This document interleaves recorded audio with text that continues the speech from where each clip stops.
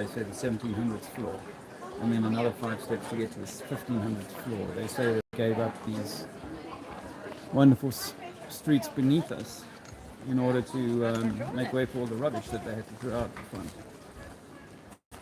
Same here, you'll see down here that there's buildings that go into the water level.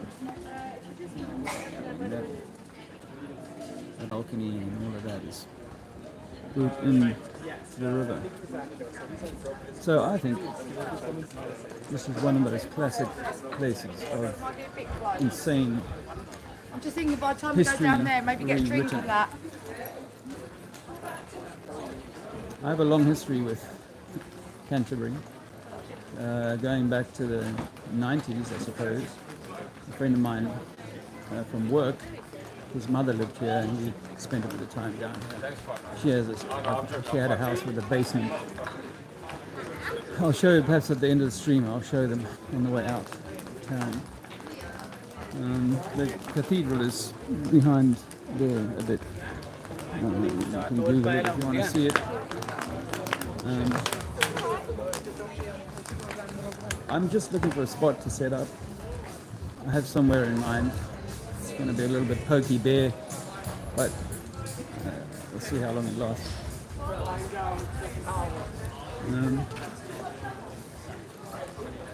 So yeah, and then of course my daughter, Jessica, she enrolled at university at Canterbury University, so we started coming down here when ZZ was just starting to walk, like 9 months old or less, I think.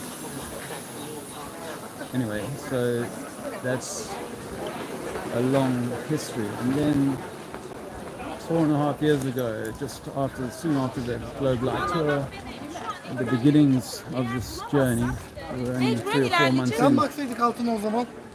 We came and stayed here for a week because, well, my daughter and her schoolmates, her uni mates, were away on a ski trip, and the house was free for a week, and so we were able to grab a place to stay because we were skint.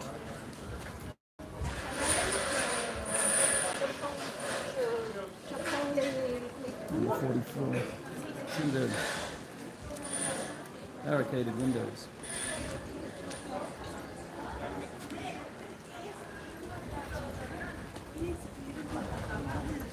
If you're coming in, just hit the like button if you don't mind. It helps to spread this down. Got a few sonic coloration there. There as well. Yeah, I think this is old world. Not the giants that some people focus on. I know they existed, but they weren't building these smaller constructions. That's why I go for a few epochs. Oh, what's this? Actually, I thought it was 33 for a moment, which would be classic, right?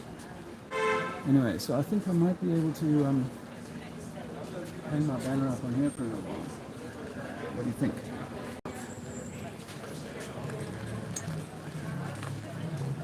Just going to pop the phone down.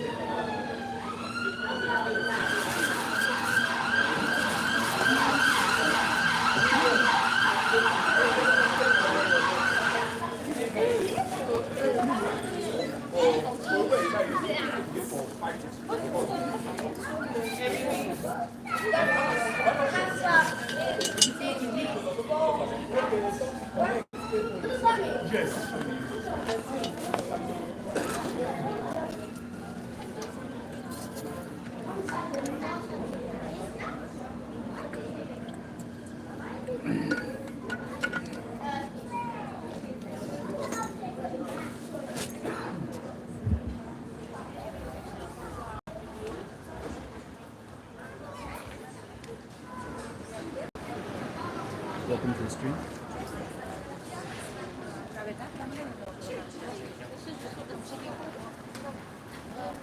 Anything to say?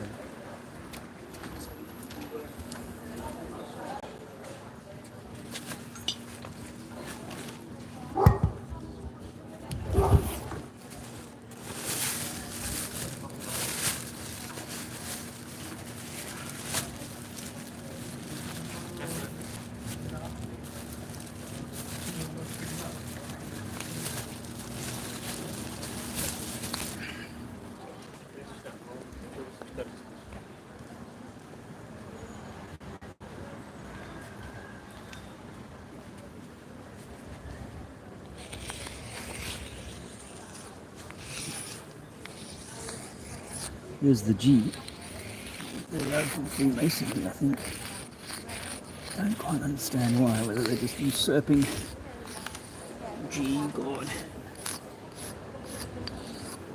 They're working for some other God.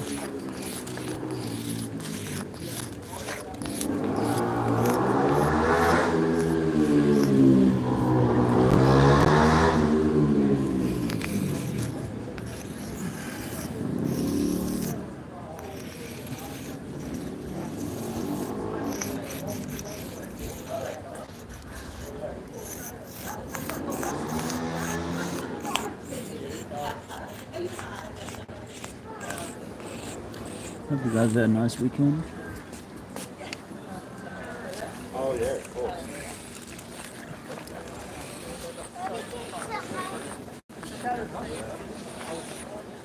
Canterbury is a big university town, so it's not really season yet. They haven't gone back for their new year of indoctrination yet.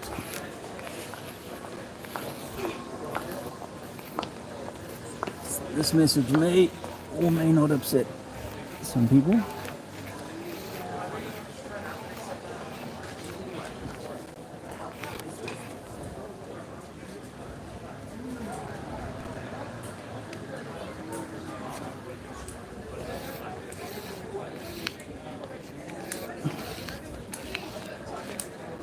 God. This is the kicker.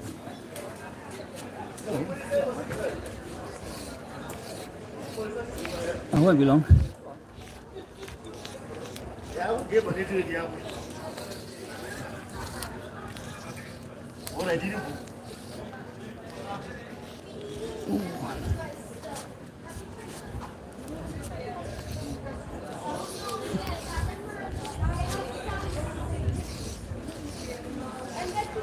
I'm running out of this pink chalk.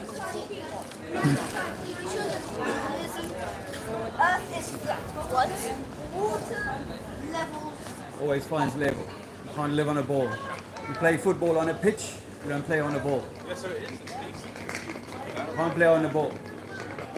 See, Murray's up for More of this.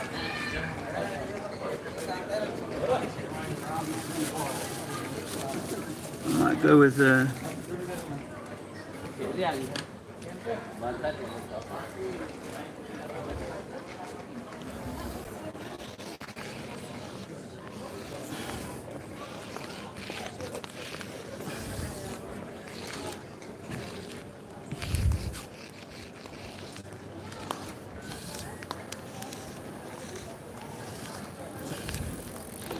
God is Yo. Well, in Afrikaans, Yo means you. And in Afrikaans, God is pronounced Hira. He said Hira. And Hira is spelled in English here. God is here.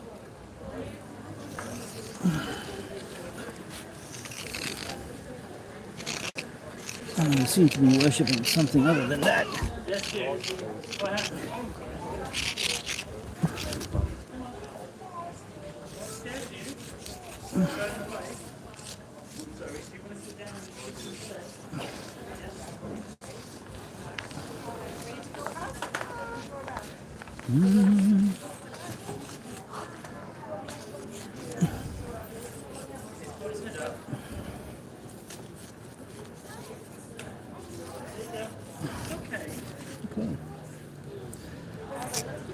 How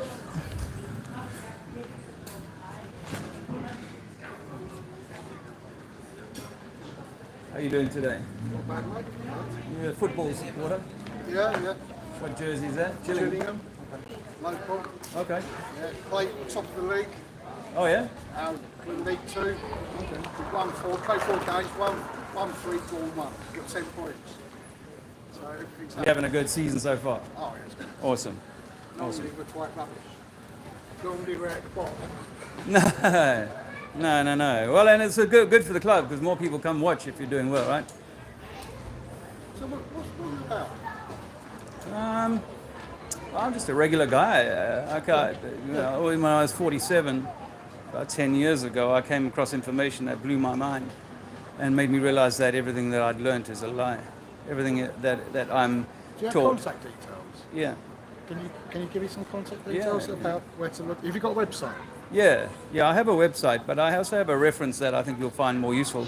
A friend of mine has an app, which is, he's collated all the best information that people can watch to go and do their own experiments or go and test things for themselves. Because if you're going to break out of the spellcraft, you have to be willing to kind of go and look at the evidence, evaluate it, measure it, test it, these sorts of You things. film it now? Yeah, I'm on live on YouTube. All right.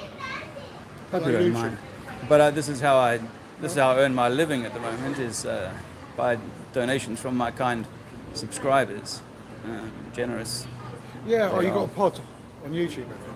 Pardon? You got a pod on YouTube. No, I don't do a podcast regularly, but I do go out in the streets around the country every now and again, and Speaker's Corner, and I just happen to be near Canterbury, and I have a long history with Canterbury coming down Where are here. you from? Australia or New Zealand? South Africa.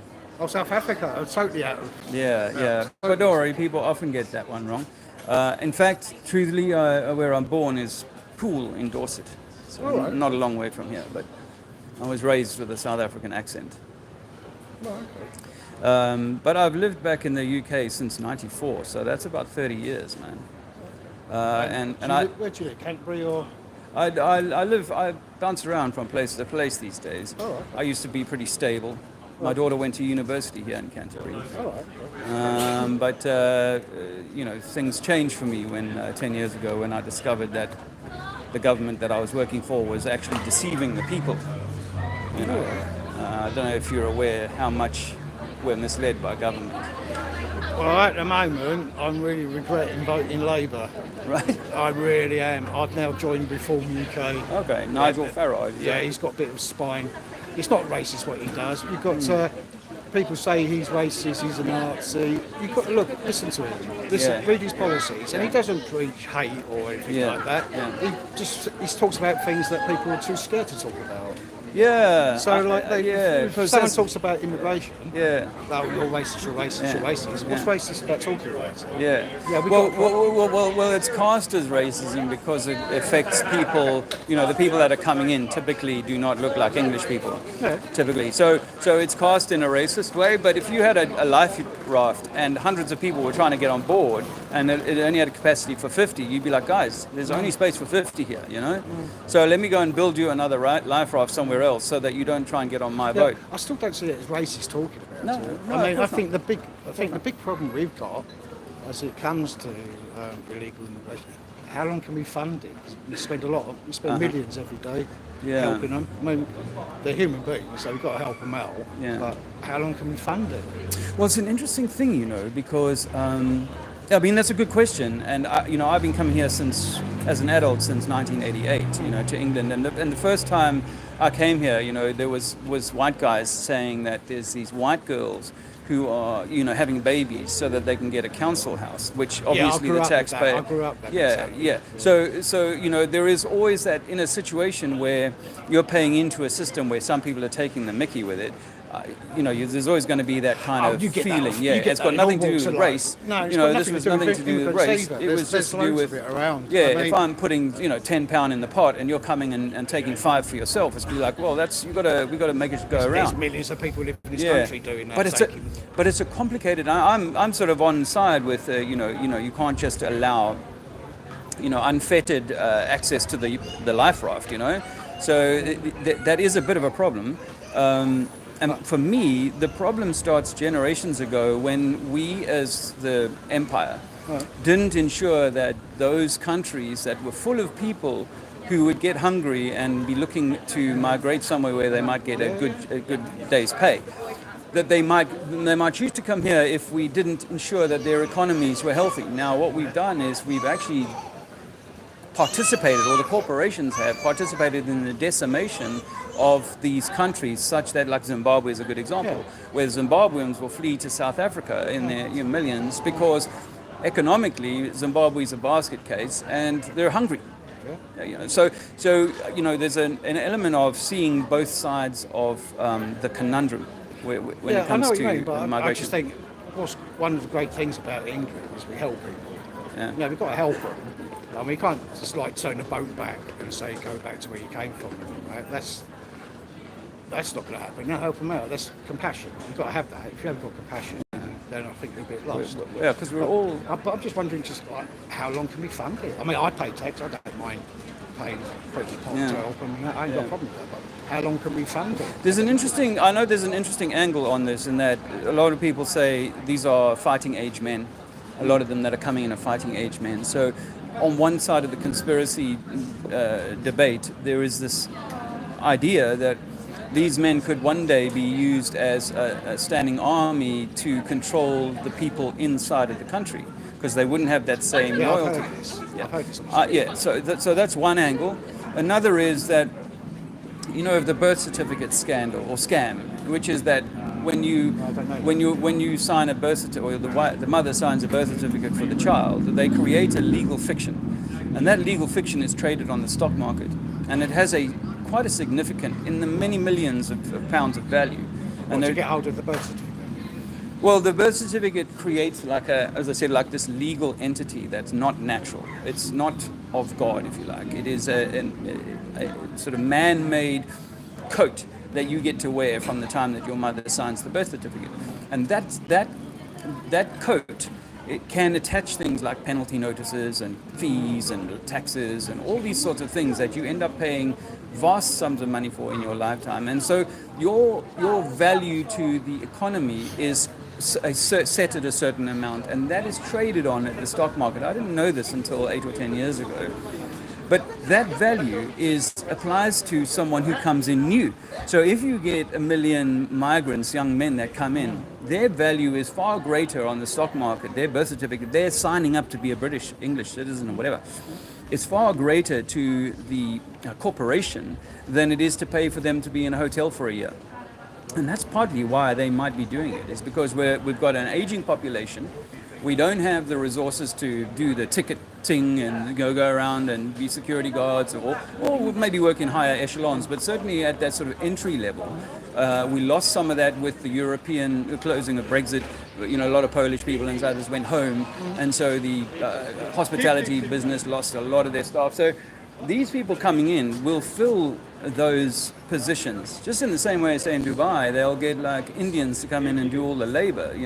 It may be a way secretly of actually fueling the economy rather than actually costing it money. Yeah, it's possible. Although obviously you, as the taxpayer, will pay to accommodate that person. So I don't mind paying for that if it helps them. But as I say again, my main concern is like one day we might have to turn around and say, well, look, sorry, but. We've been saying to people for years. In fact, South Africans coming to the UK now have to present quite a large sum of money at arrival to say that they're able to fund themselves. They will pay for their own medical care. They won't have access to public services and so on. So it has been getting tighter, and more restrictions have been coming in, and I think it will continue to go in that direction. There is only a finite amount of space. Under Brexit, it was good, because I used to work in Europe. And under Brexit, European law, I could go and work in any country within Europe. So all I had to do is prove my ID, get police checks. I'm a teacher, so I have to be police checked. They have to see my police check from here and over in their country, wherever I was, and stuff like that. And that's what you do. It's like some friends of mine go to like travelled around Australia, but they've had to prove they have a certain amount of money that can fund it. So, I suppose that's their rules. Respects it. Well, so in my ideal is that this is our Earth. It belongs to you and I and all the human family. Everyone. Yeah. So what we've got is corporations creating justification to limit our movement. So whilst I kind of agree with, I thought the Brexit thing was. Well, I thought the Euro thing was good in that it meant that I could travel around Europe, and if I needed to stay somewhere, of course, I'd have to fund that myself. That would be sort of on me. I don't take any state benefits of any sort. Well, when I used to work in Vienna, and if the only way I would get any sort of help from their government is if I've been working in the country for 2 years, I was paying taxes and fluent in the language, and that's their way. That's their rule. So as in Rome. Yeah. If I visit your village, then there's going to be sort of protocols of your village that I should abide by.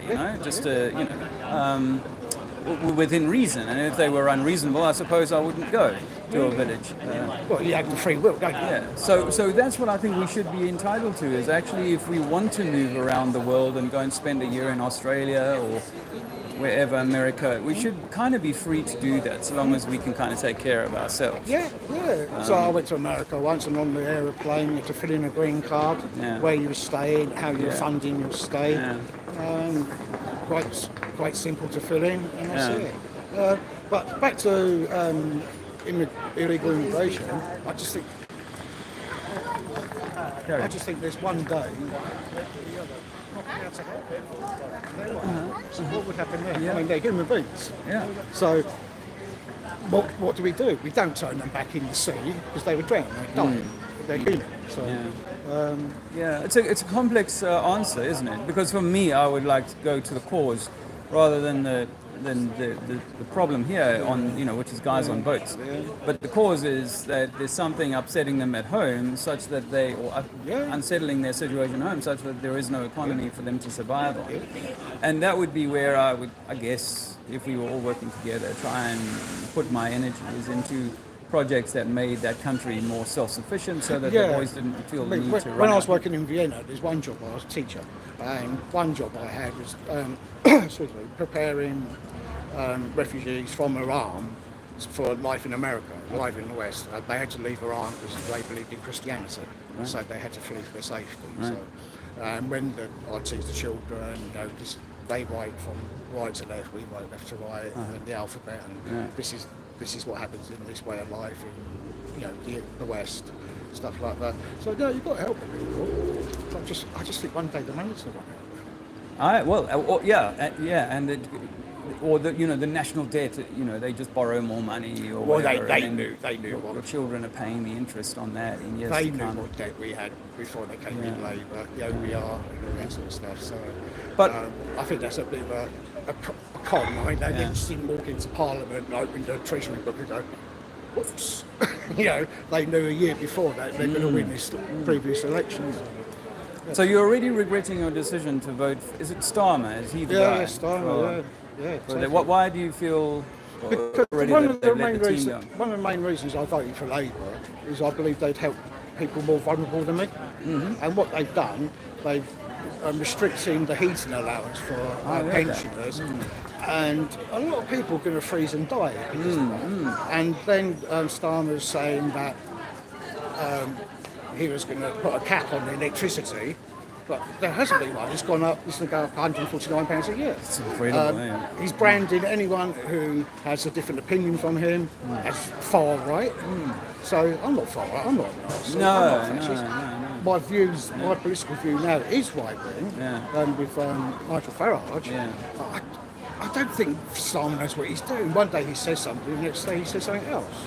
So, do you believe that he's the top guy, or does he take orders from someone else? I think they take orders, don't they? Yeah. It's like the president of America. Yeah, He's not the top man. There's people above him. It's like a PR guy who's selected by the party Yeah. to go, you're going to be a good fit, we're going to push you forward. You would have seen it in your career in education, you know.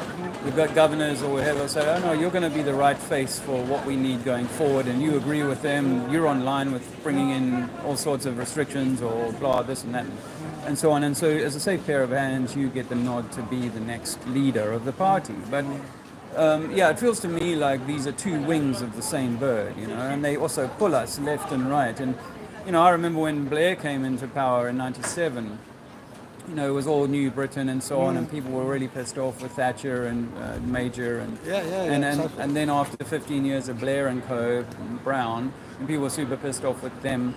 And then, you know, then we got the coalition and blah, blah, blah, and eventually Cameron on his own. And everyone gets fed up with that. You know, and so after 10 years of that, people go, fuck, we cannot have these conservatives in power anymore. Labour will be much better. And now here you are, just a few weeks after he's elected, going, maybe that wasn't a good idea after all. Exactly. And I used to work at election offices, you know, like hand people their their voting cards and stuff like that. I did that in Westminster, you know, years ago. I felt comfortable with the political process. I thought that it was, you know, has flaws, but it's generally trying to do the right Well, it's thing. a democracy, isn't Yeah, it? and democracy. So, you know, that's good. You have the right to peaceful protest, peaceful. And if you're not happy with that, you just wait till the elections and go to the ballot box. Yeah, you have a democracy. So. Yeah, but do you remember, and I mean, I supported the Second Iraq War, but do you remember there was 1 million people that apparently marched down Downing Street or Westminster against the Iraq War. You know, the weapons of 45 minutes of weapons of mass destruction was later proved to be a lie. I remember. And yet 1 million people at the time saying, please no, let's not do this, meant nothing.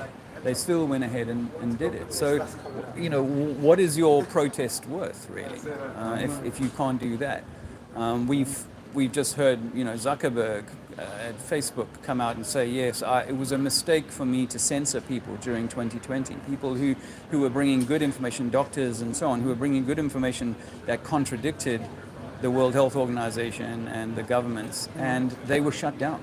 Those people were shadow banned, shut down, closed down. They were censored by even Facebook and YouTube. I lost my YouTube account for talking about you know what I saw. Well, I've gone from Facebook to X now.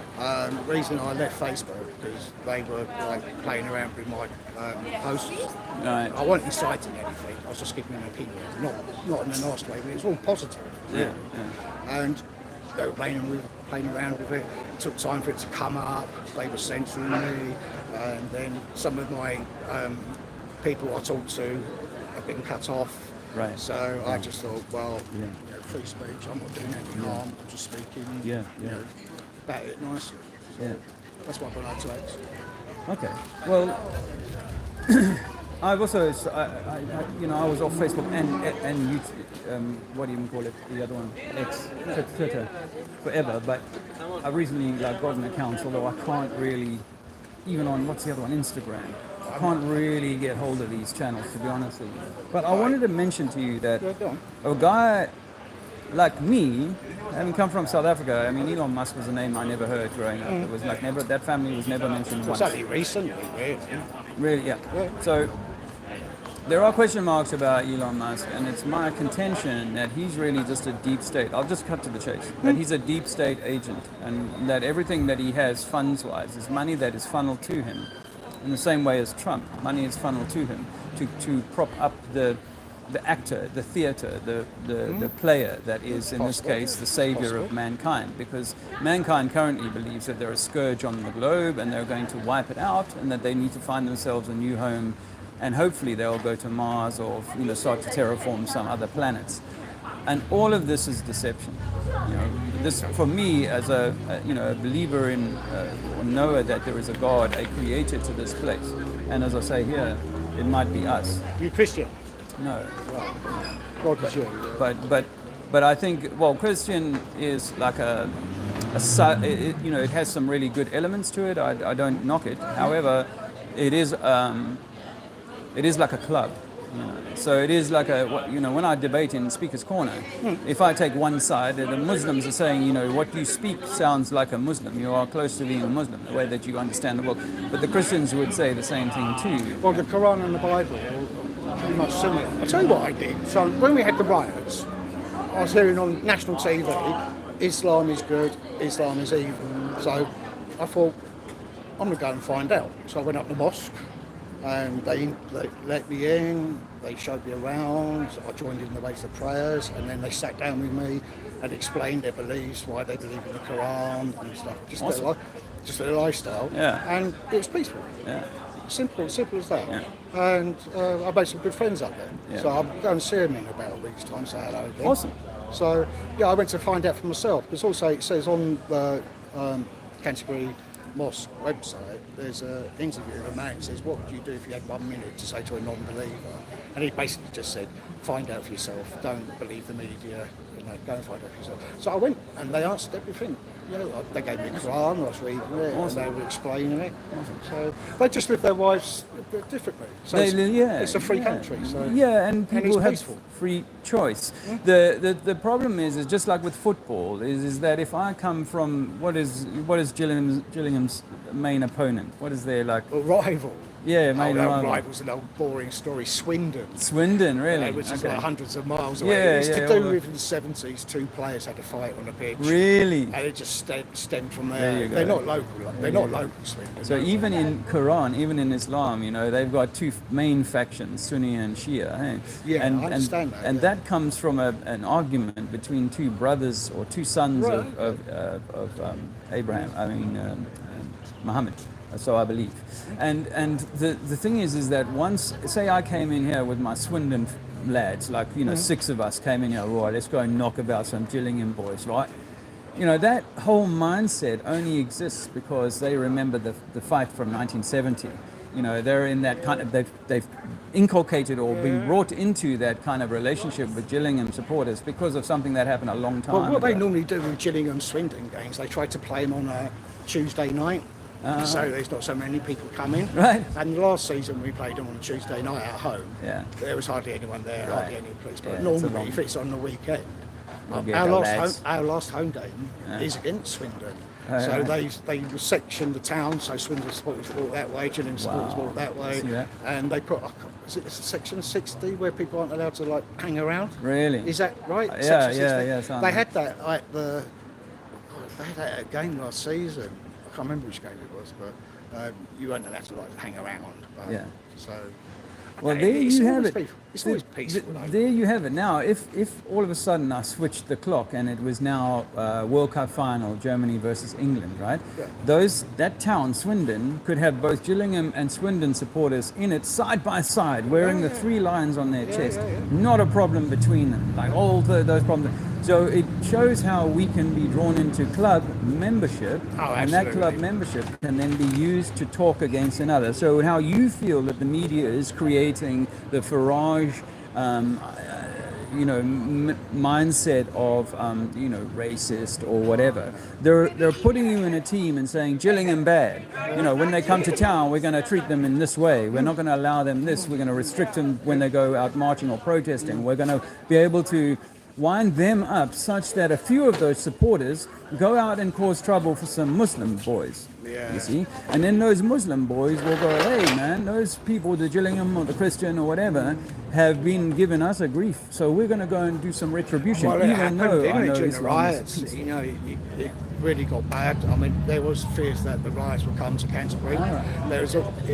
It was like about the weekend before it all really died down. And friends from work asked to go home early so they could get here. And there's a big police presence. We had police presence up at the university and the mosque as well.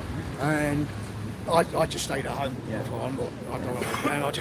And about 9:30, so that's at my house, had a fag. What's your name? It's pretty quiet. What's your name? Nick.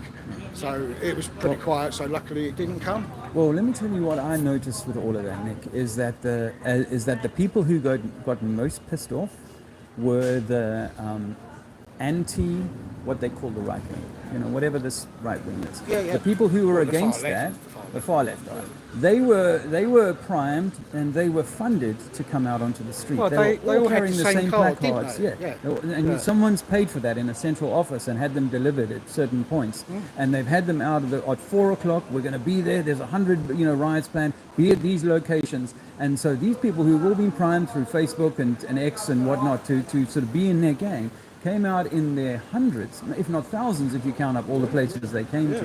I mean, there's people and out were there. pissed off with the so-called right wing. Yeah, I mean, there's people out there, because if you saw, like, both sides, you see a lot of people wearing balaclavas.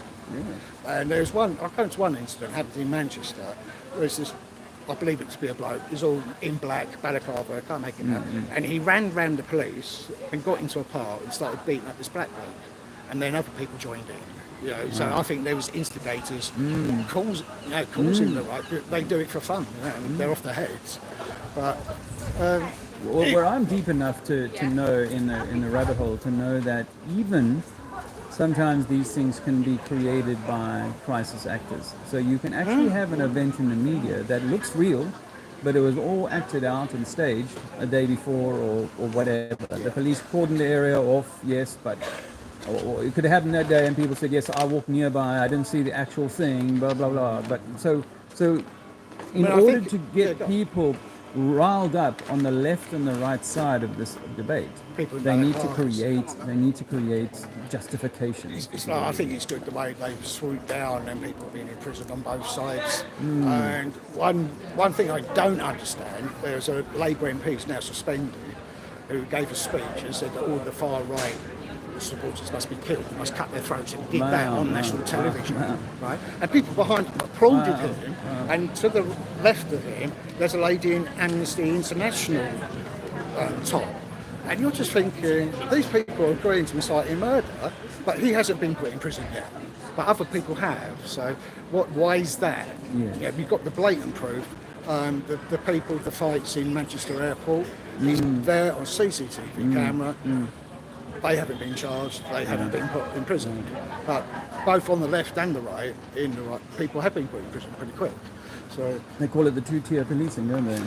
Yes, yeah. I went to Tommy Robinson's thing in Trafalgar Square a month ago, 3 weeks ago, something like that. And he was sort of raising this issue of two-tier policing. It feels to me like it's almost like something is trying to create this ill feeling, friction, and pressure, and so that pressure is meant to, like a seismic event, where there's slippage in the continental shelf or whatever. There's or mid-Atlantic ridge. There's meant to be like what was it, Enoch Powell, Rivers of Blood. There's meant to be that. It's like being designed. Because from the conflict comes solutions that the people in charge can implement. So even though I'm not in support of people going out and smashing in shop windows and rolling cars over and so on. Well, they broke down a police station, a library, mosques, turning cars over. Lots of people got hurt. Luckily, no one got killed. Although the taxpayer in this country is currently funding a number of wars. You may be aware of the Ukraine and Israel. And in both in those situations, apparently, thousands of buildings are being destroyed, and many lives, hundreds if not thousands of lives, are being destroyed, actually. So in the context of what we're doing militarily, and I know we're involved militarily in Ukraine for sure. Well, we've been giving them aid, haven't we?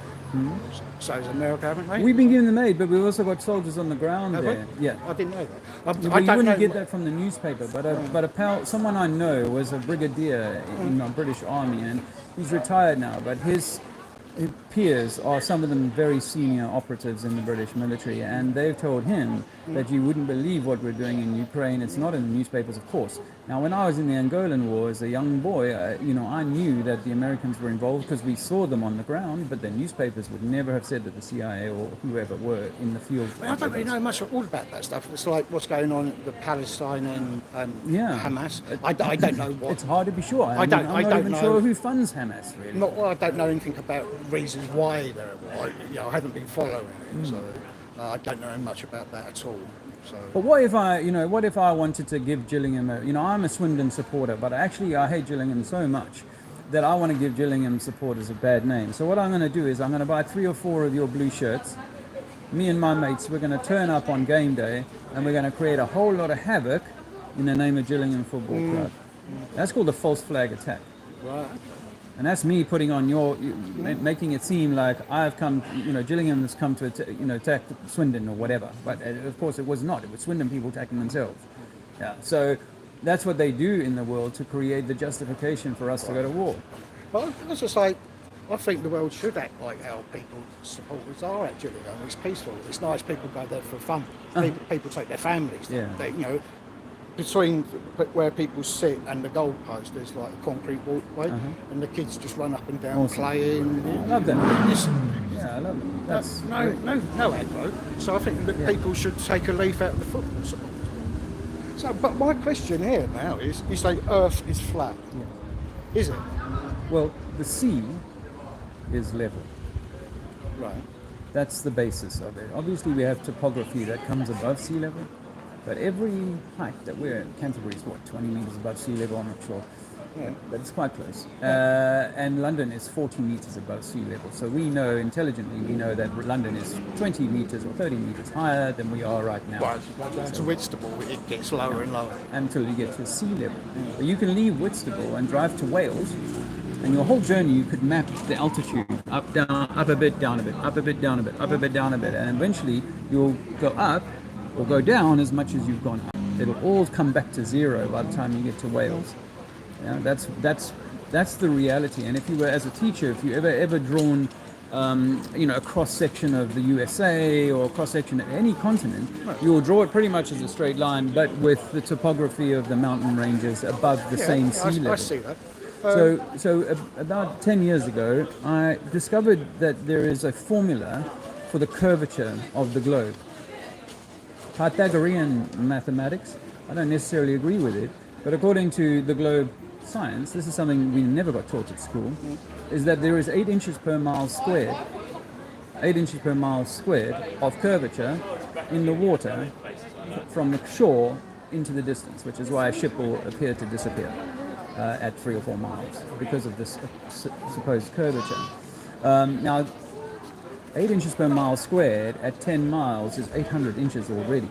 And I know growing up, I lived by the sea, I could see well up the coast, much further than that. I could see streetlights at night, much further up the coast than that on a clear day. Well, I saw it last night.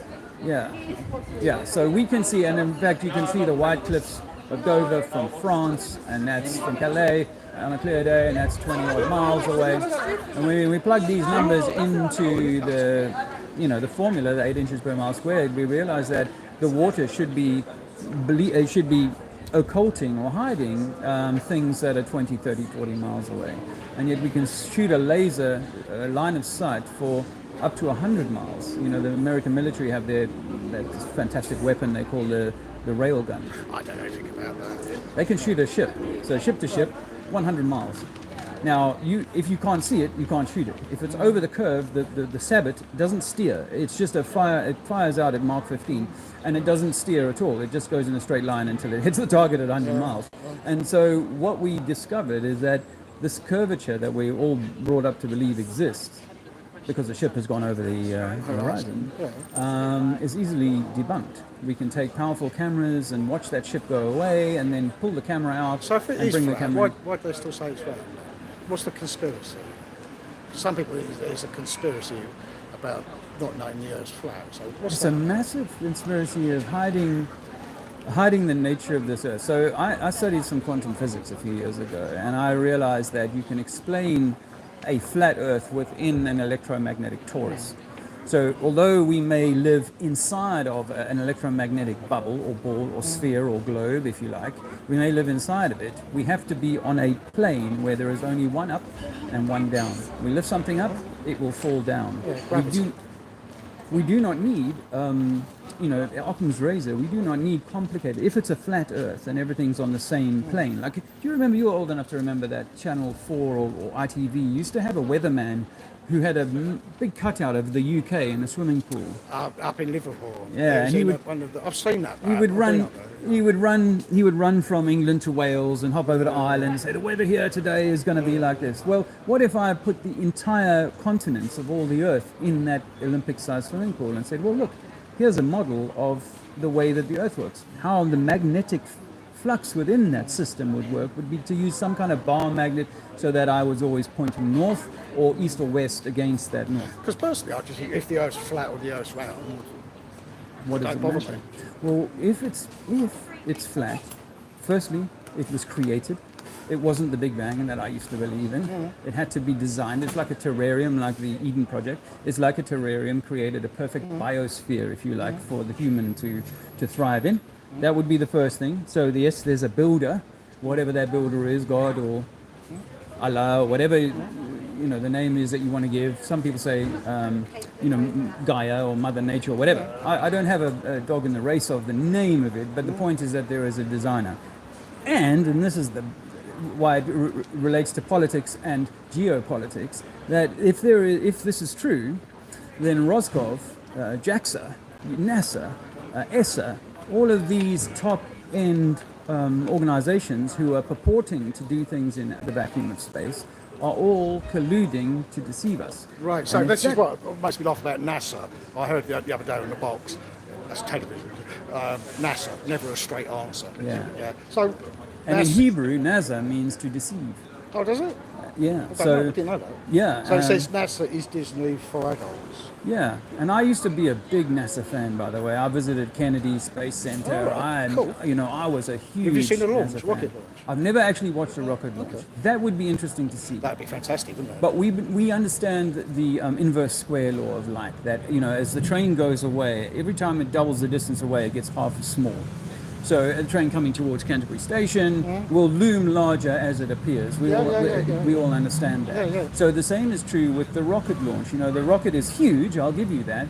But even at 50 miles, seeing the Empire State Building is a real difficulty. You know what I mean?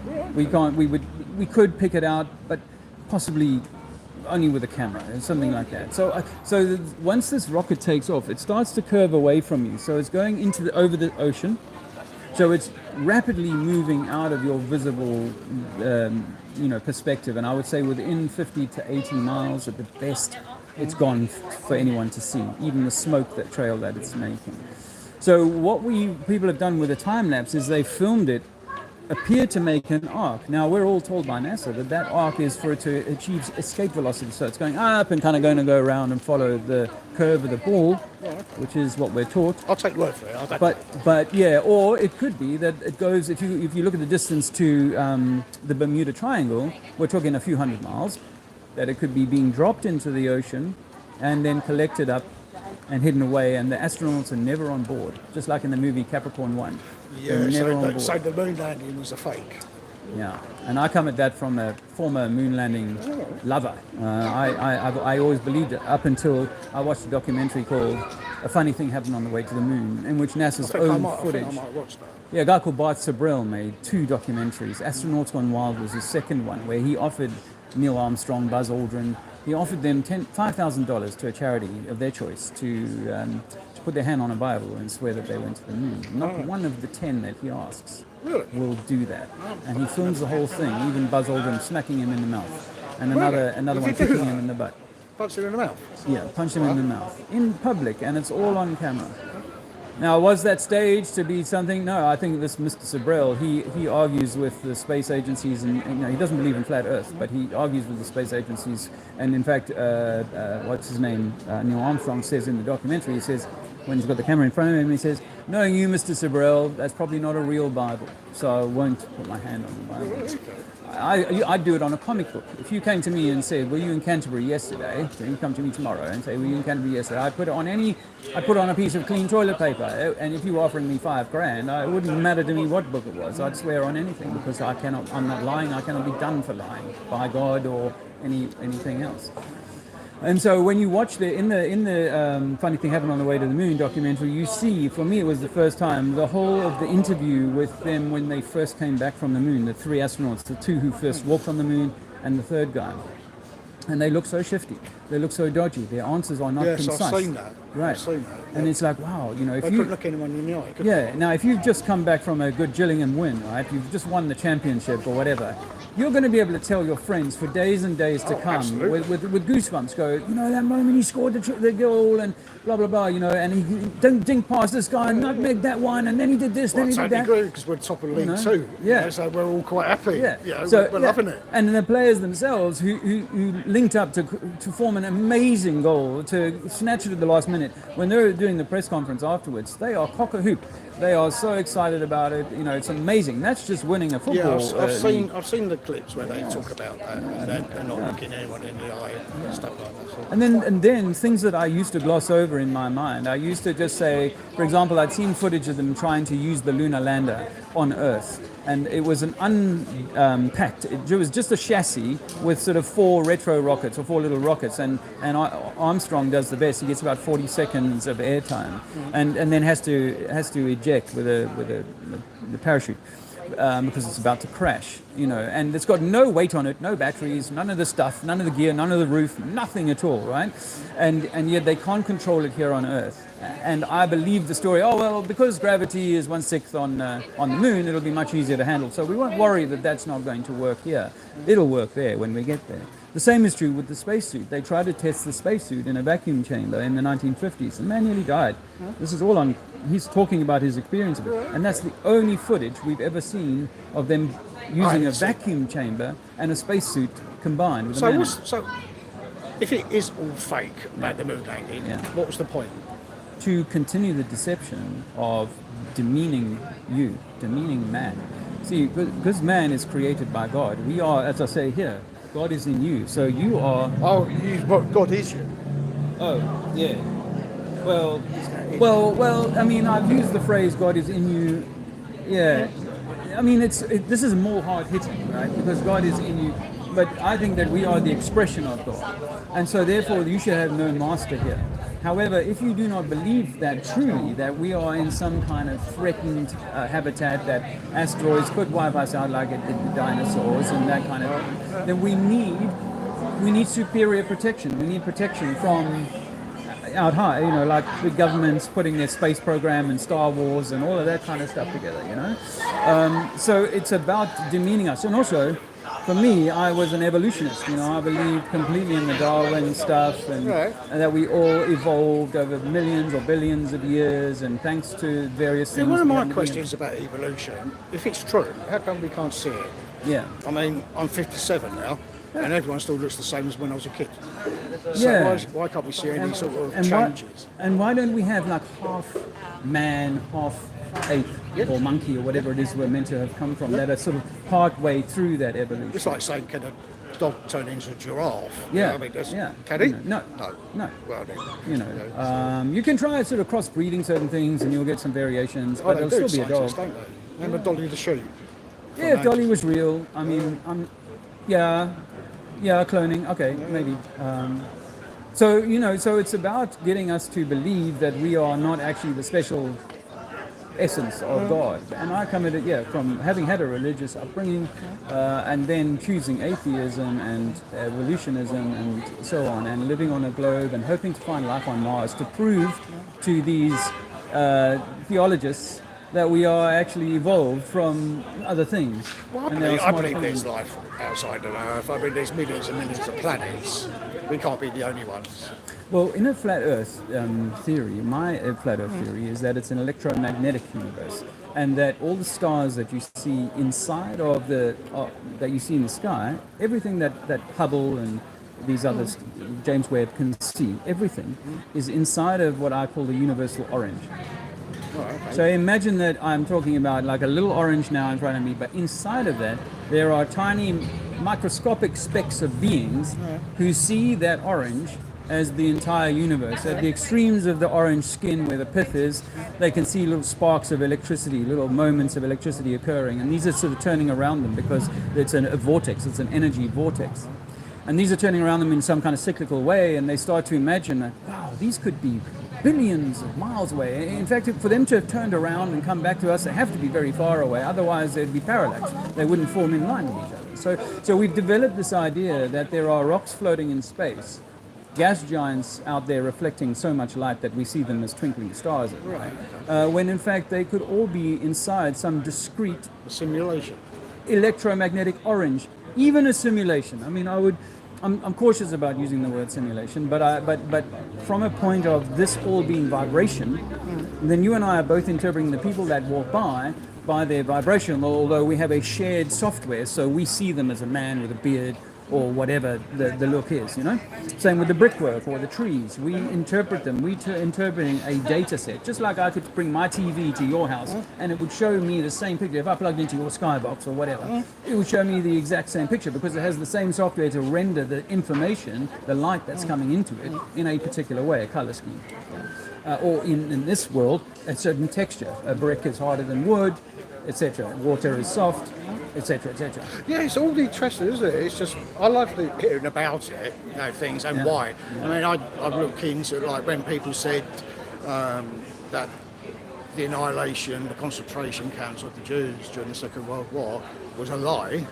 I looked into it on YouTube to find out why do people say it's a lie? Yeah. I mean, it happened. There's no doubt about it. The Nazis were evil, as well on YouTube. They were pure evil. A lot of Jews were Nazis, by the way, actually. It's interesting when you look into all of that. But with the reason why they say the gassing and the burning, cremation didn't exist, because the Germans would have made more efficient buildings.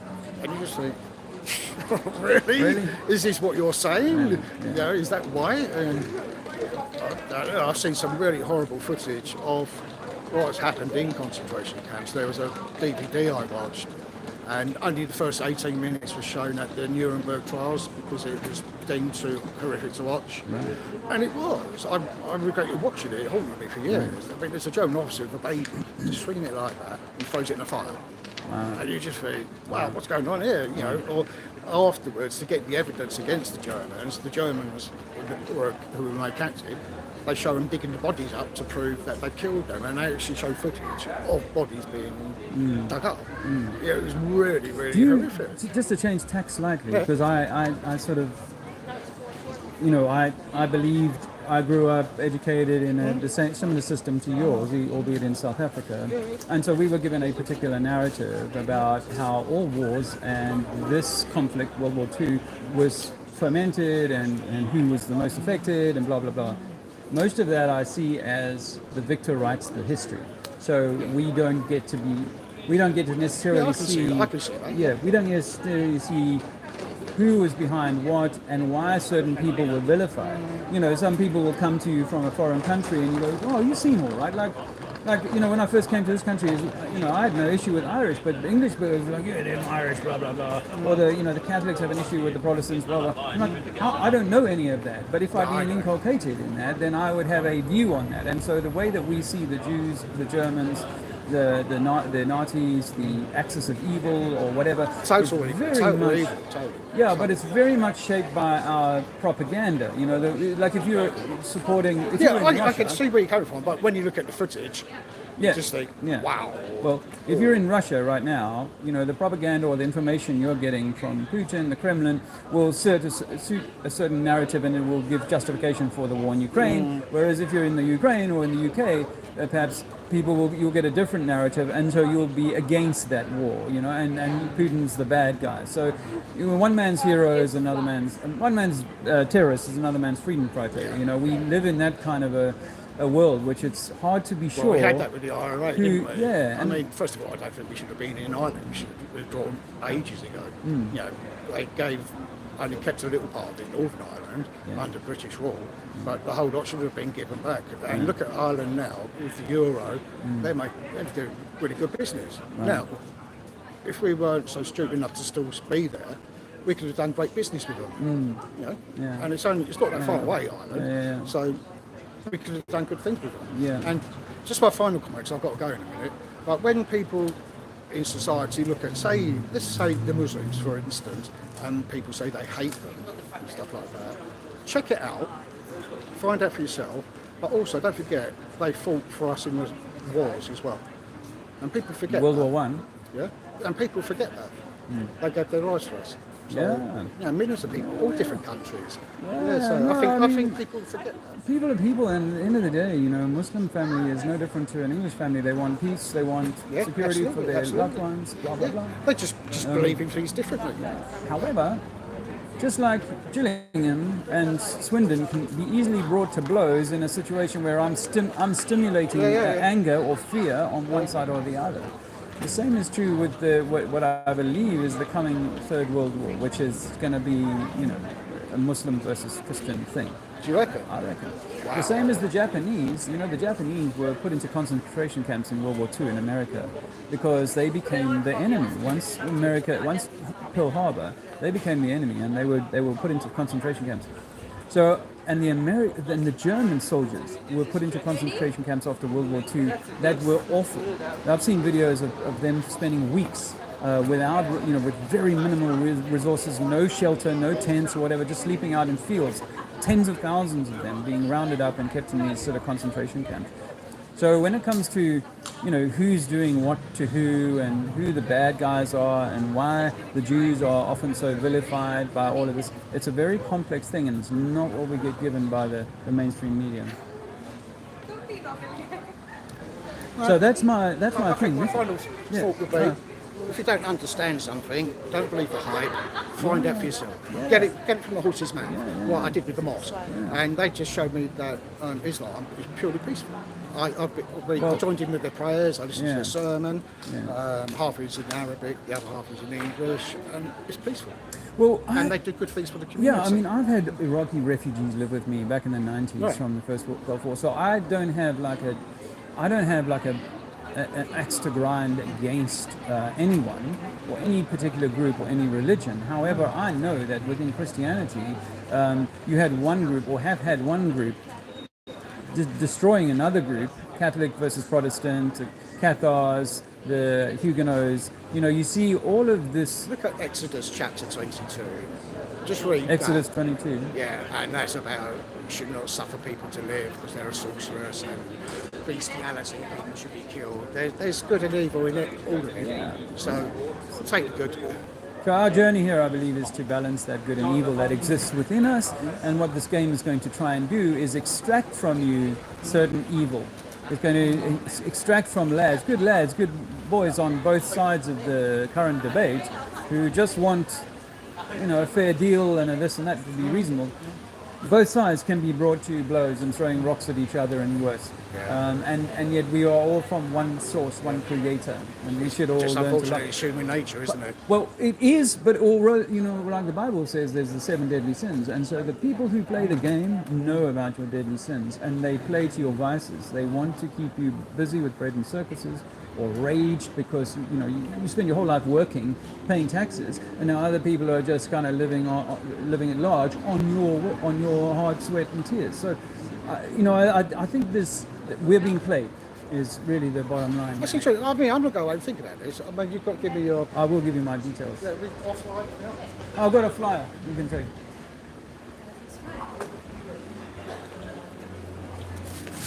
And you're going to upload this onto YouTube later? Well, it's already on YouTube. Oh, right. It's a live stream. Will that tell me where I have to find it? So? This will tell you where you can find it. My YouTube channel is called Trinity 4, but it's on there, Trinity 4. All right. Nice chatting with you, Nick. Yeah. I really have appreciated it, and it's nice to meet a teacher who has, you know, an open mind, because really, that's the best way we can go through this life. I think. Keep an open mind. Because you miss out on a lot of things. If you don't. Yeah, and well, but all the best. Hang on, take Yeah. it easy. I'll probably see you again. All right. All right. Cheers, Nick. Later. So here we are, hello friends. Let me say hello to the chat. Hey KJV, nice to see you. Rule by 7, yeah, that's been a while. Nice to see you. My man, yeah, KJV is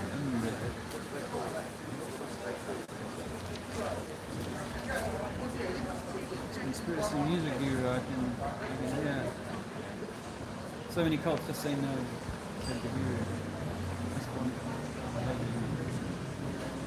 Hello from the USA. So, that was a chat with Nick, and I'm in Canterbury, if you haven't heard me say that already. started this. This is Canterbury High Street. This is the local Masonic temple.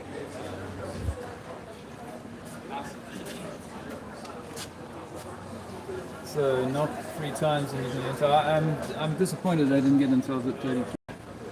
That would have really sealed the deal. But actually, the actual tent, this is like a front door to this house, obviously, the temple. But to get to the sort of museum and stuff, you have to go around the corner there. I have been around it before.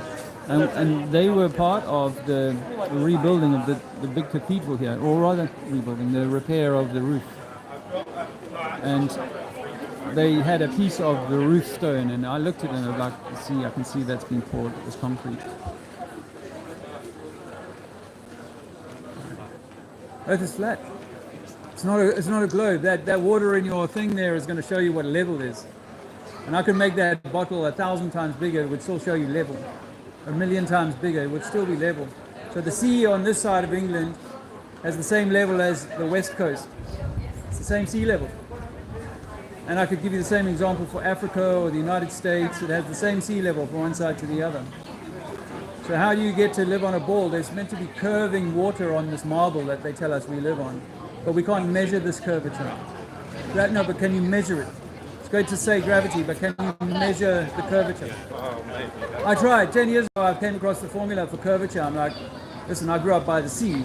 I know I can see things too far away according to their formula. But lighthouses can be seen for 50 miles. And according to the formula, unless it's at about 5 miles high, it should not be visible. Because we're meant to be curving. And the water is meant to be occluding something that if the ship has gone down, it can't see the land back here because of the supposed curve. But it turns out the ship has gone down because of perspective and angle of resolution. It's got nothing to do with bending. Yeah, but everything, even the people get smaller, right? As they walk down here, the people get smaller and smaller. It's not because they're going over a curve. See the top of the boat, but not the bottom. Angle of resolution. You see, the thing that's the feet you will lose first. Get someone to walk away from you on a tennis court. Put your head right on the tennis court. Even in that distance, you'll lose their ankles, but not their head. You'll still see the head because it's the tallest thing, which is why when you approach Canterbury, the first thing you'll see will be the tallest thing. Not because you're coming over a ball, it's because the higher something is, the further it can be seen. So if I'm watching, say, a hot air balloon go up, I might only be able to see it in this area, but the higher it goes, the further people will be able to see it from. Up to 10 miles or 20 miles. Where's the edge? Like, how does it... We don't need an edge on a flat Earth. The globe obviously is all edges. Everywhere is an edge. You're always going off the edge of the ball. But we don't have to have an edge because we know that water must be contained. That's physics. If you want to store water, it must be in a barrel or a pool. Otherwise, it's going to run downhill until it gets to the final pool, which we call the ocean. And then it's going to has to be contained. So from our physical experience of the world, there must be some kind of containment, which is why possibly they have the Antarctic Treaty, which prevents you and me from traveling socially beyond the 60th south parallel. So we imagine the possibility that we live on a round, dinner table, but the dinner table must have edges to contain the water, and then some parts of it stick above the water. We call that our continents. But I'm into the electromagnetic universe, and I believe that it's not physical. That our Earth is not a physical thing; it's an electromagnetic thing. And in quantum physics, if you study a bit of that, you'll understand that it has to be like a sphere. It has to be like an orange or an apple. And that everything that we can experience in it, the stars and everything, the galaxies, they have to be inside of that orange, that electromagnetic bubble. But right at the center, where you have these two magnetic surfaces coming together, you get this point where you can materialize light into what we call matter. But that has to be an accretion disk. It can't be a ball. We can't see water ever living on the outside of the orange. The water is kept within the skin of the orange.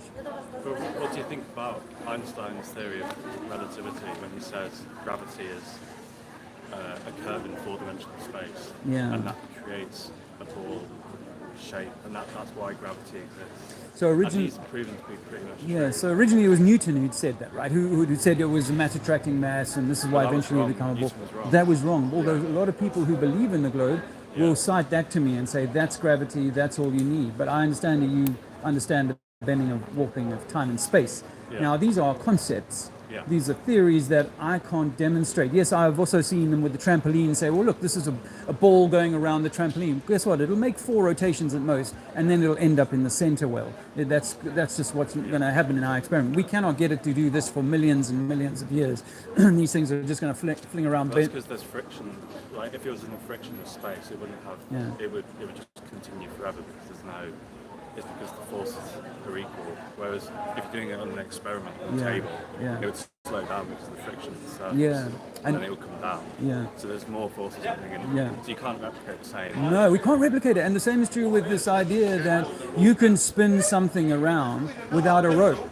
You can spin something around without a rope and it's not going to fly off. If you go on a child's merry-go-round, right, everything is trying to force you out of that, off of that, go away from that, rather than held like the ISS in some kind of, constantly, tethered thing by so-called relativity or whatever. Yeah.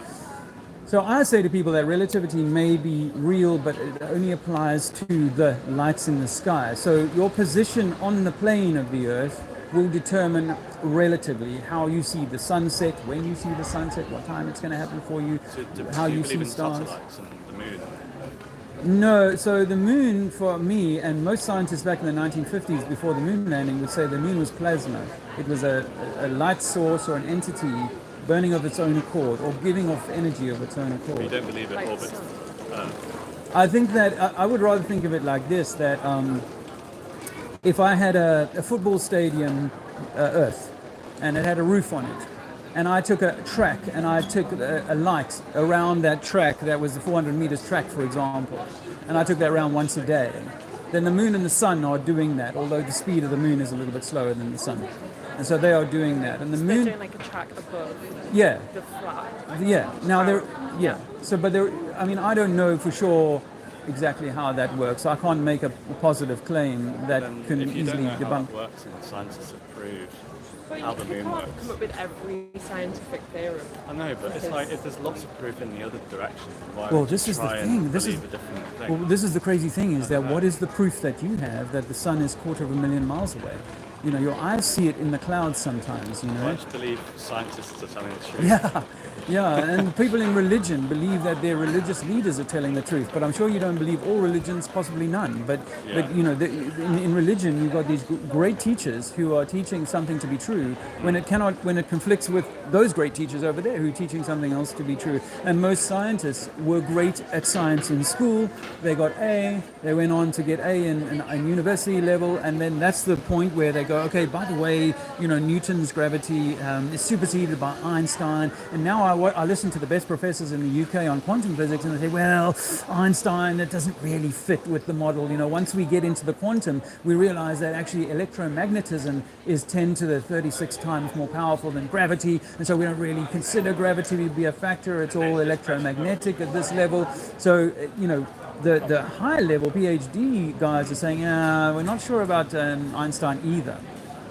So Einstein gets rid of something called the ether, actually. And before that, people believed in the 1800s that there was an ether that was moving through this environment. And it's like a living soup.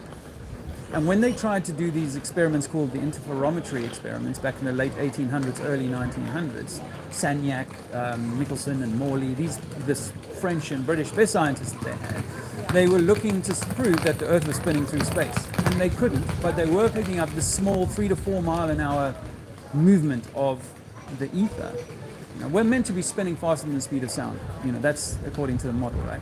Yeah. And we've got no device. Einstein admits that we've got no device that will measure that. And in the mid-1800s, the Queen's astronomer, or the King's at the time, the astronomer royal called George Airy, he comes up with an experiment which later becomes known as Airy's failure, because it failed to prove that the Earth was moving. It seemed as though the stars were moving. So when it comes to us being sure, and I was sure for 47 years, by the way, before I started looking at this again, that everything that I learned about NASA and space and relativity and all these things were legit. Even though when I was young, I would say to the teacher, she'd swing the bucket of water over here and say, this is gravity. And I'm like, but you've got a string and bucket. Gravity is an idea. You're offering me something physical to show me how something can work as an idea, this gravity. Same is true with thermodynamics. Thermodynamics says that if you want pressure, such as what we're standing in right now, you need to contain the gas. Yeah. But according to gravity laws, you don't need that. Now, this is the one time when it bucks physical reality and said, no, you don't need to contain this gas like a deodorant can. You can just allow for gravity to kind of hold it at 100 miles, and it's not going to go any further into the vacuum of space. The vacuum of space is meant to be violent, and it should be ripping our atmosphere off unless we're protected from it.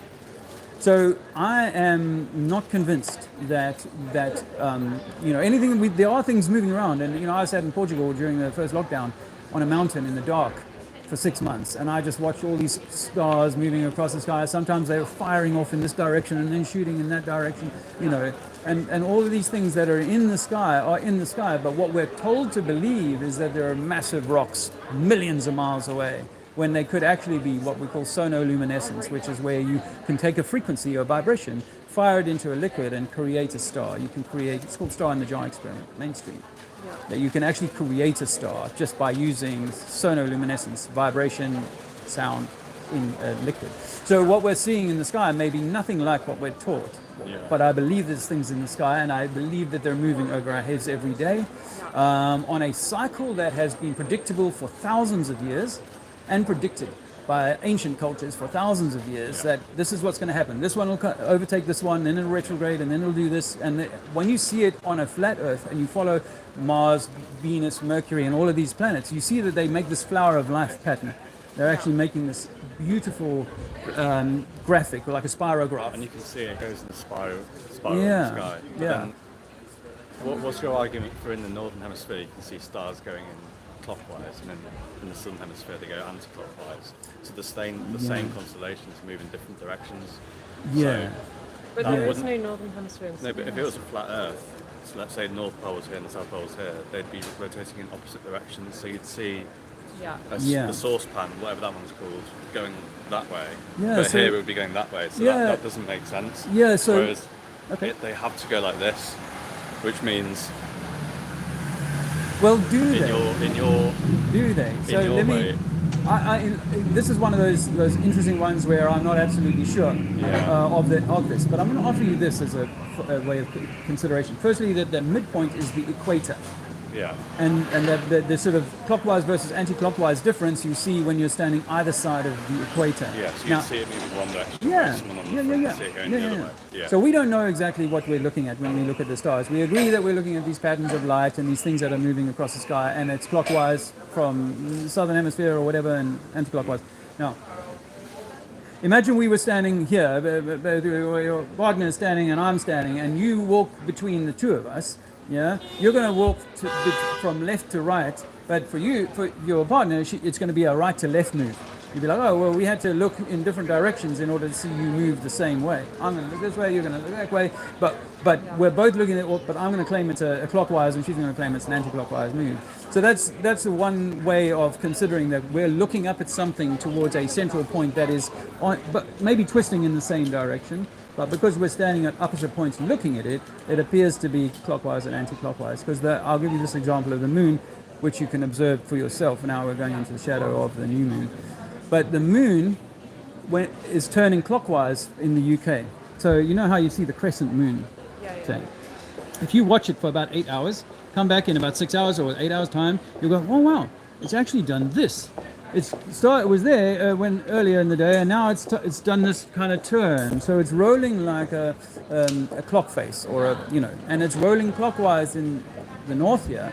When I was in South Africa for a year in 2022, I discovered that it's actually rotating counterclockwise for people in the southern hemisphere. That doesn't comport with the globe model, seeing this thing turn on its face. I know they say it's in tidal locking, and so we only see the one face and so on. I'm not talking about it turning like we imagine it doing this. I'm talking about it rolling like this across its face, so that the crescent moon seen by the Australians looks like this, by the Europeans looks like this, and by the time the Americans see it, it's more like this. And then by the time it gets back to Japan, it starts that cycle again. I believe it's a 24-hour rotation. I always see the same amount of rotation in the 8 or 9 years I've been observing this phenomenon.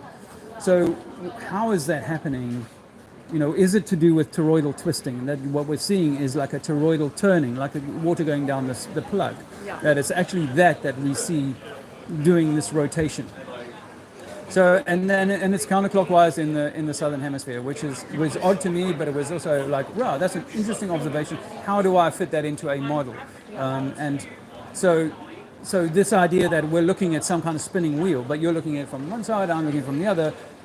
Like if we shone something onto a curtain and turned it, you standing this side, you'll see counterclockwise to my clockwise. Yeah. So that may explain how we're seeing these different things. But I go further and say that I believe that the sun and moon are your own unique perspective on the energy source that is that. And I'll give you this great example to do with the moon as well. And that is that if it's moonlit, full moon or whatever thereabouts, and it's cloudy, you go and stand outside your house and look at the moon, and you'll find that she's casting a light like a hot spot over your house where you live, over your town. But as you look further down into the valley or into the distance, it looks like the clouds are getting darker and darker and darker. Yeah. Now your friend who's 5 miles away where it looks darker comes outside and they look outside and they go, no, there's a hot spot for me and it's dark where you are. How does that work? How is it I can see the sunlight come to my feet at the beach at sunset, but I can't see that down there, 100 meters away, somebody else is enjoying the same thing, but I can't see that it's coming to their feet, because I think we're each having a unique experience of the energy system that's in the sky. And that's why relativity applies. So this is where I believe that relativity applies, because wherever you happen to stand, if you could whiz now to South Africa, instantly, like this, you could go there, you'd find it, wow, now the sun, instead of being high in the sky, it's now all of a sudden become low in the sky. And the stars that I'm able to see, just like, say, a football stadium, you're not able to see the local football stadium if you're 5 miles away from town. But once you get to a mile, you're like, oh, there's the stadium lights, right? And not only that, as you get closer and closer to the stadium itself, you'll be like, whoa, those lights are quite tall. Now I'm having to look up. Once they were down there on my horizon as I approach, and now as I'm standing underneath the street light, I'm having to look 90 degrees up. And this is how relativity affects us. But it's not like with the sunlight, it's not like where the spotlight only waits for you to arrive when you walk down the street. The sun is following all the time. The sun and the moon and the stars are following you, and they're tracking you, and they give you a relative expression depending on where you happen to be. What I always found difficult as a child growing up was the relativity that says everybody's standing on the top of the ball looking down around them, you see. But I used to say, like, how is that possible? How could we all be on the top simultaneously? That doesn't work, because the people in South America must surely be on the side. Yeah. If they claimed that they were on top, you would be rotating the globe such that they could be on the top, and now I'm on the side. How does that work? But it's because it's everyone's... I guess there is no top, like in space. Everyone's top there is no top. Yeah, that's what we're taught. And that's what, for me, it's a confusion of the 6-year-old mind. To say there's no top, there's no up, it just there's no seems down. that most of these questions can be simply explained by what the modern science explanations are. But it seems more difficult to come up with an alternative. Yeah, well, the model has been built for a few hundred years. This model has been refined. Independent scientists have come up with similar explanations. Yeah. But it's good to think about it. It is good to think about it, but I don't know. I think it just. Yeah. I'm just opening. What's the most simple argument for flat Earth? The most simple argument. Yeah. Water at its surface cannot bend when at rest. A water lake, pond, whatever, will always be perfectly still like a mirror, and it will reflect the surrounding environment like a mirror. And that's only achievable on where water is level, like we're taught. Water will level. So water is my kind of go-to thing. The idea that we can't feel that we're spinning or measure that we're spinning or rotating is one of them. But people will say, but it's because we're too small, or the atmosphere is just being moved along with everything, so we can't sense that. Or when we fly to South Africa, 11 hours on a plane, and now perpendicular is this way instead of being this way, and nothing in my body is sensed that, my gyroscope doesn't show that. But people say, it's just too big. So that we're rolling. I was on a European tour talking about flat Earth in 2019, and I came across the European Space Agency staff, and I asked a lady there, I said, what's your best proof that you live on a globe? Yeah. And she said, the sun rises. That's it. And that can work on the model that we've been given, that we're rolling in front of an unmoving sun. Or it could be that the street lamp that I had at the top of your village, well, I'm just carrying it down the street. And as I come to your place, all of a sudden it appears to rise out of nowhere. And then it's midday as I walk past your house. Yeah. You know, that model works really well too. I mean, before I found Flat Earth, I flew out of Dubai just after sunset. I watched the sunset from the airport and then got in the plane, and then eventually we took off, and then we got to 30,000 feet and I saw the sun again above the clouds. So for people in Dubai, it was already dark. They'd already experienced the whole Earth has gone around the curve of the thing, and yet I just get a few miles up and I can see it like it's full daytime again. That doesn't comport with, you know, my ability to see at 30,000 feet even, my ability to see around some kind of curve, which is this, what they say it is, should have meant that the sun was long gone. Well, like, I mean, it's your dad's a pilot, and he literally flies from here to South Africa and literally sees the world revealing itself. And, like, I just think that's such a...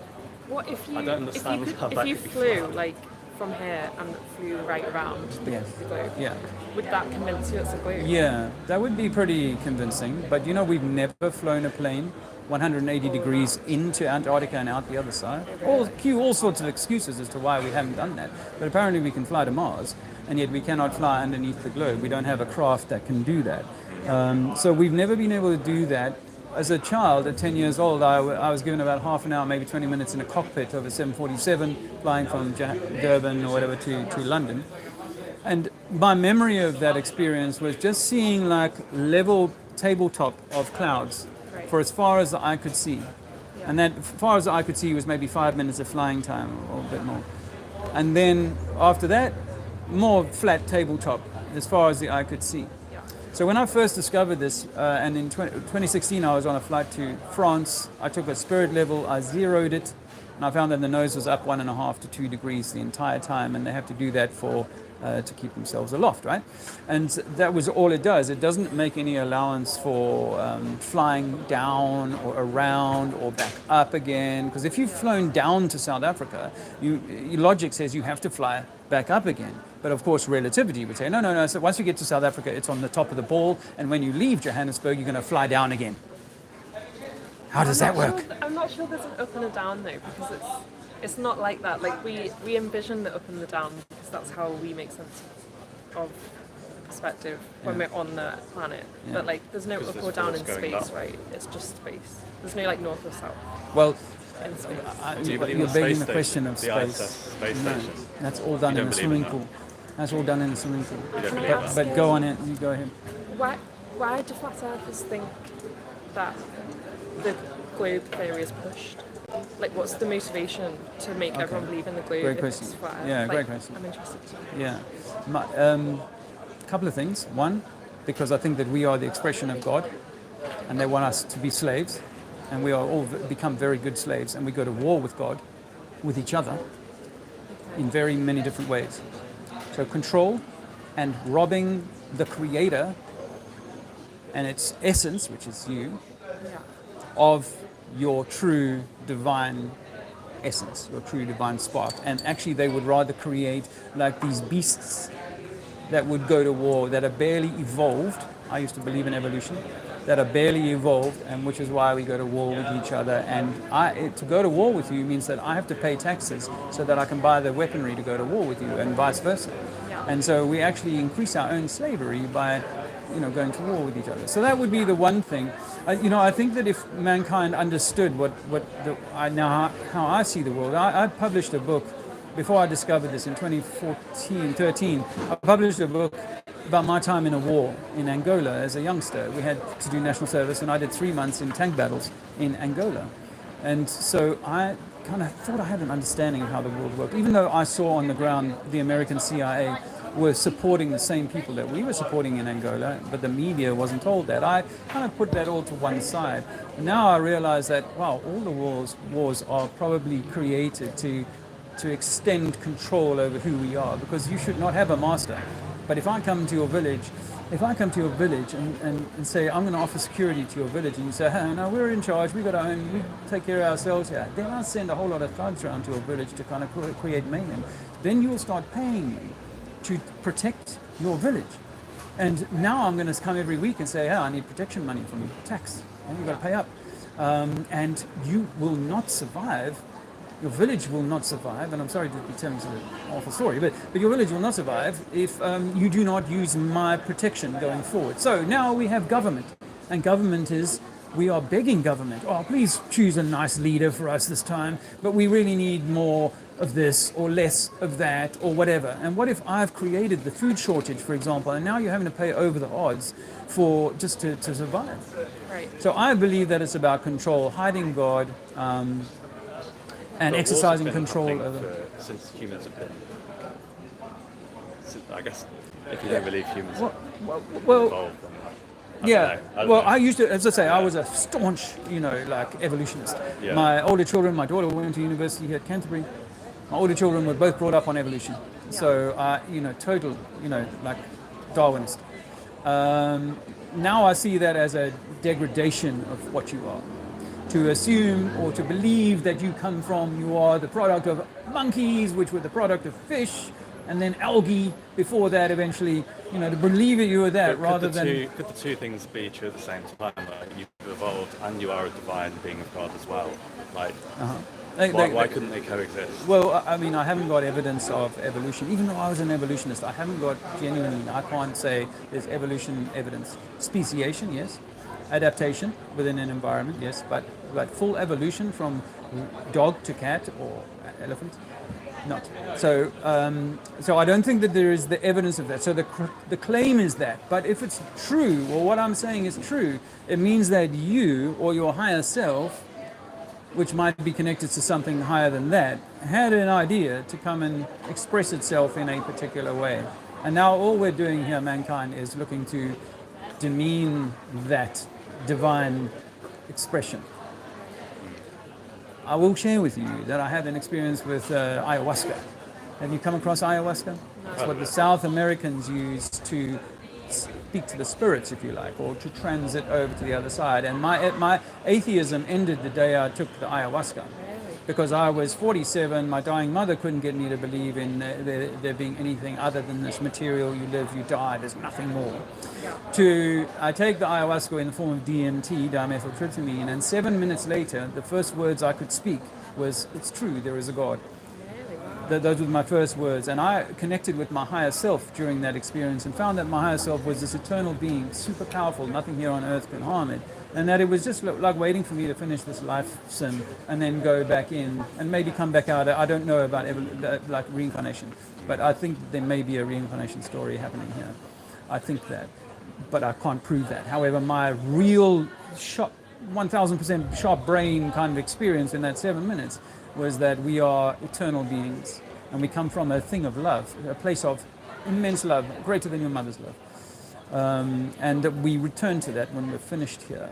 But we live in a world of deception that has been designed. If you were into religion, they would say that like the devil has been running this place for 1,000 years, blah, blah, blah. And, but it looks to me like something nefarious has been, has occurred. Yeah. The nice spin on that is that maybe you set yourself a challenge to climb a mountain. And you knew that when your higher self knew that when it was coming into this experience, it was going to be set tests.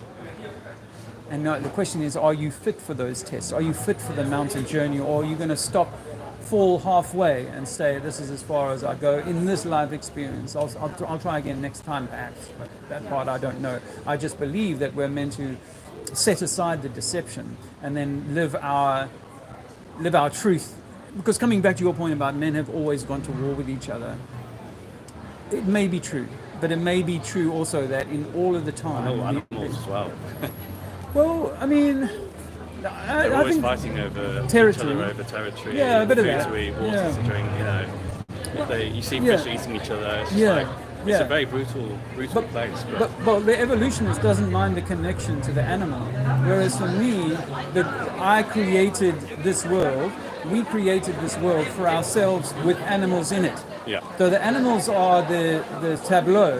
The animals are like going to Disneyland and knowing that the little Mickey Mouse isn't a real Mickey Mouse, it's a person inside a suit acting a part to be Mickey Mouse today. Well, the same is true with the animals and so on. They are the tableau that is the same as the plants that we created for ourselves for the health of this environment. Think about your gut biome, for example.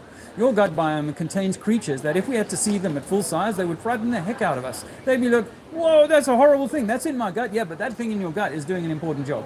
Just like the earthworms and the things on the forest floor are doing an important job at cycling. The gut microbiome is proved by scientists in the lab that are the same scientists that talk about other stuff like gravity. Oh, you got to, it's like Yeah, but you always say, like, just because you believe in one thing, it doesn't That's mean right. you believe in the whole. That's right. Yeah, but it seems... You guys seem shocked. Why would they be like... I know, I get it, Yeah. but I just don't know why they would lie about one thing. No, it's not. No. Don't get that out of your head. The idea that they're lying is not in my head at all. The idea that a Christian or a Muslim preacher is lying, no.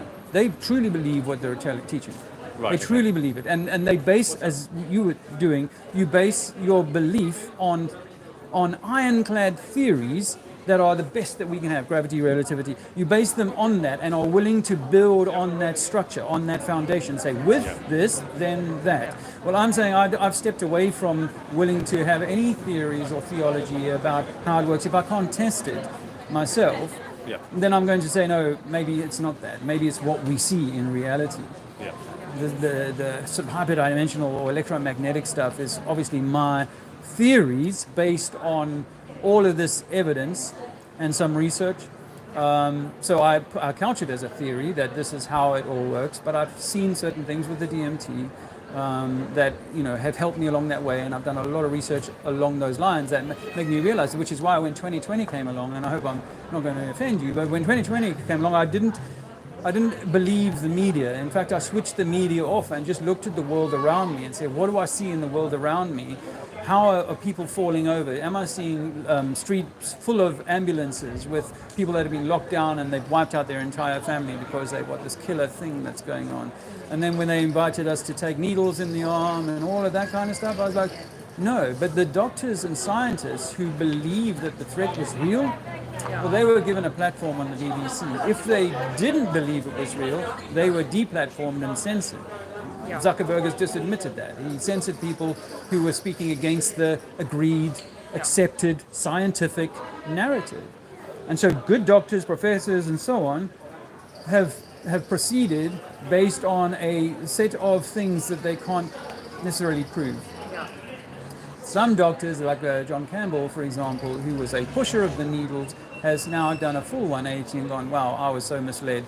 And, I'm telling you guys to do it, and I didn't know what was in it, and I wasn't seeing the potential harms that were coming down our way, and now he's reporting on the millions or tens of thousands of people that have been harmed by the actions of 2020 and 2021. I lost my YouTube channel because I was talking out in South Africa about it and saying to people, hey, don't fall in line with this, it's not good for you. But those doctors genuinely believe they were doing the right thing. Yeah, I agree, people should be censored.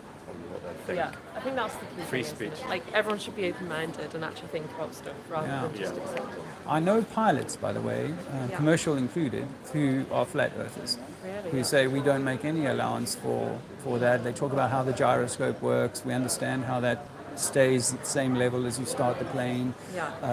We understand that when they are taught to fly, they're taught to fly as though the Earth is not moving and that it's flat. Treat it like it's flat and not moving. Because if it was sliding at 1,000 miles an hour faster than the plane, underneath the plane, there'd be no way of landing the plane safely. So, or if you were having to land it, you'd have to know, is it a north, south, east, west heading, because it's going to make a huge amount of difference to the rotational speed of the combination of the plane and the Earth spin as well. But I understand fully, like my dad's in shipping, right? So when I first brought him Flat Earth in 2015, he disowned me. He's come up in shipping and he understands how it all works on a globe, blah, blah, blah, and he's not going to hear anything different because that's been his programming for all of these years. Yet I could show him things like the American railgun, which can shoot a ship from 100 miles away, and they're painting it with a laser that is line of sight. And this Mark 15 railgun can get there in seconds. And it has to see it. And that means that's 100 miles of level. The Suez Canal, 120 miles of level. The Lake Bilikal in Russia freezes over and they make it into a big ice rink, 300 miles long, and it's perfectly level. Bodies of water always settle level and parallel to any other mountain lake that's further up the mountain. They're all parallel to each other. and then they come down to the final thing, which is the sea. So I don't expect your dad to kind of unturn that, but some guys on YouTube have gone on stood in cockpits for at least a dozen pilots and said, hey, so tell me, how do you make allowance for curvature? And they say, we don't, we fly like the Earth is flat. And so that's that. I'll give you guys a flyer to take home with you so you can continue to keep an open mind. Yeah. Thanks for answering our questions as well. It's been interesting. Awesome. Let me get you a flyer. I want that ice cream. I want that ice cream. Yeah, about that. Pretty good combo. Say almost makes the day worthwhile. Myself. You know, ask Dad for his arguments. But Awesome. yeah, thank you very much. Have a good day. Oh, yeah. All the best. Cheers. Earth is flat. Earth is flat. So let's have a quick chat with the.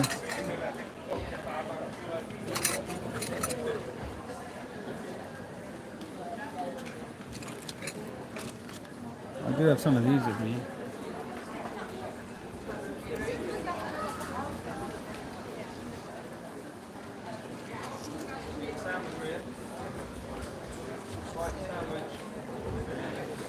God is in you versus God is you. It's interesting the difference there. Hey Mark, nice to see you. He's good with his hands. Hey Memorial Guy, nice to see you. Yeah, so how are you guys?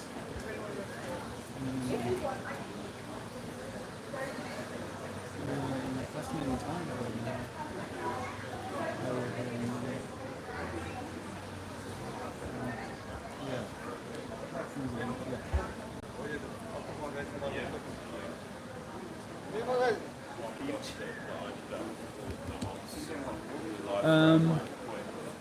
So I'm going to spend a few hours here in Canterbury today. I want to thank you in advance. If you've done a Tony Whitcomb, he sent me $200. Earth is flat. He sent me $200 the other day, which hugely beneficial. So thanks Tony Whitcomb for that.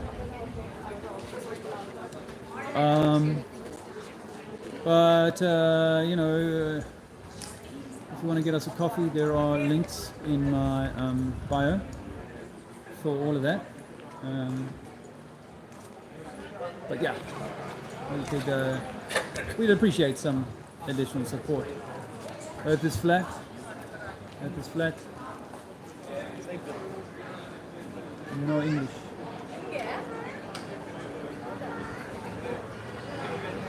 My chalking is getting a little bit worn down now, but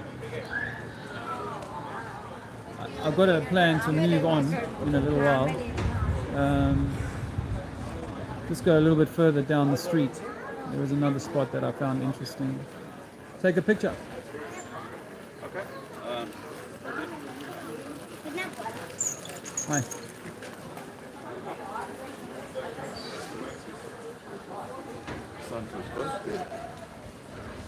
Some information for you guys. No, I'm alright. Cheers.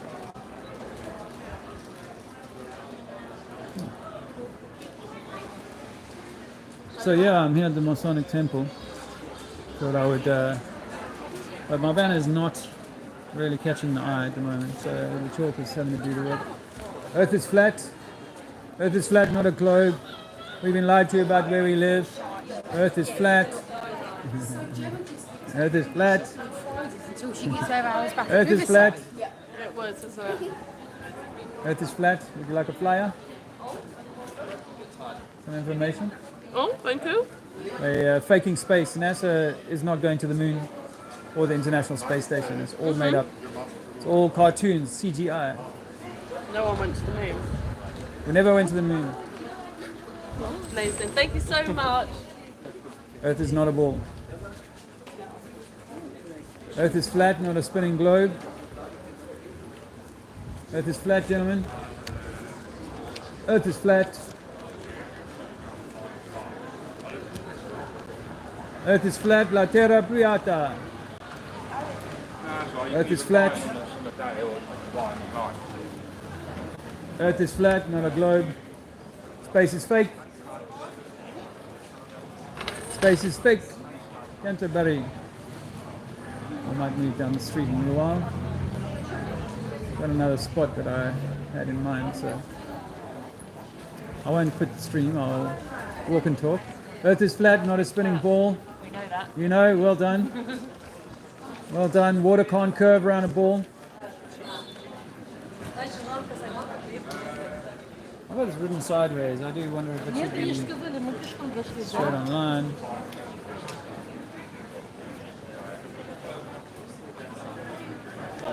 Earth is flat, not a globe. No globo.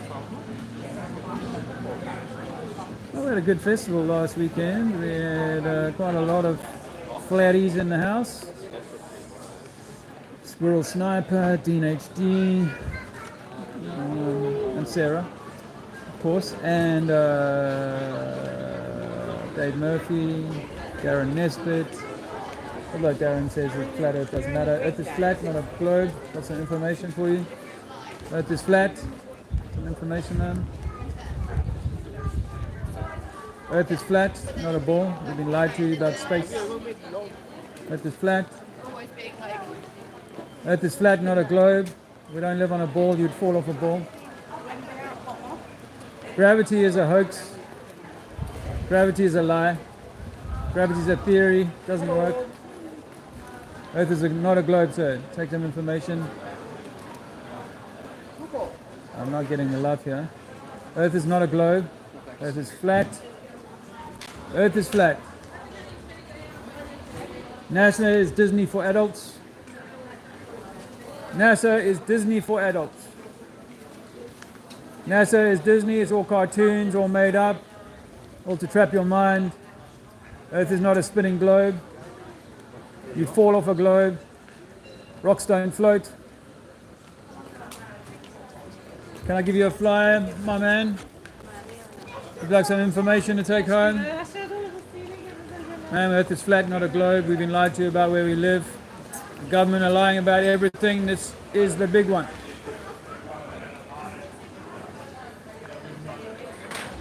Earth is not a spinning ball in space. Space is fake. Thermodynamics demands containment. Hello, Earth is flat. Earth is flat.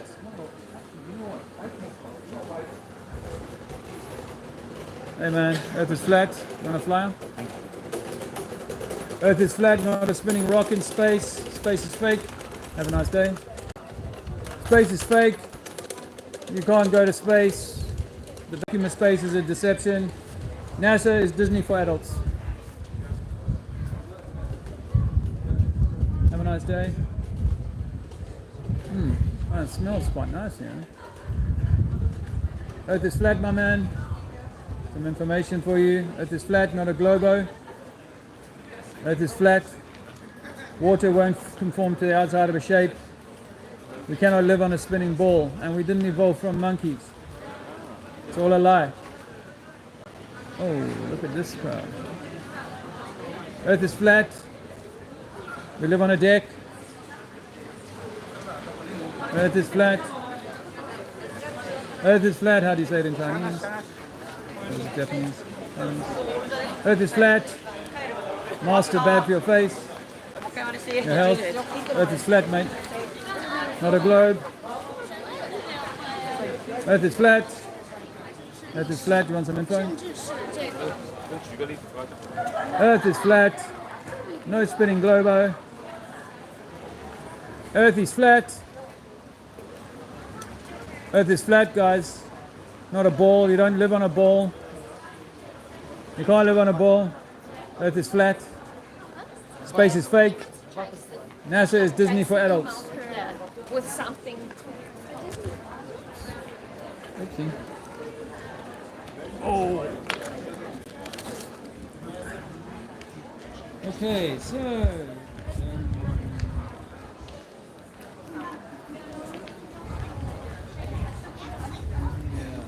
Hey, Tony Whitcomb. I was just giving you a shout out actually for your very generous $200 the other day. That it went a long way actually. But the tank is empty, and Earth is flat, not a spinning globe.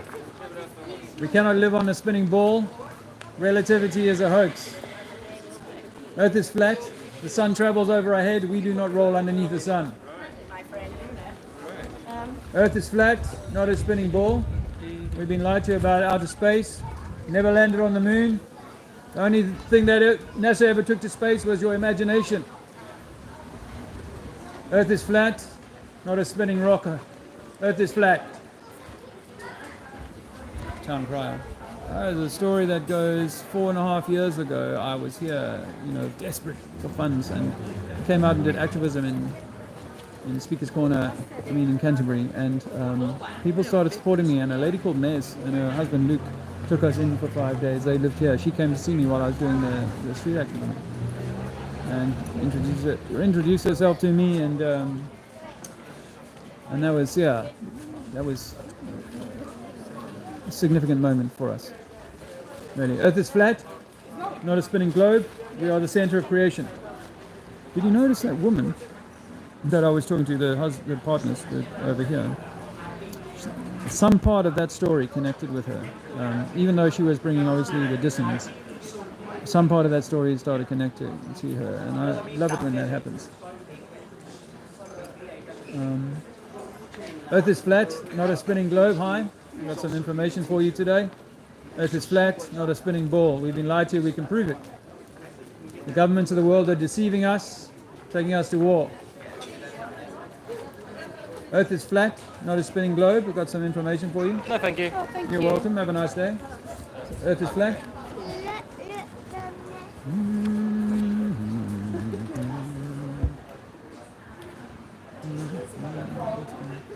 Yeah, so thanks, Dan. Appreciate it. Is that going in the bin? It's going in the bin. It's in the bin. Oh, that's how it goes. I could go and recover them from the bin, but you're not gonna. Earth is flat, my friends. Earth is flat. The Earth is flat, not a spinning ball. Water is always going to find level, and the Earth is 70% water. How can it be a ball? I think I'm going to move down the street. Hope you stay with me, my friends, while I do that. If I had the choice, I suppose it would have been a little bit more pricey and time-wise as well to go to Speaker's Corner. Earth is flat, sir. Not a spinning rock. I had the choice, I suppose, to drive into or get into London today for that, but it was, the opportunity to come back to Canterbury was too good to miss. I've been back here a few times since that original January 2020 visit. Earth is flat, not a spinning rock. You can't live on a rock that spins.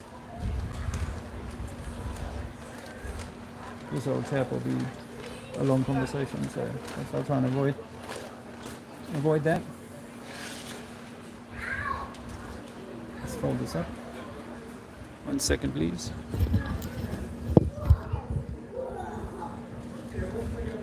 Yeah, I had a good festival last weekend, actually. I did a talk there, and was well received. Weather was a bit of an issue for me, and a few other things, but I was happy to be able to do the talk.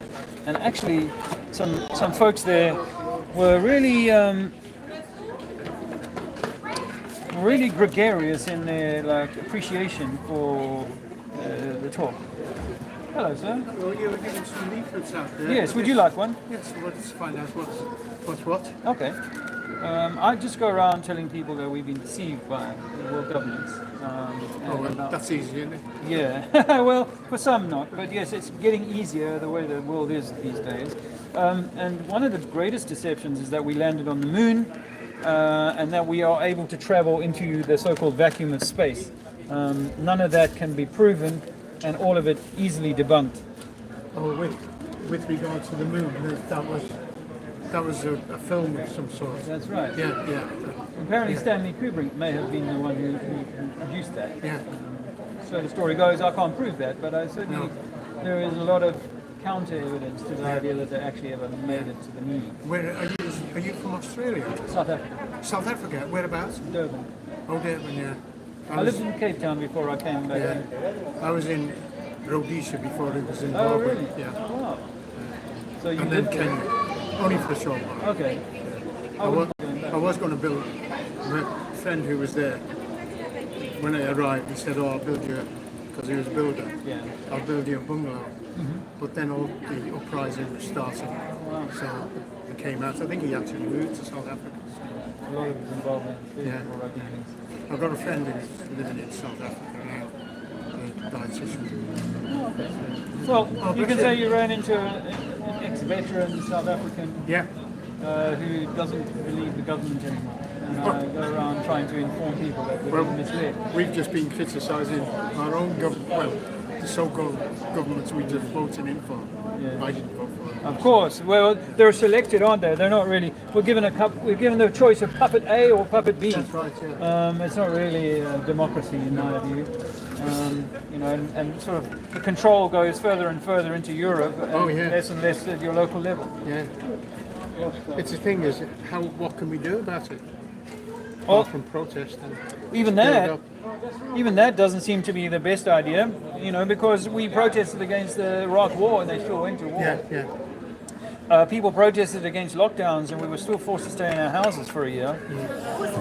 So I think there's a lot we can do for ourselves, but not necessarily for the system, because the system has to play itself out. Yeah. It's like the train has left the station and it has to run off the edge of the cliff. Oh, yes, So you can either stand on the train and protest against its journey, or you could get off the train and go, well, I'm going to do my own thing, if you don't mind. Good thinking, yes. I like that. That's my best advice, sir. Yeah. I think I've been doing that for a while. It seems like it. I'm glad to be But here. when you talk to other people, there's a big argument ensues then. Yeah, because they don't want to hear that, you know, the master is a ne'er-do-well. Yeah, yeah. You know, they call it Stockholm syndrome, don't they? You know? I didn't know that. Stockholm syndrome, yeah, where you come to love your captor, and when the warden of the jail says, "Oh, I'll give you an extra portion of pudding tonight," everyone is cheering, not knowing that he's actually laced it with arsenic, or you know, you've only got it on the back of him earning fortunes from your slave labour. Yeah, yeah. That's true. That. Yeah. Bless you. Anyway, Bless lovely you, to sir. meet you. God Lovely bless. to meet What's you. your first name? My name is Dave. Dave. Alan. And my information, Alan, is on those All right, flyers. lovely. Thank you. All the best, Thank you, Alan. Dave. That's good. Cheers. So I'm going to walk down the street a bit.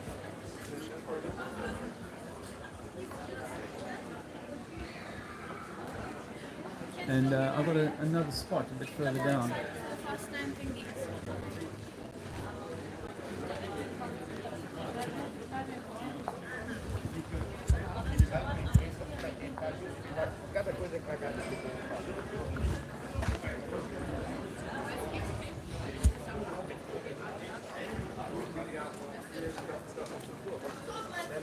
As you can see, evidence of mudding. WJ.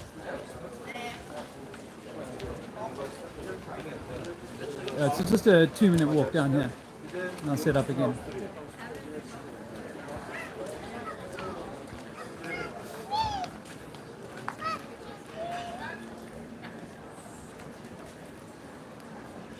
You can get a little, if you're not used to Canterbury, then you can get a little look around.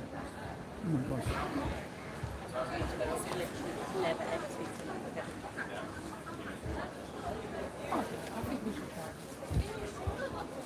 All sorts.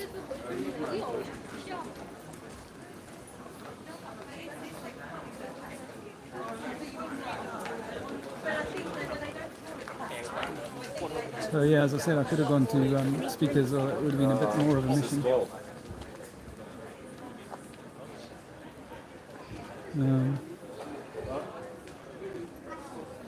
But yeah, my relationship to Canterbury goes back a ways. So,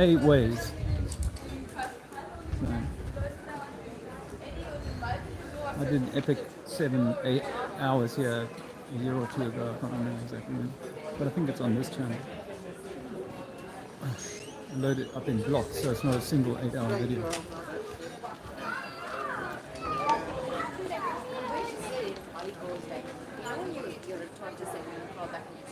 The cathedral is down through here. I could take you that way just to see the cathedral, but I'm sure you haven't come here for a cathedral visit. I couldn't get in unless I paid.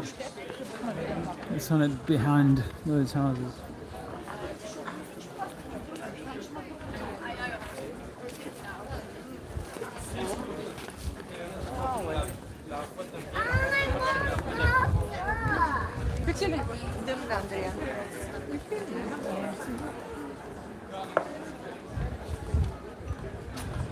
People like coming on the punt on the river.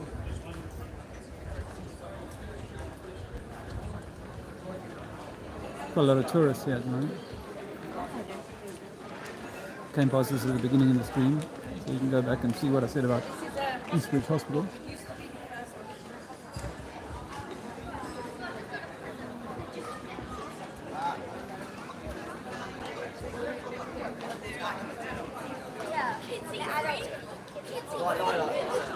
Yeah, let's just go to President. Let's just go to President and get free food.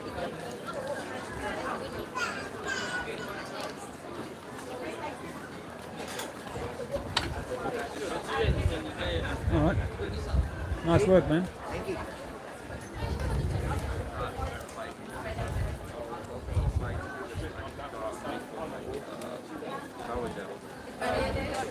I've got some backup challenge.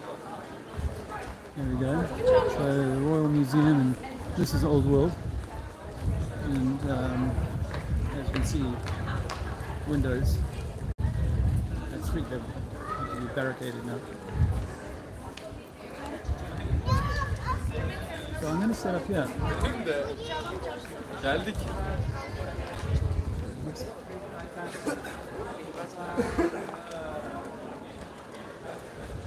With yourself?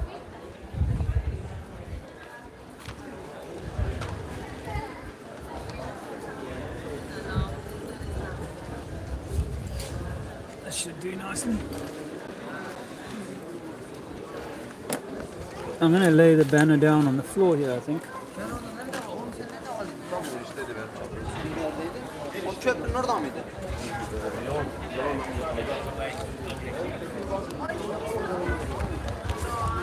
Yeah. A little bit of wind. It shouldn't be much for this.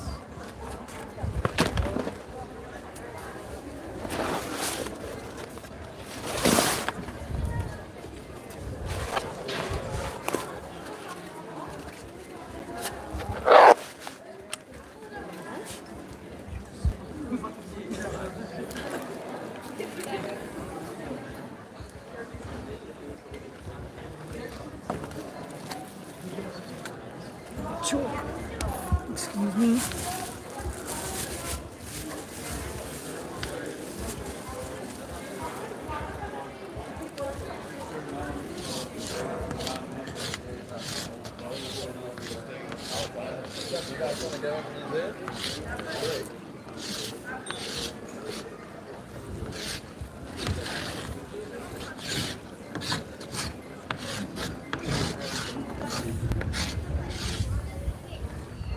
Not very obvious. We'll do a bit more.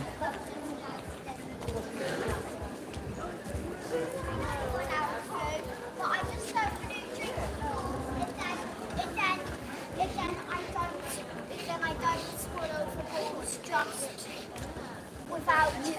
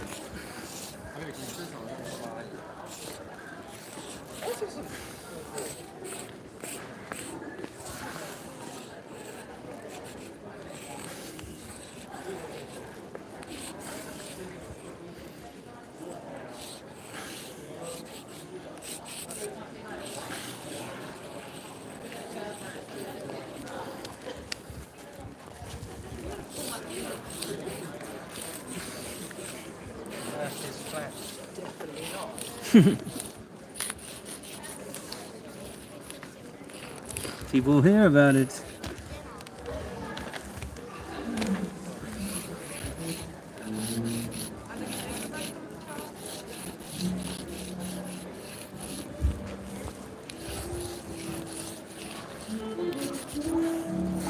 Ah, some music.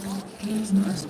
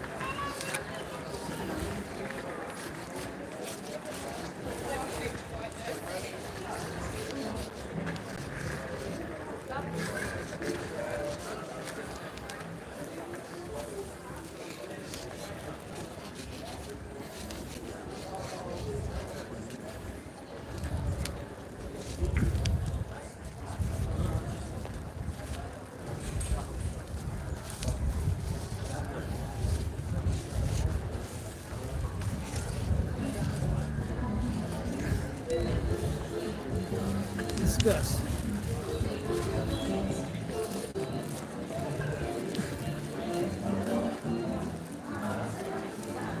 Can I take a picture? Please, please. I'll give you a flyer. Take home.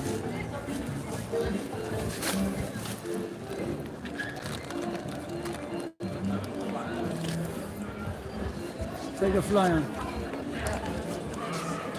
Cool.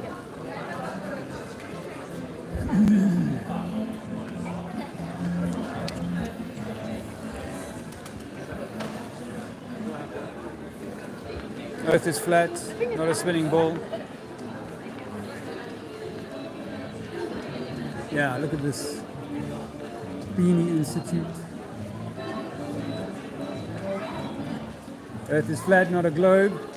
Can't prove we live on a ball. Smoking. Laughing. Earth is flat, sir. We've been lied to about moon landings. Going to space is fake. Earth is flat, guys. School mistaught you. Earth is flat, not a spinning rock.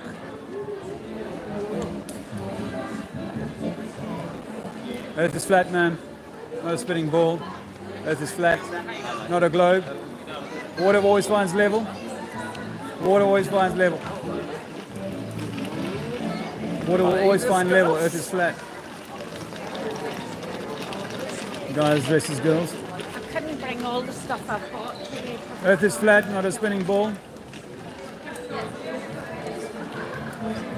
Let's give it some more chalk down.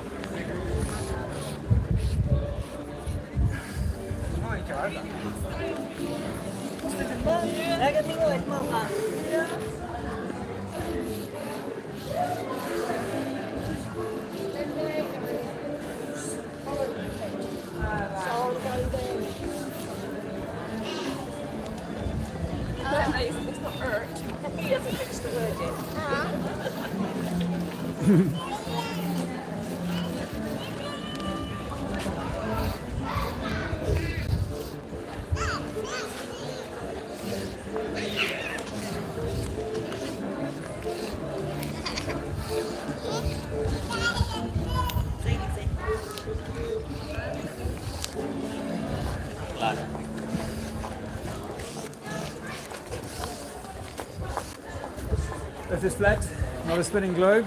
We can't prove it. Can't prove it. It's a belief. Earth is flat, not a spinning ball in space. We've been lied to about who we are, where we live.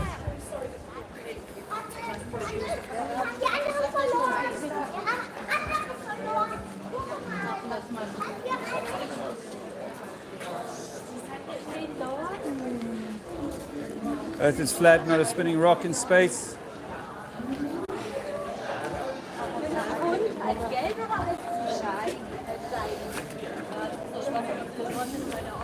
Earth is flat. Can I give you some information? Thank you.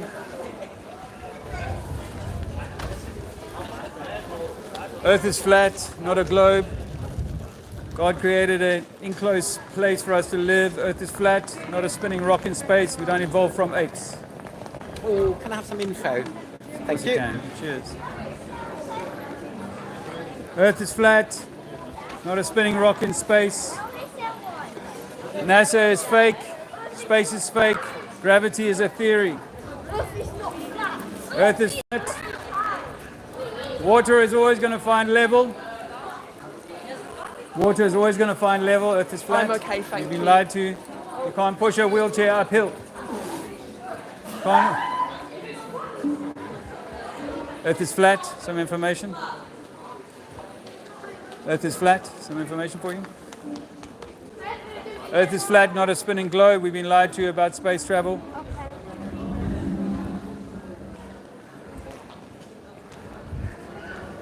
Yeah, I could do with getting this stuck up. Can't see. Earth is flat, not a globe. Earth is flat, not a globe. We've been lied to about space travel. We've been lied to about space travel. Earth is flat, not a spinning ball in space. Earth is flat, not a spinning ball. We've been lied to about science. Can't go to space. Earth is flat, not a spinning globe. We've been lied to. Can't go to space. Space is fake. Space is fake. Gravity is a theory. It's a religion. Earth is flat, not a spinning globe. Gravity is a religion. Earth is flat, not a spinning globe. We've been lied to about science. You can't travel to space. Water is always going to find level. Some information for you. Water is always going to find level. Water will always find level. Earth is flat. Earth is flat, not a spinning globo. Earth is flat. I'll get a conversation going soon enough. Earth is flat, not a spinning rock in space. We can't go to space. Space is fake. Thank you. Earth is flat. You change your minds, you want to have a chat? Yeah, we'll have a look. All right. Guys, you know that water is always going to find level in your bath, swimming pool, lake. Yeah. Always. And we Yeah. can measure it with a laser to prove that. Water is level. So I'm saying that the sea around England is level. There's tidal variation, yes. But if you go from the east coast now to the west coast, you'll go up the same amount as you come back down to get to Wales. Yeah. Yeah. So all water must stand level. And so we believe that our Earth is some contained system in which there is a ocean which is level, and we are the center of the world. We are the center of creation. Yeah. So I don't believe in the monkeys evolved anymore. I think we were created. I think that whatever God is, it exists inside you. You are an expression of whatever God is. But the government doesn't want us to know that. They want us to become good slaves and you look like you're young enough just to soon be entering the workforce or uni or whatever, and you will be trained to be good servants and pay your taxes, when in fact you should never have to pay tax to live here. You should be free to live here. But they want us to believe that we are evolved and that we need masters called government to take care of us. And they will continue to create wars because people do not trust themselves anymore, and they give away their authority to these things called government, which is why most people locked themselves down in 2020, because the government told them to.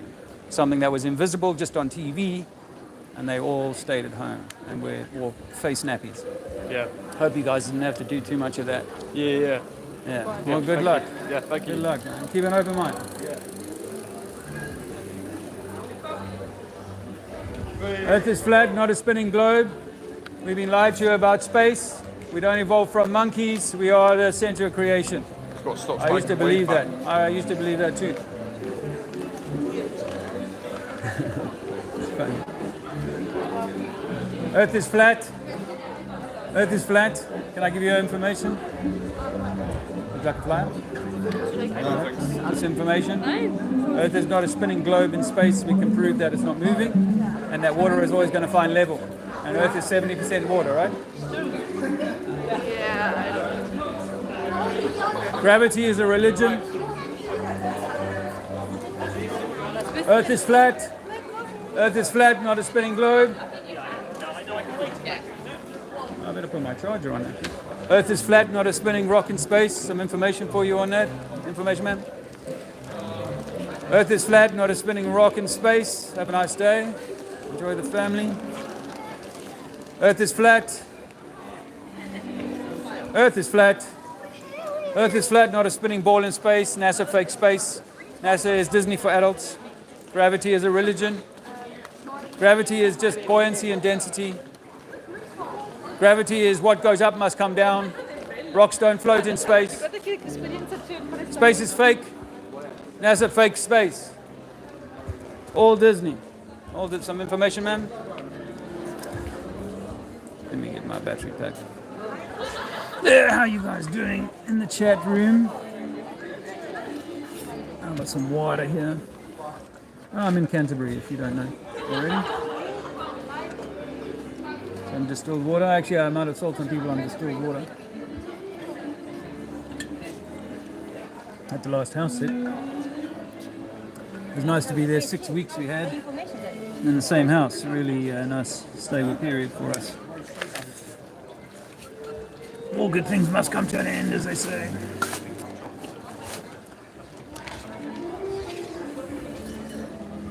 Obviously a popular site here. Earth is flat, not a spinning rock in space. Earth is flat, not a spinning globe.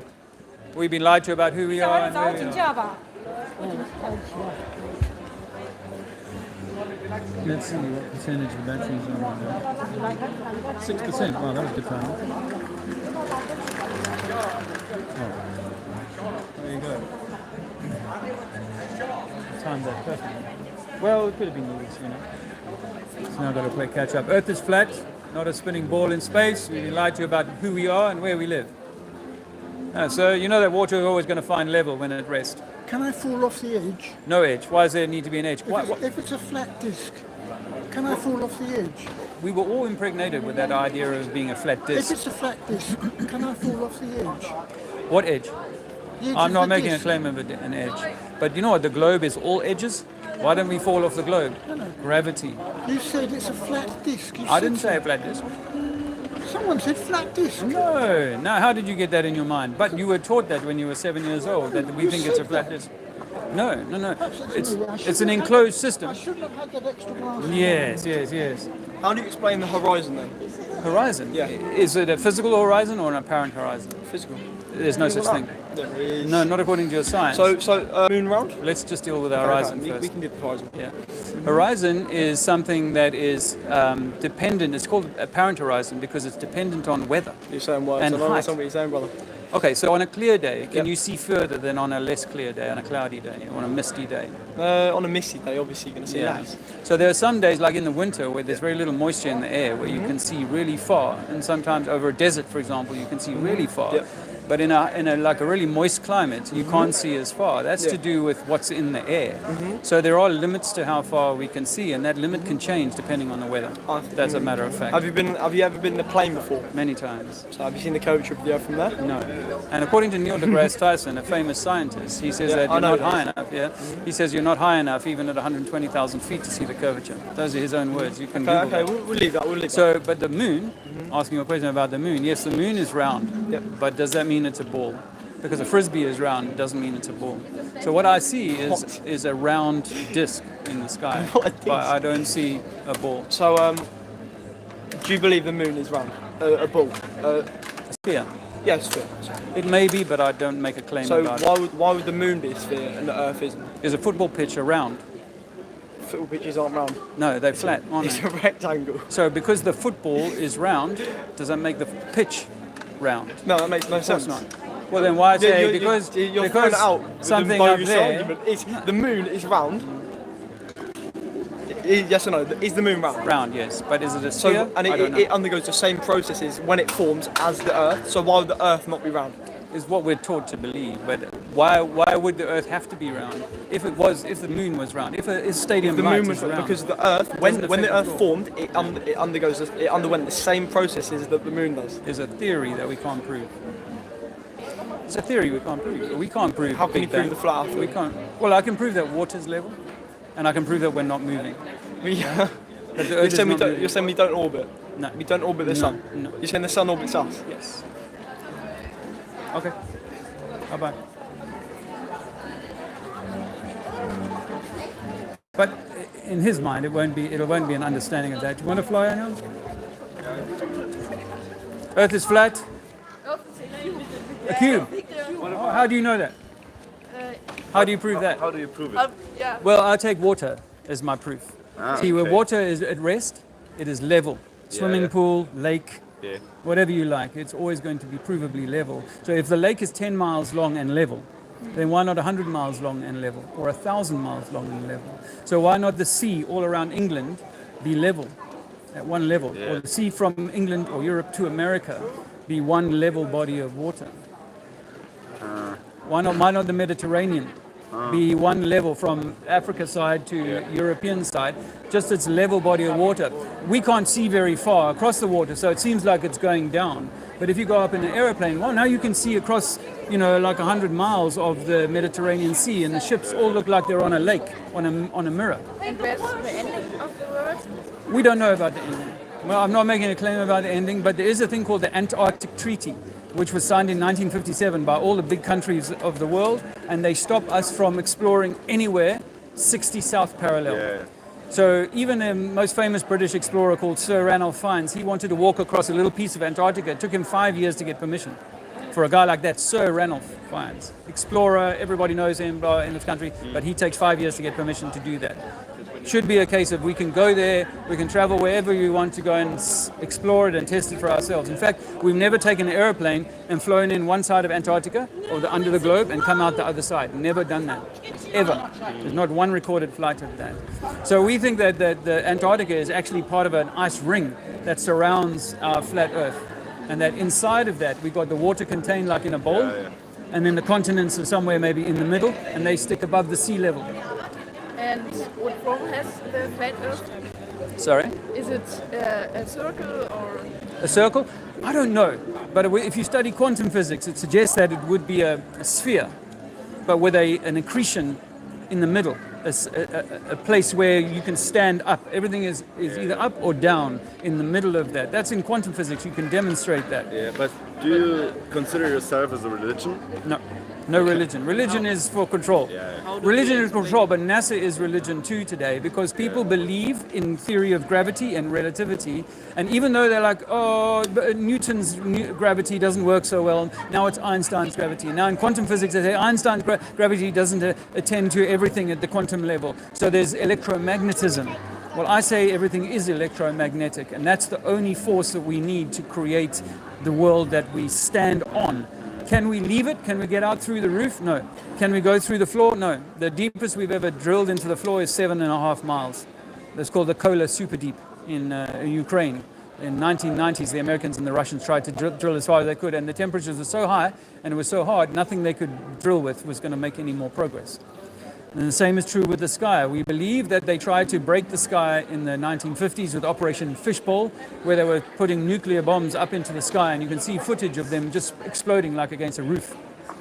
So we believe that NASA takes helium balloons called rockets, and they fly them and land them in the sea, and then they make it, you believe that their astronauts are actually going to the moon, or they're actually in the International Space Station. But we can demonstrate by looking at their own footage where they make mistakes, where they're using harnesses, where they're using the zero, the vomit comet, the plane that flies up high and then drops down. And for 1 minute, you're like weightless, and you can be like so-called in space. Well, they use some of their footage they get from that, some of it from harnesses, and the spacewalk is done in a swimming pool. Where they train on the International Space Station in Texas is a big swimming pool with the cleanest water on Earth.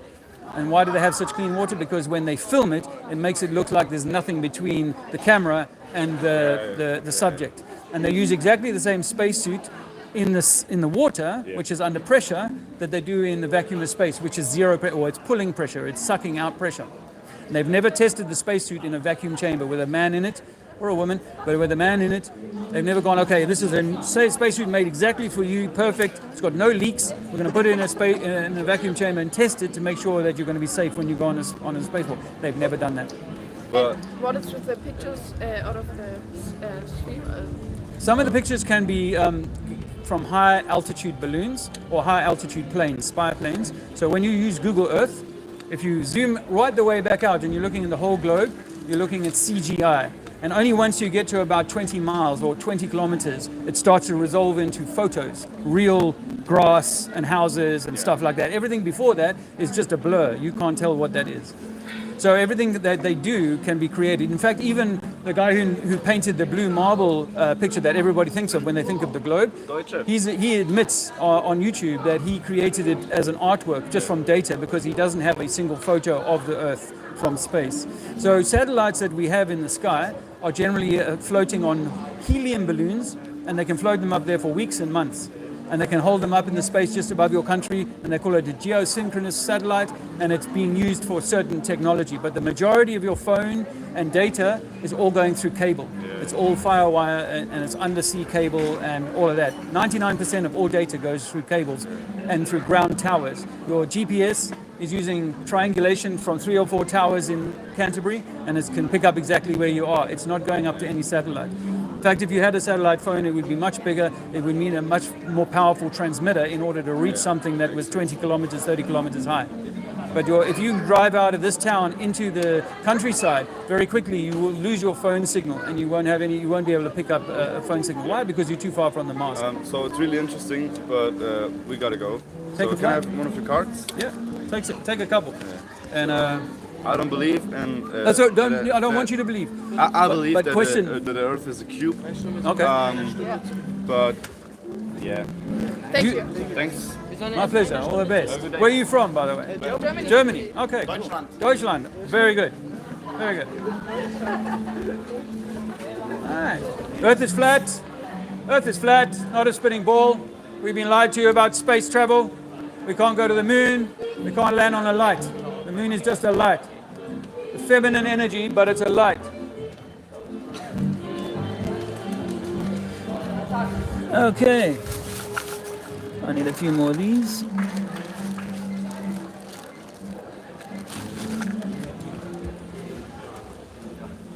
Earth is flat, not a spinning ball. Earth is flat, space is fake. Gravity is a religion. Gravity is a belief that something falls down, I can walk underneath a ball and evolve from apes. How are you guys doing?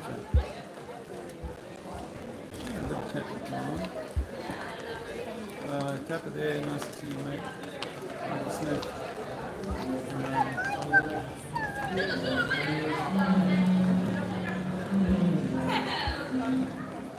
If you want to support me, thanks for that, Andrea. If you want to support me, please follow that link. It would be greatly appreciated. Earth is flat. Earth is flat. Earth is flat, not a spinning rock in space. Gravity is a religion. Relativity is a religion. Space is fake. Space travel is all fake to keep you a slave. I went on it last week, look at that. Yeah. I did. Have another beer. Carry on talking to no one. Earth is flat. Earth is flat. Cheers. Earth is flat. Earth is flat. Yeah. Yeah, of course. You know? Yeah. You shake my hand. How long have you known? I think 5 years. Really? Yeah. Wow. Who brought you to that information? How did you discover that? Some friends of me told me and I believe it, yeah. Okay. It's about the curvature of water. You know, you can't measure any curvature of water. Yeah. You know, the Americans have got a weapon called the railgun. I don't know if you've heard of it, but it's a powerful electromagnetic sabot that can shoot at a ship 100 miles away. So it's going to go straight, Mach 15, for 100 miles, and they have to use a laser to point at the target, which means that we can see a ship from 100 miles away with the right technology, meaning that that water has to be level. It's not going over a curve. When they tell you that 3-4 miles the ship is going over the curve when it leaves the beach, it can't be true, because otherwise you wouldn't be able to see a ship at 100 miles away. Same with a periscope on a submarine. It wouldn't be able to see but a mile or two because the water's curving down around it, right? Away from it. So water being level was my first, you know, as much as you can measure water with a laser, with a flash test, you can see that it's level from one place to another. Water. But how do you explain the sun then? How do I explain? The sun. The sun. Okay, so if I had to take a street light, you know what I mean? A lamp, and it was 10 meters high, but I was to walk 5 miles away from you, you wouldn't be able to see that street light. But as I walked back towards you, eventually you would see the light seem to emerge out of the ground and then get higher and higher and higher until eventually as I walk past you, you'd be like looking up to see the street light. And then as I walk down, away from you, it'll start to settle like a plane. If an aeroplane is coming towards you, you'll see it seem to rise, and then settle as it goes past you, yeah? It's still at cruising altitude, but it's just how perspective brings things up as they come closer, or it takes them down as they go further away. So we believe that the light, the sun, is actually staying at about the same height all the time, and just traveling over the Earth at a certain speed in order to bring daylight, morning, midday, evening, and then people that are 1,000 miles away from you, for them it's midday, and in a few hours time it'll settle for them too. If that would be the summer and spring. Okay, seasons, okay, I can explain that. So let me just draw for you quickly a little diagram so you give you a bit of understanding. So let's say I don't know exactly what the Earth looks like, but I'm going to offer you this as a model. So here, this is the Earth that we have. We have Africa here. Yeah. We have India. We have China around here. We have Europe. We have South America, Canada. We have South America. Okay. So let's just say this here at the center is the North Pole. And everywhere down here is south from the north, yeah? So this would be south. This would be south. But this is north. Now we have equator. We have Cancer. Okay, so we have equator, Cancer, Capricorn. In the summertime, the sun is on the inside track, so it means it's higher in the sky for you in the north, but for the people in the south, it's lower in the sky. It's like it's further away, so it's lower, like the street lamp. And in the wintertime, it travels past the equator, down all the way to Capricorn. And so now, when you're looking down into the south from Europe, you're looking low at the summertime sky, at the wintertime sky, because it is all the way down in the distance. So that's a simple way of explaining how seasons can work on a flat Earth model. How do you explain the different climate zones? Climate zones? Yeah. How do you mean climate zones? You mean like Tropical. yeah. Well, I think about it like this. Like if I had a hot lamp hanging from the ceiling in a big room in my house, say, then the place that I spin that hot lamp round will be the hottest place and it will have the most moisture. But as you go further away from the heat source, so it will become cooler and the climate will change. So remember, for us, the sun is not a big ball of fire. It's like it's a unique wave of energy that flows over the earth every day, bringing heat. And it depends on how close you are to the equator as how much of the heat you will feel. And of course, the season, as I explained, some seasons it's further from you, some seasons it's closer to you. So it's really just about the location of that place on the earth. But the earth is not a moving thing. It doesn't move at all. It's the sky that moves like a clock in a pattern that's 24 hours a day, 365 days a year. But it repeats the same pattern for thousands of years. And everything's been doing exactly the same. The same with the stars. You know, here's the thing about the globe. There's so many issues with the globe that we don't really get taught them when we're young. But here's one of them.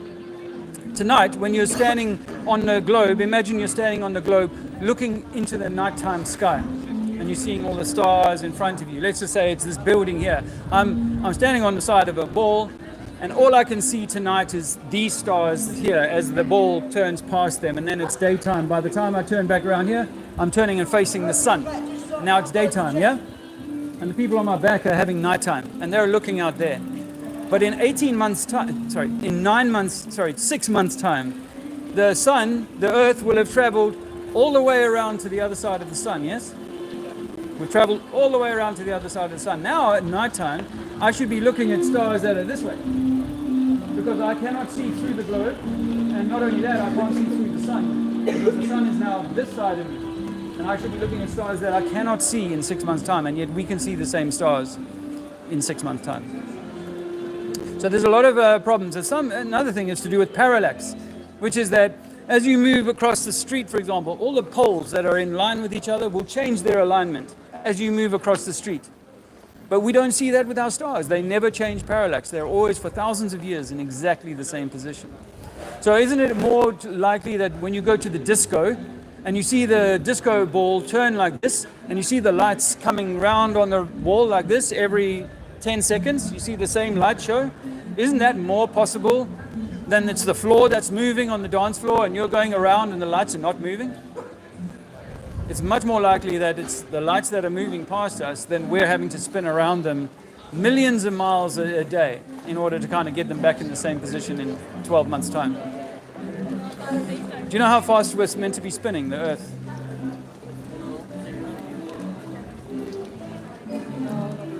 You don't know? We're spinning 1,000 miles an hour. The Earth is actually rotating 1,000 miles per hour. But we can't feel it, we can't measure it, we can't detect it. And apparently we're spinning 1,000 miles an hour. If you spin your bicycle wheel at 20 miles an hour, the wind around your bicycle wheel will drag, but it will not follow the wheel. But they claim that the Earth is spinning and the air is all following the spinning Earth. These things cannot be proven. Any more questions? Yes. There are photos of the Earth in space. Yeah. And you can see that the Earth is a sphere, like yes. a ball. Yeah. So I'm going to offer to you that all of those pictures are Photoshop, CGI, or artist paintings. In fact, the guy who did the blue marble painting that was on every iPhone when they first launched the iPhone, everybody had a little globe on their screensaver. The guy who painted that, his name is Rob Simmons, and he admits that there's no photo. He had to work from data. And he said, like, if the ocean had a lot of plankton in it, or phytoplankton, I would paint it more green, or more blue, or whatever. I'd use the clone tool to put in the clouds and things like that. So it turns out, I'll keep the answer short, that all pictures of the Earth from space have been faked. And it's possible, if you see artists that can do real life things like a Coca-Cola can, they can draw a Coca-Cola can so accurate that it looks like a real thing. But it's actually just a 2D painting. And the same is true with the globe. They've got the best artists in the world. NASA gets $70 million a day.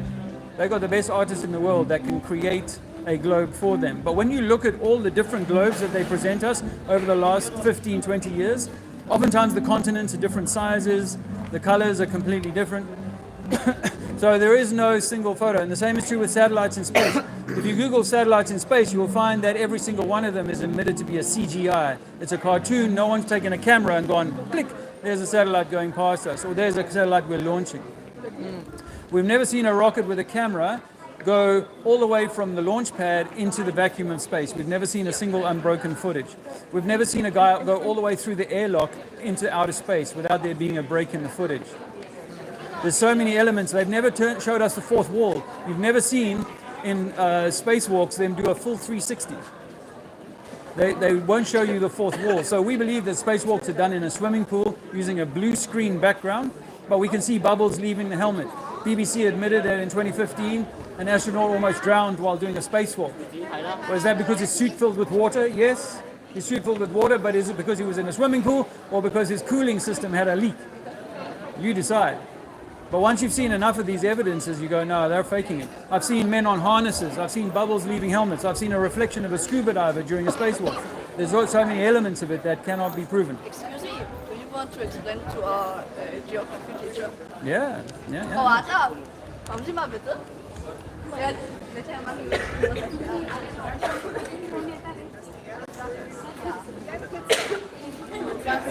have two questions. How do you explain that people are not falling off the Earth if they try to sail around the Earth? How do you explain that they're not falling off the Earth if it's a globe? My grandparents actually fell off. Your grandparents knew about that Earth? No, they fell off. They fell off? They fell off. Okay, so one thing we know about water is the physics of water is that water must be contained. If water is not contained, it would run away. So we believe that the Earth is contained like a big bowl, and inside of the center of the bowl are the continents. But we can't sail off the edge of it. We can sail around like Captain Cook. He sailed around, it took him 3 years. He sailed around 60,000 plus miles, and I believe that he was doing the circumnavigation of the outer edge of our big lake that we call Earth. So no, there's no edge. I was trained the same way as a child to believe that the reason that we can't live on a flat Earth is because we would fall off the edge. What if the Earth is not material? What if it's actually a vibration or frequency, and it's all inside of an electromagnetic torus? Do you know the word torus? No, sorry. Like a donut, an electromagnetic donut. And it's like the atom, like the picture you have in your mind of the atom going around the nucleus. Well, that's a torus. And I think that we live inside of a giant torus, and we might well be an electromagnetic torus. My flyer, this blue one, tells you a little bit more about that. You can take that, and you can have this one too. Okay. But it's an electromagnetic torus. I know, is it German? Are you German? Or, Yeah. So it's not your first language, English. So I fully understand that you don't necessarily get it from an English perspective, but perhaps there are German people who talk on this with, that you might understand it a little bit better. But electromagnetics explains at the quantum level how everything is held together. In mainstream quantum physics says electromagnetics is the most powerful force. It is billions of times stronger than gravity. It is so much stronger than gravity. Gravity doesn't even account at the quantum level. So in quantum physics, I think that it shows us the truth, that this is an electromagnetic torus, and we live in the center of that. Like if I take an apple is a torus. An apple is a torus shape. But if you cut that apple top to bottom like this, let it fall open, you've got a north pole at the top and a south pole at the bottom, and in the center you've got the seeds. Those seeds, I believe, at the macroscopic level are the continents in the middle of the electromagnetic apple. So our land masses are like the seeds in the middle of the big electromagnetic apple. But the fruit is always inside the skin, not the outside. The water is always contained in the skin or the bark or the peel, not on the outside of the peel. It must stay inside. It must be contained. If you don't contain it, you peel the orange, it starts to dry out and die. So our Earth is contained, a perfect habitat for us to live in. Are you in geography? Are you studying? Is it geography? So geography is something that I believe in. Geography is something that I believe in. Are you just discovering that you're on YouTube? Yeah. Okay. So I've got one question. Make sure to subscribe to my channel and give us a thumbs up. You already did. I don't need permission. I'm in public. in England, in Germany. The same is true in Germany. I've been to Germany on a tour in 2019 to go around telling people, yes, Munich and a few other the big cities. And you don't need permission to film in public. Otherwise, the council, they've got cameras on the walls up here, all the way along here. You would have to give them permission to film you, but you don't do that. But in public, I mean, if I was chasing you down the street, you could maybe make a complaint. But you guys are stopping and chat to me, which is fine. But I don't need permission. How do you think the Earth was formed? Yeah, how do I think it was formed? Yeah. That's like a Big Bang question, man. I don't know exactly how the Earth was formed. So I've got a theory on how it was formed, and that is that a creative designer, some people call God, thought, I'm going to create a place for me to experience myself. I'm going to create like a safe space for me to, like if you get a tortoise or a fish, you create a tank for the fish, and you make it perfect, the water, the right temperature, the right food, and everything. Well, that's what created this. I used to believe in evolution, that it took billions of years, but now I think that there's a creative genius that has the power to create it in a few days. Say, I'm going to create this. Do you believe that genius is God? Or do you call him God? I don't know that he's him, but I use the term God, but it doesn't matter to me the name of that. Whether you say Gaia, or Mother Nature, or Allah, to me it doesn't make any difference. There is like a supreme loving entity that created us, and I believe go further and say that we might be that supreme being having a human experience, fractalizing. You know what fractals is? To break down into exact copies of the same thing, and that I think we might be a small living element of whatever the God is. So I think God is within us, and we are the walking Christ. We are the living embodiment of that Creator, and that there should be no master above you. That you are your own master. You should not be a slave. You should not be having to pay taxes your whole life. You should not be told to do this, told to do that. So long as you're not harming someone, it says do no harm. As long as you're not harming somebody, a living man or woman, or stealing from them, then you should be able to do whatever you like. One question, how did you get into that stuff? Well, I mean, I used to believe pretty much everything I saw on the TV, and I watched all the news channels. And then I came across this idea that 9/11 wasn't done by Osama bin Laden. Now, I don't know if you've come across this information before, but only 10, 12 years ago, I came across this information. I was like, really? So I went and started watching some videos on how it's possible that an aeroplane can knock down 3 buildings. There was a building 7 that came down that day, a 50-story building, and it fell to the floor in 8 seconds. And it wasn't hit by anything, they admitted that. And it fell to the floor, and that cannot happen. In engineering, you cannot break a steel structure like that. So I started to look at 9/11 as being like what they call a false flag, where you attack yourself and blame the enemy, so that you can then go and attack the enemy, which is what happened. The Gulf War and all of that Afghanistan stuff, that all happened because of 9/11. And so that gave the Americans and the British and the others the opportunity to go into the Middle East and create a whole lot of havoc. So that was my starting point. And then I got presented with this idea that water never curves, but there's a formula, according to Pythagoras, for a globe the size they say it is, of how much the water should be curving. And we cannot measure that. We've done laser experiments, flash experiments. We know that, intelligently, we know that water doesn't curve, but we want to make excuses for it so that we can continue our belief in gravity and so on. There's a documentary on, I don't know if it was on Netflix or YouTube. Netflix, yeah. Yeah, where the guys did a laser... The ring gyro laser experiment, that one. It was clear the Earth is cursed when they did this try. And I don't know why. So why don't you just believe that the Earth is? Okay, what was I was offering? If the governments are lying to us, if they're lying to us, then their job would be to provide disinformation that reinforced the lie. I don't know how you feel about COVID, but for me, there was a lot of lying and misleading going on by the government, and they had to give people who were going to sell the story, they gave them airtime, and those doctors who said, no, there's a problem here, this is not what you're telling us, and the vaccines are maybe not a good idea, those doctors got censored. So anyone who's talking against the flat earth or against the globe will be censored, and they will put out disinformation. So the one that I think you saw on Netflix was using a laser across a lake or something. And what we know is that over water, lasers they scatter, the light does scatter, so it bends the light, yeah? I think it's called Boyle's law, but it bends the light. And so they use that bending of the light as a trick to reinforce the globe.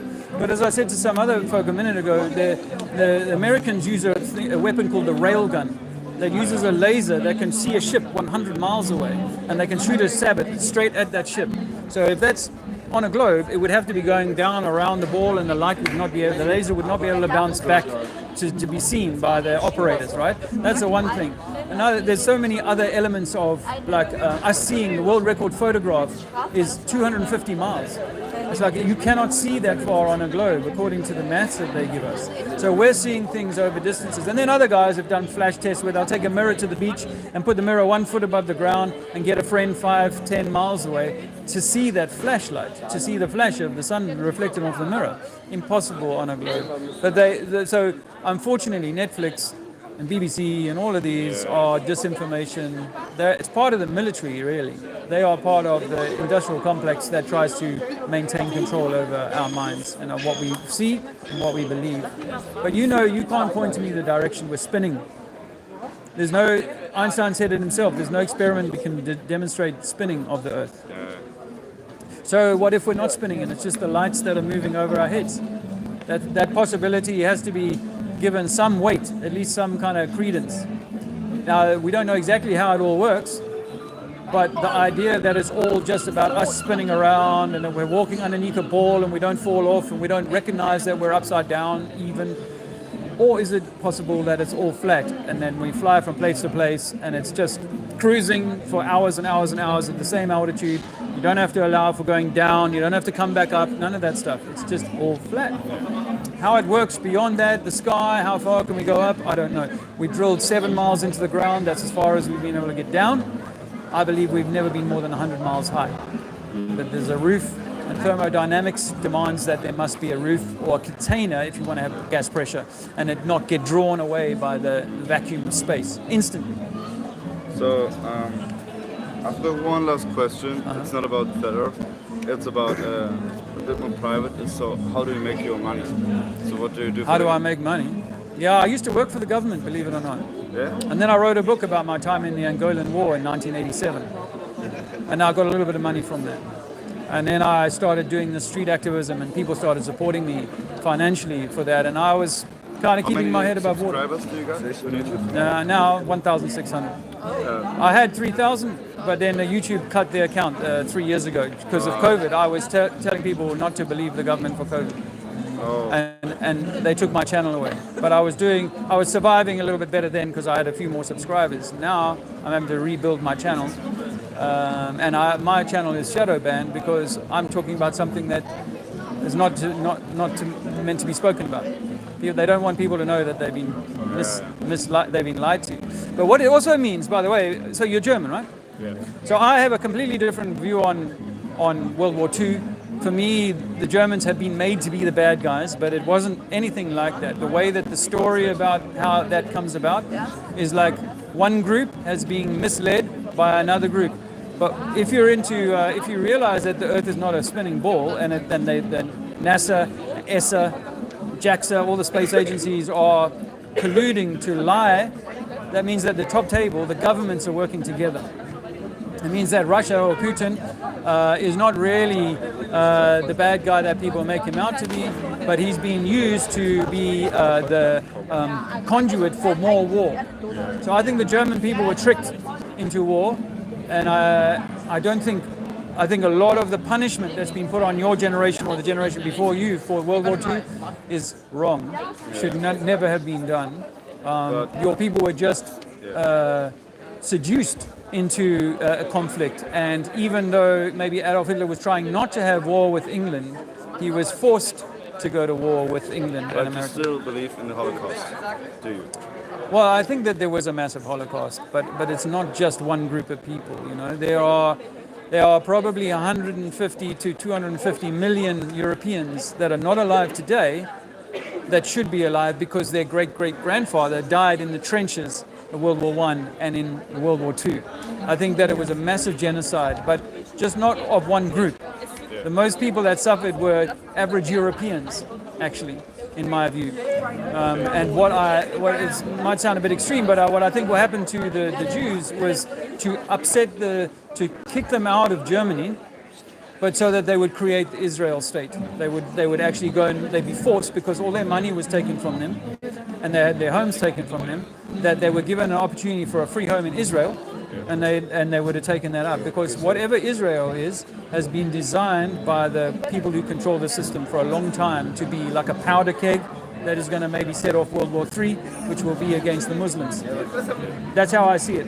But the idea of who's the bad guy and who's the good guy, is Donald Trump an actor? You know, or even Angela Merkel? You know, was she just like an agent for continuing a state control?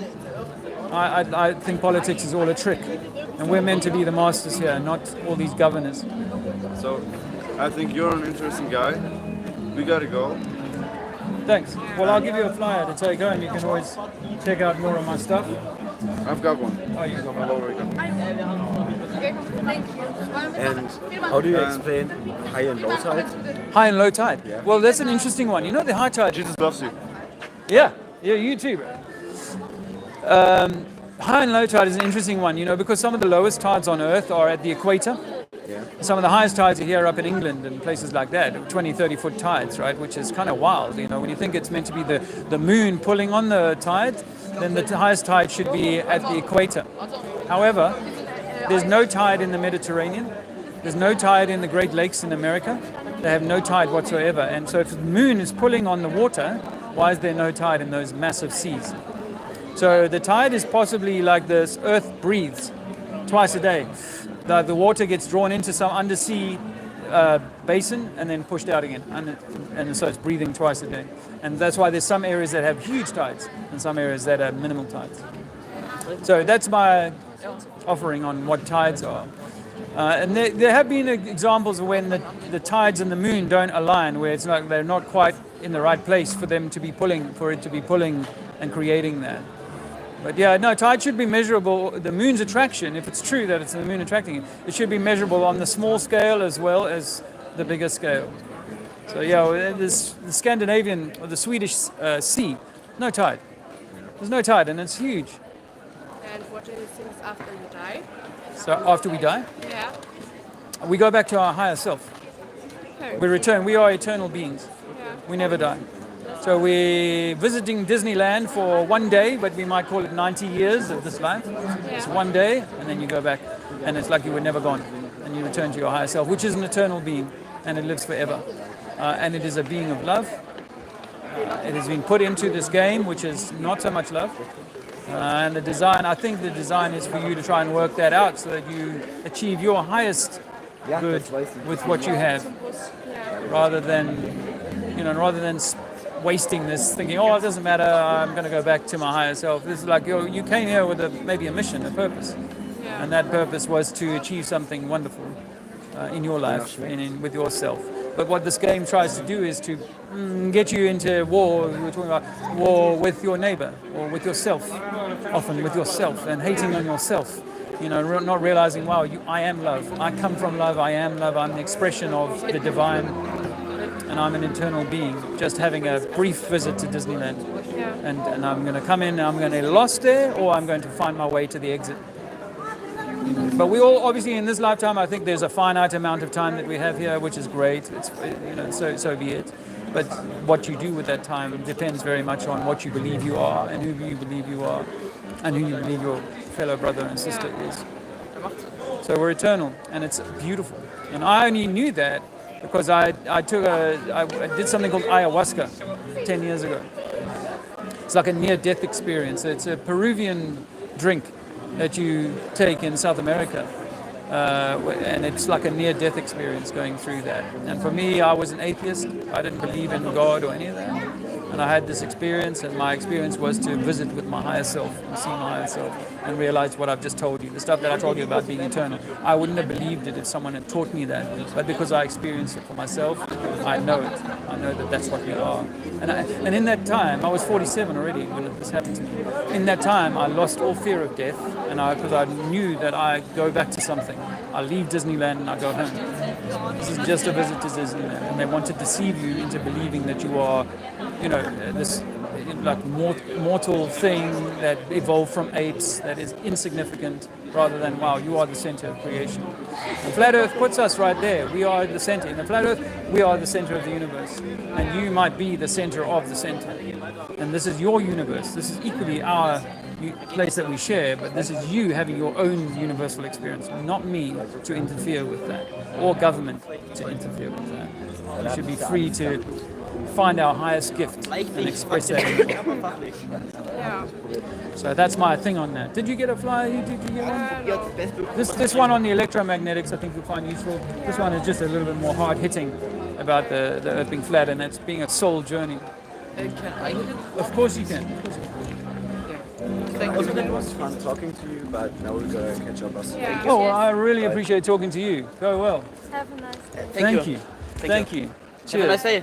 Cheers. Bye-bye. Good luck. All the best. Have a great life. Thank you. How about that? Earth is flat. Earth is flat. Earth is flat. Not a spinning rock in space. We've been lied to. Don't trust the government. Earth is flat. Earth is flat. That was a nice chat. I really got absolutely fantastic. Thank you. That was a great chat. All right, guys. I was able to hold them in the conversation long enough to hear some great stuff. Earth is flat, not a spinning globe. Would you like some information on that? We've been misled about who we are and where we are. No, man? All right, have a nice day. That was that was really a bit of a goosebumps moment for me. Earth is flat, ladies, not a spinning globo. We fall off the ball.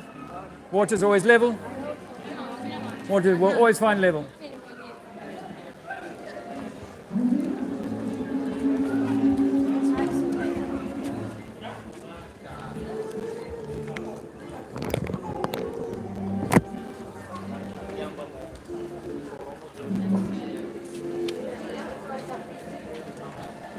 Studying building, huh? Yeah. We think we are not on this place. We are from Italy, so we don't. Oh, Italy. But in Italy, you got so many beautiful, big buildings. But yes. this is very. Yeah. Yes. Unique. Yes. You know, I belong to a research group that's called Tartaria. Have you ever heard of Tartaria? Tartaria. No. No. So there's this idea that once upon a time, 500, maybe 1,000 years ago, there was a great culture that lived on Earth. And they were making these buildings so big, with the doors so big, because the people were so big. That the people were 20 foot or maybe 7 meters or 8 meters tall. They were very, very big people, giants, what we would call real giants. And they were able to build these magnificent buildings, cathedrals and stuff like that. In Milano, cathedral, in places like that. Florence, Fiorenza. So beautiful, right? Yes. And so grand. And yet they only had, according to your history class, they would say they had horses and they had carts. They had nothing special to build, and there was a very small population, and yet they built these magnificent buildings that we still can't build today. Yeah? So there is this idea that these buildings were built by a civilization that got wiped out. Yeah. And the subject area is called mud flood. If you research mud flood, you will come across a lot of information where we say we look at these buildings and we see the windows in the floor, you see? I've been into buildings where they got windows even lower than that, like 10 meters or 5 meters down below the ground. They got windows in the ground. Why would you build a window or a door in the ground if you can't get anywhere? Yes. So we're taught that these are basements for storing things to keep them cold. before they had refrigeration. They would just put them in the basement like that. But I've been to cathedrals where the entire floor plan of the cathedral has another 1 or 2 basements down beneath it, which requires so much work to dig all of that ground out. You wouldn't do that. And I've seen thousands of buildings that are the same. And in Italy, say the Colosseum, if you go there to the Colosseum, you'll discover that originally an emperor had to dig some of that out. It was underground. And now you walk just a half a mile from the Colosseum and you see that the authorities are digging into the street. You've seen this. Yes. And down 10 meters, 15 meters, and there's columns, there's buildings, there's all this stuff that had to have been covered. It was built one time when that was the street level, and then something happened. Mud came and covered everything. The whole world was covered by a mud flood, we believe, maybe 500 years ago, maybe less. And all the big people that were here went away, and somehow we smaller humans came and we look at these buildings and go, wow. And we see photographs from the 1800s where there's people with horse and cart, dirt road, and then the beautiful cathedral next to it. Be like, no. Those people that could build a cathedral, they would have built a nice road for that as well. They would also build toilets. None of these buildings have ever got a toilet, these old buildings. So we think that the story about who we are and what we're doing here might be more fantastic, more incredible than you could ever imagine. Yeah. So the subject is Tartaria and mud flood. So if I give you this, go and have a look at this app and go and see if you want to. And this is my YouTube. Okay. We're live on YouTube. So go and have a look at that and just keep an open mind, because it's awesome to see young people, enjoying these buildings. But do we really know the true story about how simple people with horses and carts were able to build this and even much bigger? Canterbury Cathedral is such a good example of that. It's like, wow. And even today, when we do some minor repairs, it takes 10 years just to fix some of the roof. It's like, wow. So how did simple people build this entire thing in 10 years? When we spent 10 years just trying to, with scaffolding and cranes and whatever, it takes us 10 years to fix the roof. And they built the whole thing in that time. Yeah. In the 1200s or something, 1300s. Yeah, so maybe on lower, I think, I don't know really. Yeah, so I'm just offering like a different perspective on how possibly these buildings could exist. And I've walked around some Italian cities in the last 6 or 7 years to look at them and go, wow, this was not built by small, simple people with horse and cart who could barely feed themselves and who lived in tiny little shacks. If you live in a tiny little home, are you really going to be able to build this magnificent cathedral? No, I don't think so. Yeah. So it's amazing, and it should be liberating, or should be good for you to know this stuff. But I don't believe the history that we're taught and the timeline of how many hundreds of years is necessarily true. Going back all the way to the Vatican, to Rome, to the origin of what is our modern world. We've seen Roman buildings in South America. And apparently, these are Roman, they look like Roman buildings. You think, oh, that comes from Italy or something like that. It'd be like, how did the South Americans build identical buildings to the Greeks and the Romans when they didn't know each other? When they were living in like little, houses made out of sticks. And yet they're building these beautiful Roman-style columns and big buildings and high ceilings and gold and blah, blah, blah. How are they doing that if they're living like Bailey out of the cave? So that's what I'd like to share with you today. Thank you. Thank you. Oh, so kind of you. Thank you very much. Thank you. All the best. Have a Ciao. day. Ciao. La terra è plana. La terra è plata. O plana. I think. Hey, how are you guys doing here?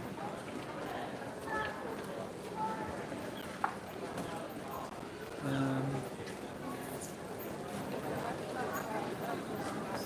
is amazing. Very captivating. That was probably the highlight conversation of the last few hours of activism. Earth is flat, not a spinning globe. We've been lied to about where we live and who we are. Earth is flat. Earth is flat, not a spinning ball in space.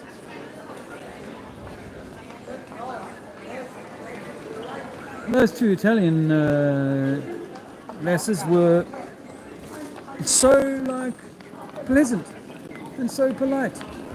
Good Lord, Earth is flat. Earth is flat, not a spinning ball. NASA fake space. JAXA fake space. What? Oh, I'm getting a little tongue-tied. Earth is flat, not a spinning ball in space.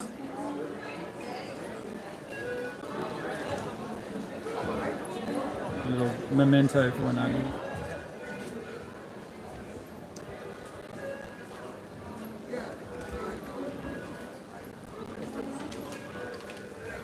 I've had some good interactions in Canterbury over the years. Earth is flat, not a spinning globe. Rocks don't float. Gas giants don't coalesce. Earth is flat. Earth is biblically flat. Earth is flat, not a spinning globe. NASA fake space. We can't fly to the moon. The moon is a light, not a rock. Earth is flat. Earth is flat, friends. You've been lied to by NASA and your TV. Turn off the TV, it tells lies to your vision. Tell lie visions. Tells lies to your vision. You believe we went to the moon because you saw it on TV. You believe man went to space because you've seen it on TV. Sandra Bullock went to space because she was on TV. Faking gravity. Gravity is a religion. Relativity is a belief that everybody is standing on the top of a ball. Poppycock. Earth is flat, not a spinning rock in space. I'm a unicorn. Rocks don't float. Earth is flat. Earth is not a spinning rock in space. That's complete made up CGI and fiction. Earth is flat. Earth is flat, not a spinning rock in space. I'm afraid you'll find that water always finds level in your bath, in your swimming pool, and in your lake. Water will always find level. The sea is level, which is why we say sea level. The sea is level, Earth is flat. You can't fall off the edge because water must be contained. Water must be contained in a swimming pool, and it will run downhill until it finds the next pool at which it will be parallel to the pool above it. Earth is flat, not a spinning rock in space. Space travel is fake, it's all CGI, it's all Disney. Disney and NASA are one and the same. You are being hoaxed every time you watch a rocket launch. They drop the rockets into the sea. They are not going into the vacuum of space. We've never tested a spacesuit in a vacuum, let alone taken ourselves into the vacuum of space. Second law of thermodynamics demands that if you want pressure of gas, you must contain gas. We must be in a container. It's biblical. There's a firmament above us. There is a roof containing us. We cannot get down. We cannot get up. We cannot get out. We are contained here, safe, in a world created by a creator for us to experience, not to believe that we are monkeys evolved on a spinning rock, hanging out with gas giants. Gas giants will not coalesce and rocks will not float. Heavy things fall and light things will rise, dependent on the medium. They went to his house in Ireland. Earth is flat, gravity is a religion. Gravity is a religion. It's a belief. Come on over and have a chat. Come on over and have a chat. Gravity is a religion. You can't prove it. You live on a globe. You only believe you live on a globe because you've seen it on TV. The tell-lie vision has lied to your vision. You believe you're spinning, but you cannot prove you're spinning. You believe water is curving, but you cannot prove water is curving. Why? Because water will always demonstrate physics, and that is it will form level on its surface, no matter the size, no matter the shape of the floor. Water is always going to find level on our flat Earth. That's a fact. You will never prove that the Earth is spinning. Einstein admitted as much. Earth is flat. Would you like a flyer? No? Earth is flat. And the only reason things are heavy is because we are in a very thin medium called air or atmosphere. If we went in a swimming pool, we wouldn't be so heavy anymore. Isn't that true? Buoyancy and density explain what your belief is in the religion of gravity. Gravity is just a belief system used to trick you into believing you can walk underneath a ball, when in physical reality that is impossible. Absolutely impossible. You can't walk underneath a ball. You would fall off the ball. Why don't you fall off the edge of the globe? Why can't you fall off the edge of the globe? Oh, my belief in this religion we call gravity. That's why I don't fall off a globe. But when you play football, do you play on the ball or do you play on a pitch? Why? Because the pitch is a level surface, which is what you need to exist on. You can't play under the ball. Yeah. Yeah. If I find out the Earth is flat, what difference is it going to make? Well, if it's flat, it means it was created, and it might have been created by you, at least for you. So this world was created for you. Not that you were evolved from monkeys and that we had to wait for billions of years to happenstance for us to be lucky to be here. So for me, Flat Earth demonstrates that there is a creator and that we are the essence of that creator. So you are the center of the universe, actually, yeah. And if you know that, honestly, if you know that, then you take better care of yourself, knowing that you are whatever God is, you are the expression of that. You don't need no religion, though. Religion's about controlling your mind. NASA is a religion. NASA is a belief system that because I've seen it on TV, it must be real. Even though we know that water is always going to find level when at rest.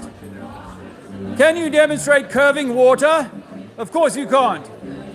Can you demonstrate that the Earth is spinning? No, you can't. Can you demonstrate that a man can exist in a vacuum chamber? No, you cannot. Nor too can NASA, the biggest religion on Earth today. NASA is the biggest religion. And here I am mocking your religion, sir. I know it's hard to hear, but I'm mocking your religion. Yes, I am. No, mate, you're more... Gravity, that's a great scientific rebuttal to that. Water is always going to find level, and you cannot demonstrate how the water will curve around the outside of a shape. Water must be contained, and it will take the shape of the container. But the surface, guess what? Level. One sea level on Earth. One sea level from the east coast of England to the west coast of England. There is only one sea level.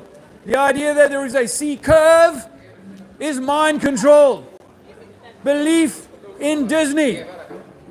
It's all a belief in made-up pseudoscience that cannot be demonstrated in reality because physics demands that water must be contained, and when the container spills over, it will run downhill. Water will always run downhill. Always, unless it's contained. Water must run downhill, but it doesn't run down the side of a ball. Oh, that must be the belief in gravity. The religion of gravity demands that water will cling to the side of the ball and the Nile River will run up the side of a globe. Impossible. Impossible. Water will always find level. And you cannot prove that you are spinning or turning or rotating or whizzing through space. It's the sky that moves. It's the stars that move in the heavens above us. The stars move in the sky, just like it says in the Quran. The Quran will tell us that the sun and the moon travel over the earth, not the other way around. Do not believe the deceiver. You cannot serve two masters. You cannot serve two masters. Either what is written in the good book is true, or you are deceiving yourself. Earth is going to be found flat and level. Hello. How are you? How are you? Say hi. Hi. How old are you? 3, 4. Oh my goodness, you're so big already. Yeah, wow. Children love to talk about their age. My Azizi, he loves to tell people he's 7. He does that a lot. I'm 7, you know. Earth is flat, my friends. We've been lied to about who we are and where we live. We did not evolve from apes. Would you like some information? I've seen the photos from space, man. Photos? I've seen photos of the Loch Ness Monster. Must be true. Tell lies to your vision. Does the tell lie vision? What's the purpose today? What's the purpose? What's the goal? The goal? Yeah. To demean you. Demean me? Yeah. Demean God in you. Why? Well, because I believe that we are the expression of the Creator. And this idea that we evolved from monkeys and all of that demeans that. And it means that you do not realize that your place on the throne should be sacrosanct, should not be given away. Okay. But we give it away through birth certification, through asking government permission to do all of these sorts of things like stay at home, wear masks on our face, and you can't do this, you can't do that. When actually you should be the master. So long as you're not harming anyone else, then you should be the master. So yeah, to an extent I agree with that. But what about your flat earth and your anti-gravity? I heard you earlier. Yeah. So for me, gravity is really just an expression of displacement. Okay. So if you and I are displacing very little weight in terms of the air that we're displacing, but we are displacing a body of air right now. And as you move through town, you will displace more air, leave some air behind you, right? That's how it works. But if we were in a swimming pool right now, we'd be displacing a lot more mass than we are right now. So if we jumped on a scale in a swimming pool, we'd weigh almost nothing. In fact, we can kind of float on water. Yeah? And that's really because we're displacing more mass than our own body mass, like a ship does. A ship as a block, a cube of steel would sink to the floor, but if you displace a lot of water, you can create a hull that floats. Okay. So everything is expressing displacement. Now, if I lift something up, like Newton's apple, if I lift it up off the floor, then I've taken it out of its natural state of buoyancy or basic equilibrium, and I've lifted it up into a thin medium, and I'm going to release it, depending on how high I lift it, I'm going to release it and it'll return to the earth with a certain amount of force. Okay. If I then do the same experiment in a swimming pool, it's not going to return to the earth, it's going to float on the water because now I've changed the medium that it's in. If this is the case and this is true, then why are we taught differently? Because I think the whole world is misled. You know, I think that we are misled. The victor to the spoils to the victor. He writes the history, he writes the science, and he has designed the science, particularly since the mid 1800s, to create this idea that we evolved, that it came from some billion-year project, a Big Bang, and all of that. But why gravity then? If you were to say that they've come up with this idea, this calculation, what is the purpose of them telling us that gravity is a thing? Gravity is required to create the up and down or the state of up and down on a globe. So it's like mass attracts mass, which is why what we're taught Newtonian when we're young is that you can walk on the side of a ball. Don't worry about it. You know, in physics you can't do that, but in a ball that's this big, then there's a thing called gravity which will allow you, I know relativity comes into play, but it will allow you to walk off the side of a globe and not even know that you've changed your perpendicular by 90 degrees. Like if I fly to South Africa quite often, that's a 90-degree shift in my perpendicular according to the globe model. I'm not going to feel that. But I don't have to ask any questions as to why the trees are now growing sideways off the side of a globe rather than always pointing up towards the sun, which is what, so gravity gives us that. But Newtonian gravity got replaced by Einsteinian, right? It got superseded by Einsteinian, the bending of warping and space and time. And so that then becomes to do with the bigger bodies and how they can fly around each other and all of this kind of stuff, which again is another theory that's required to explain what we see in the sky. My theory is that what if it's none of these things are needed, where you're heavy in the air, so therefore you're going to be stuck to the ground unless you jump up or rise and lift yourself up, and that the lights are simply like disco ball on the ceiling that are just turning around on a cyclical, annual, or 24,000-year cycle that is just doing the same pattern year after year after year after year. Like a disco ball would just be doing the same pattern, hour after hour after hour, just be doing the same thing. So we need these theories, and relativity is one of my favorite, because when I was young, I'd be like, so you mean that I'm standing on the top of the globe now? I'm getting educated in South Africa.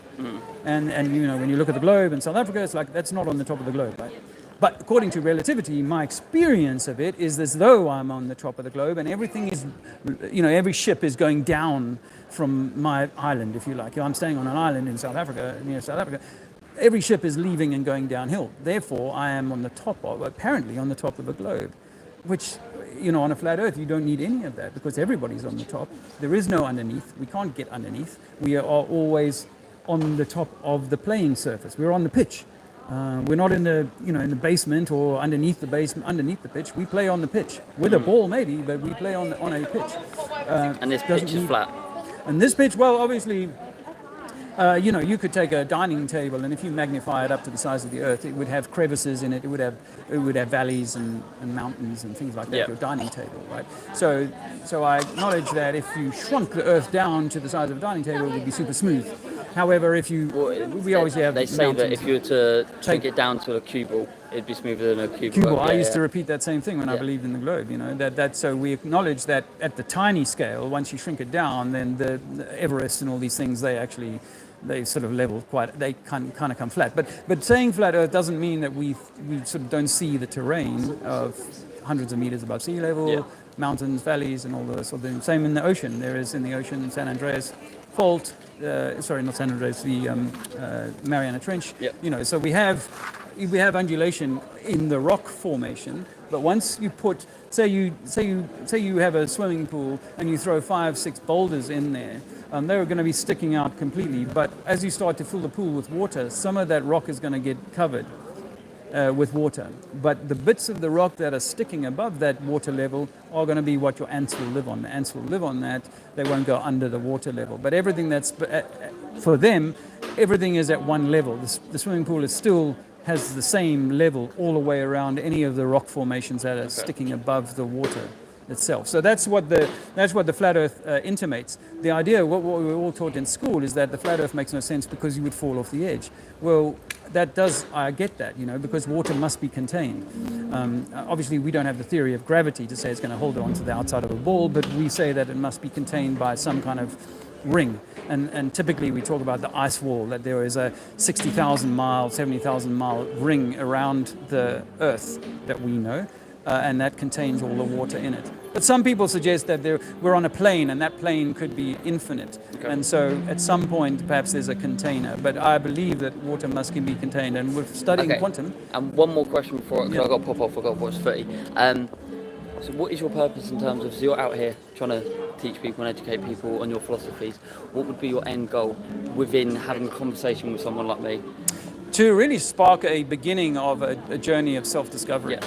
Because for me, I was 47 years old, still 10 years ago, just chugging along with life, and I didn't think that there was any purpose to life. And then a whole lot of things, and you can go on my channel and if you want to and watch some of that story. I won't take your time now on that, but a whole lot of things happen, sequence of things happen to me, and I'm like, damn, I'm so much more. We are so much more significant than the atheist mindset that I'd inculcated in myself. I believed atheist. See, I used to be an atheist, but now I've kind of, whether I'm religious or whatever it is, I think atheist is a strong term that I don't agree with. Yeah. But DMT, you've heard of DMT? I've done LSD, I've done shrooms. I've wanted to do a DMT, but I've kind of laid off it for a bit. Okay. I'd love to go to Peru and do a proper ceremony. Ayahuasca, yeah. Now that for me was the gateway 10 years ago. So that's what you did in there? That was it. I was an atheist, and I smoked it, so it was only 7 minutes. And I came back, and the first words were, truth is God. So I saw my higher self during the experience, and I realized that my higher self is an eternal being, absolutely powerful, cannot be destroyed by anything that happens to me here on this earth. And so I saw that in that time, and for me that was the beginning of rediscovering who I am and who we are collectively. And I realized the more I looked into this, how much we've all been deceived, and I was willing to look at flat Earth, because I'd also dismissed it and gone, that's silly. But now I see it all as an electromagnetic system. We are electromagnets within an electromagnet, within a giant electromagnet, and your energy is vital to you and to your higher self, and how you use it or how it's treated or misused by the people in charge here is, I think, important, which is why I try and break the spell. Like you have a purpose now, and this is why you're trying to teach, because you feel like there's an enlightened state that people can reach? Yeah, partly that. I mean, I think that there's a phrase that comes to mind, which is that evil prospers when good men do nothing. And I believe that this world is run by evil, and it is at every level. And not that necessarily everybody who's is in on it, they are just going along with it, like the doctors went along with COVID, or the soldiers go along with war. It's like how Nazi Germany, they just went along with it because that's what they're thinking. Yeah. And a lot of people, what they don't understand is they don't look at history, and they always go, I wouldn't be on the Nazi side, I wouldn't be on, but you kind of look at certain situations that occurred recently, then you kind of go, oh no, maybe I would have been fooled into it, the propaganda would have got me and whatnot. But I'm very much along the lines of, I'm very open to questions. This is why I just wanted to have a quick chat. But yeah, no, I appreciate it. Have you got anything? Would you take my card fire? or fire? Yeah, keep an open mind, man. I appreciate it. All the No best. worries, have a good day. So there you go. Thanks for the thumbs up, by the way. If you thumbs me up. This definitely has been a stream worthy of some thumbs. And worthy of some support, dare I say, my friends. You know, there's not a lot of us out here doing this. Earth is flat, not a spinning ball. No globo. That's not a globe. NASA fake space. Never went to the moon. International Space Station is made up. It's all CGI, Disney. Swimming pool. NASA is faking space. What the Sigma? What? NASA fake space. Earth is flat. Earth is flat, man. Not a globe. We can't walk on this underneath a ball, and we don't evolve from apes. We are created by the Creator, perfect. There is a God, and that God expresses through us. We don't live on a globe. Earth is flat. Earth is flat. Earth is not a spinning ball. We've been lied to by NASA and the governments of the world. Earth is flat. Some information for you. Earth is flat. Would you like some info? Earth is flat, guys. We've been lied to about Earth. It's not a globe. We can't live on a globe.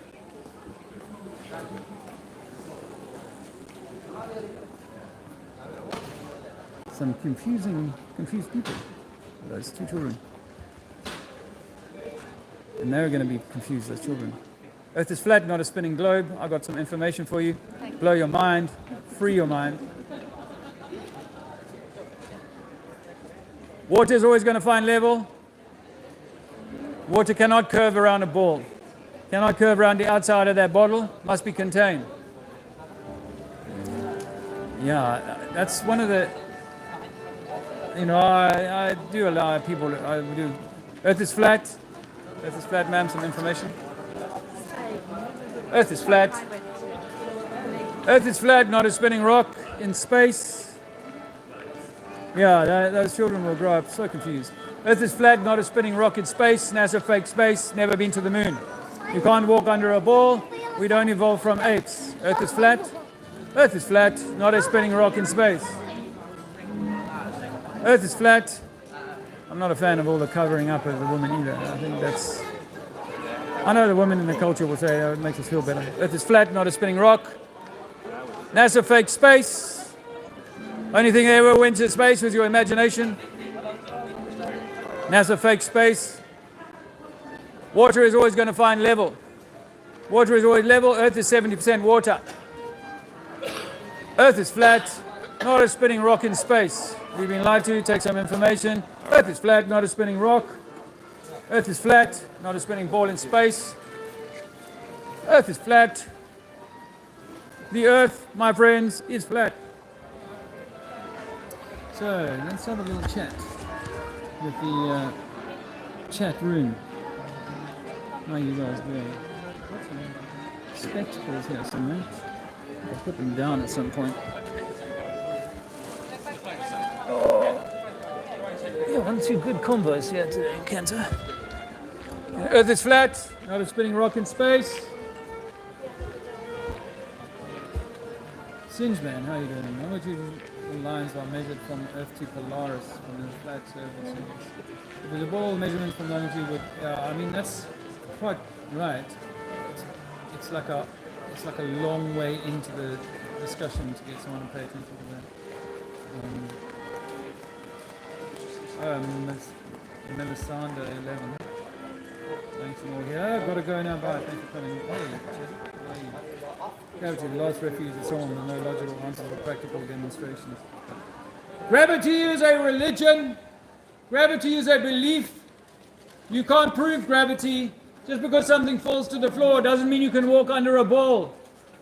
Gravity is a made-up pseudoscience designed to have you believe that you live on a monkey-evolved ball. Truth is, Earth is flat and you are the center of creation. You are the center of creation. There is no evolution. There is no Big Bang. These are all made-up ideas to get you believe in dinosaurs. Dinosaurs were giants. The dinosaurs never lived. Young are so hard hit with the dino story, man.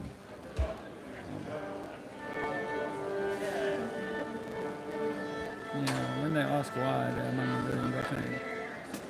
And the way I see it is like, I say, I've seen a murder here, and then they're like, oh, well, why would they do it? It's like, you're not willing to see that there's a murder. Earth is flat, not a spinning rock in space. La terra plana, la terra piatta. Earth is flat. Just trying to hit them with a few lingos there. Aarde is plat, Earth is flat. Earth is flat, not a spinning rock in space. NASA fake space travel. Make you believe that we've been to the moon, but of course we have not. Cheers. Earth is not a spinning rock in space. Rocks don't float. If you throw a rock in the air, what happens? It's going to come back down. Why? Because it is more dense than the air. No gravity required. Gravity is a religion. Gravity is a belief. Gravity is a belief. Earth is flat. Earth is flat. Earth is flat, not a spinning rock. There's only one sea level on Earth. Only one sea level. Every mountain is given a height above the mean sea level, because there is only one sea level on a flat Earth. Water must be contained, but water is always going to find level. The sea is level. From here to America, the sea is level. There is no curvature over the surface of water. Water cannot bend on its surface like this. A little convexity, yes, a little concavity, but no ball. You will never get a ball from water. A teardrop of a glober, yes, but no real ball of water. Water will always find level when at rest. Water must find level when at rest. Water will not form around the outside of a shape. We cannot live on a spinning rock. Earth is flat. Cheers, brother. Earth is flat. You cannot live on a spinning rock in space. The vacuum of space would kill us instantly. Earth is flat, not a spinning rock. God created an enclosed world. God created an enclosed world in which we are safe. Earth is flat. Earth is flat, not a spinning rock in space. Earth is flat. Water is always going to find level. Water will always find level. Earth is flat, my friends. Space travel has been faked since the 1950s to make you believe that we can travel to the moon. We cannot. Elon Musk is a deep state agent. We cannot go to Mars. Mars is a light in the sky. Mars is just a light in the sky. You cannot travel and land on a light. The football pitch is level. Just because the ball that they play with is round does not mean that the pitch must be round. Earth is flat. Earth is flat and unmoving. Einstein said you cannot prove the Earth to be spinning. And this is true. The sun is traveling over our heads, the stars are traveling over our heads, but the Earth is not moving. Thermodynamics demands that your drink stays closed, otherwise it will repressurize as soon as you open it. That's thermodynamics. We must be in an enclosed system. Earth is an enclosed system in which nothing can escape. No man, no rocket, no atmosphere. It's all enclosed. Hello. Take a flyer. Thank you very much. Have a nice day. It's a good life. Earth is flat, not a spinning rock in space. We cannot prove that we live on a spinning rock in space. We cannot prove we come from monkeys. Evolution is a lie designed to demean God and to demean you. We do not evolve from monkeys. We were created perfect by the Creator, as we are. We are the center of that creation, and the Earth is flat. The Earth is flat. That's all I can say about that. Water always finds level when at rest. Earth is flat. Science is a lot of pseudoscience and religious belief in gravity, relativity, and the theory that man could go into the vacuum of space. Not possible. Unproven. Unproven. Everything can be explained through density and buoyancy. You do not need the belief in gravity. Gravity is a religious belief designed to trap your mind into this Big Bang idea that we came from monkeys. Ma'am, some information? A flyer? Something to read? Thank you so much. You may not have seen my little diagram I did here. Missed the train? Earth is flat, not a spinning globe. Canterbury, we have been lied to for the last 2 centuries about where we live. The globe was invented by the Vatican, and the Vatican is the author of the Big Bang. Did you know that? The Big Bang was invented by a Catholic priest. The Big Bang theory, the gravity theory, the relativity theory. God created a perfect earth. The ancient cultures knew that it was enclosed. There were 7 heavens, and we are living on the earth plane in the center. Some information for you, ma'am. Have a nice day. A nibble there. Earth is flat, not a spinning globe. Ma'am, some information. Earth is flat, just like water is level. Earth is flat, not a spinning rock in space. You cannot live on a spinning rock in space. NASA is a deceptive element, arm of the military, and they work together with Disney to create images in your mind of people traveling to space. This could not be further from the truth. We cannot leave our Goldilocks zone habitat here on Earth, where water is always going to find its rest level. Some information, ma'am? No, I think it's round. You think it's round? Like a frisbee? You can't walk underneath a ball. South Africa, you would fall off the side of the globe if you really lived on the side of a ball.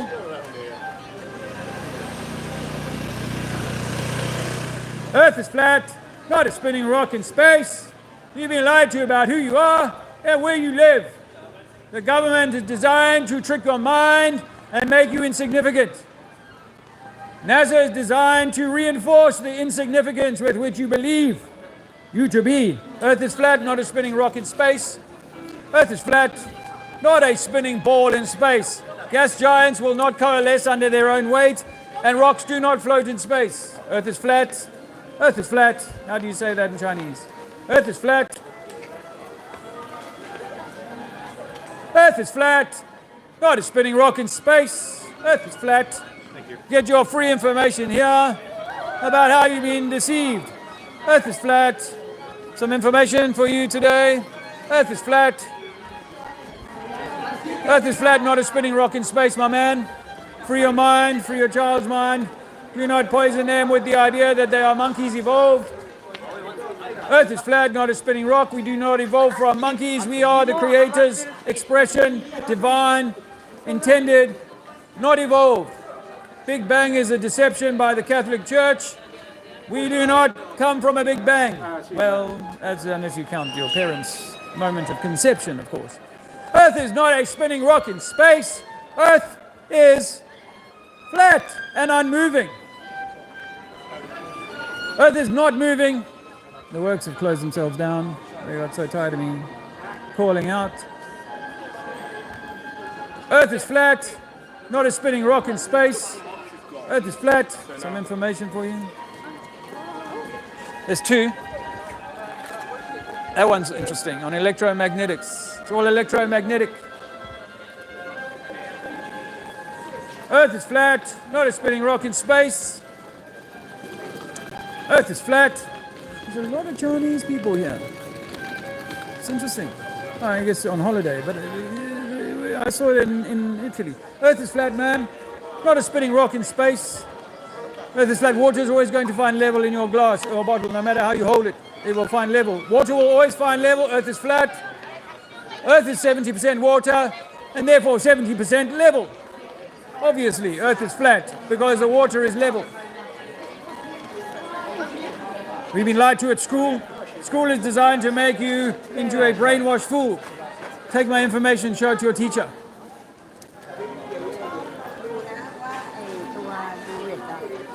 No. Earth is flat, not a spinning rock in space. Earth is flat. La terra plana. La terra piatta. Earth is flat.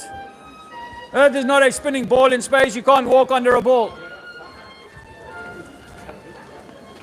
Earth is flat, not a spinning rock. Might have got them with the Italian there. Earth is flat, not a spinning ball in space. That kind of science is made up theoretical religious belief in gravity, relativity, and Big Bangery. Earth is flat, not a spinning rock in space. Yes, he's really talking about it. Earth is flat, guys, not a spinning rock in space. Water's always going to fly level. Just because the football is round doesn't mean the pitch must be round. Earth is not moving. Einstein admitted you can't prove that Earth is moving. Einstein admitted you cannot prove Earth to be moving. Earth is not moving. It's the lights that are moving in the sky. And the water is level all around us. Earth is flat. Earth is flat, not a spinning rock in space. Some information, don't believe what they teach you in school. It's all designed to make you a fool. Earth is flat, water will always find level. Water when at rest will be level and parallel to the next body of water at rest. So simple. Earth is flat, not a spinning rock in space. Earth is flat. We believe you. I think the Earth's flat. Awesome. You actually look like someone I met recently who also said exactly the same thing. Yeah. Well, there we go. Yeah. Are you students here or? No, we live down in like near Dover. Oh, okay. Yeah. Just come for the day? Yeah. Having some food. See this cathedral? It's like 800 years, and it's not right here. It's just we've been to see it. Yeah, behind us. Yeah, the Canterbury Cathedral. It's like 800 years old. Eh? Yeah. And when we look at it, it's like the most incredible building. The ceiling is so high, and they tell us it was built by people with horse and cart. Really. They had no scaffolding at that time. They had no big machines and stuff. And yet today, when we try and repair the roof, it takes like 10 years, scaffolding up there, big machines, cranes and stuff like that. So how does that work out? That simple people who can barely feed themselves, live in tiny little mud houses, go and build something like that. I know. So I believe that our whole history of how we came to be here and who built that has been hidden. There's a whole body of research that is fascinating called Mud Flood and Tartaria. I believe you. Yeah, I You've know. looked into a bit of like, that. like these here. Exactly, sister. I was pointing that out. I'm on a live stream right now. I was pointing that out, and I've been doing this for 8 years, where I go around everything up, and they lie about everything. I've seen all the videos about it. It's crazy. I was in a building in Gosport, which was the biggest brick building in the mid-1700s in Europe. Yeah. The biggest brick building. It is massive today. Yeah. And then there's a basement that is the size of the whole footprint of the building. And so I'm down there looking, because they were doing some building works. I'm down there having a look. I'm like, wait, there's a window arch at the bottom of the basement. So I said to the staff there, what's the deal with that? They said, oh, there's 2 more floors below that. And each wing of this building is 300 meters long. It is absolutely monstrous. To believe that was built underground rather than, it's been covered by mud. Yeah. So that's what we think. And actually, if you go back 1 or 2 epochs, that people were much bigger. That there were giants. I've seen this. Who we would consider to be giants. Yeah. I've seen all the things that, like the mountains that are covered up and all the big pyramids. Yeah, there's pyramids, yeah. I mean, it could even be even greater than that some of the mountains we see were something living at one point, either a tree or an animal that has fallen and it now is what we would consider to be a mountain. I know, it's mad. Well, it's lovely to meet you. We've got to get to our dinner. Tell me before you go, how long you've known that the Earth is not a spinning ball in space? I don't know exactly. I'm still thinking about it. You're working through that, okay. Well, I've got on there is an app which is really, really useful, and you should find that to be like really beneficial for your own research. Thank you. We'll have a look. Nice to meet you. All the best. Hell, Earth is flat, not a spinning rock in space. We've been lied to about where we live. That's a bit of a high note there. Earth is flat, not a spinning rock in space. I would like to give those young ladies an electromagnetic fly. I didn't have any on me at the time. Because I think they would resonate with that.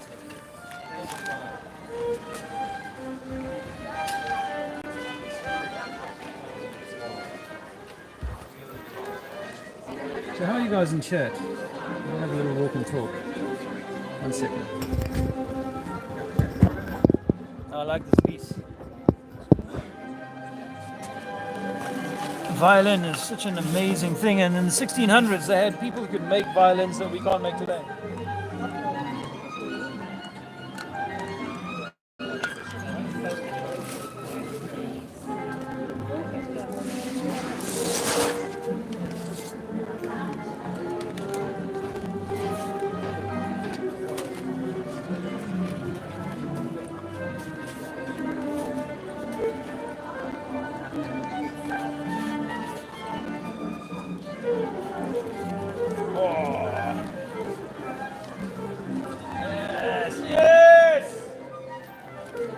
I love that piece. Sure.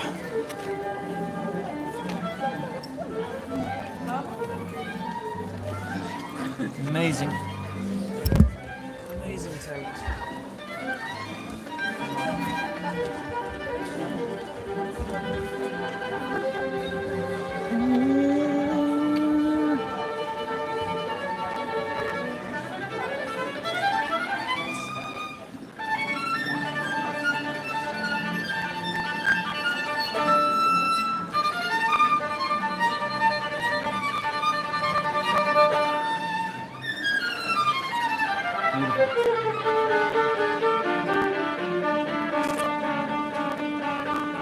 I've got a few coins in my bag. Not many.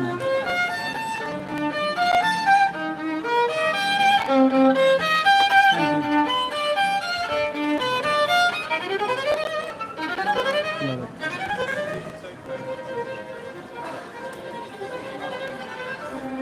Hi. Would you mind if I bum the smoke off you? Yeah, of course, man. Thank you. There's a little pouch with like rizzlers and filters.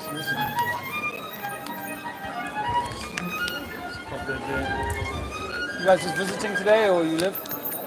Not far away, not Margate. Oh, okay. Where have I come from today? I can't even tell you where I've come from, but about 40 minutes away. Oh yeah. Came to visit. My daughter went to uni here, actually. Yeah. Some years ago. There's a couple of unis around there, aren't there? Yeah, the one up the hill. Yeah. Because there's Canterbury something and something. Anyway, it doesn't matter. It's got one of the highest proportions of students in any city in Europe. Yeah. Oh, this city, yeah. Out of a proportion of like residents of students, one of the highest proportions of students in any city in Europe. Yeah, and I think, well, certainly the season hasn't started yet, but September, I think, when they come back. Yeah. It's mad here. I mean, exciting and kind of interesting, but mad at the same time. Yeah. Any student town. Yeah. No, I like it a lot. I'll take a little piece of it. Oh, no problem. Off the end there. I really appreciate it. I came out with one pre-rolled and I was like, that'll do me, but I've been doing street activism today and it kind of gets exciting. And so then you're like, oh, I need something just to take the edge off. Take the edge off. No, I get I that. really appreciate you very kindly. You're more than welcome. Back there. Have a great Always. day. Can I give you a flyer before I go? Yeah.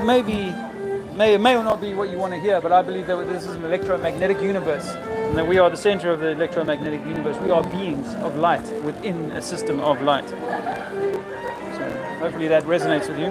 Not so much me, I can't lie to you. I'm a geospatial girly. Like, oh my gosh, you're not going to want to hear what I'm No, I know I'm not. I saw your t-shirt and we're going to disagree and that's okay. Yeah, That's fine and that's what makes the world spin. Yeah. Okay. Yeah, exactly. I tell you what I started chose for my me. words carefully. Very clever, yeah, that's clever. But what I'll tell you what did it for me was I was a believer in all of everything. I won't give you this right now because you may not want it, but I always believe in everything. And I was an atheist, by the way, at the age of 47, and then I took DMT. You know what that is? Yeah.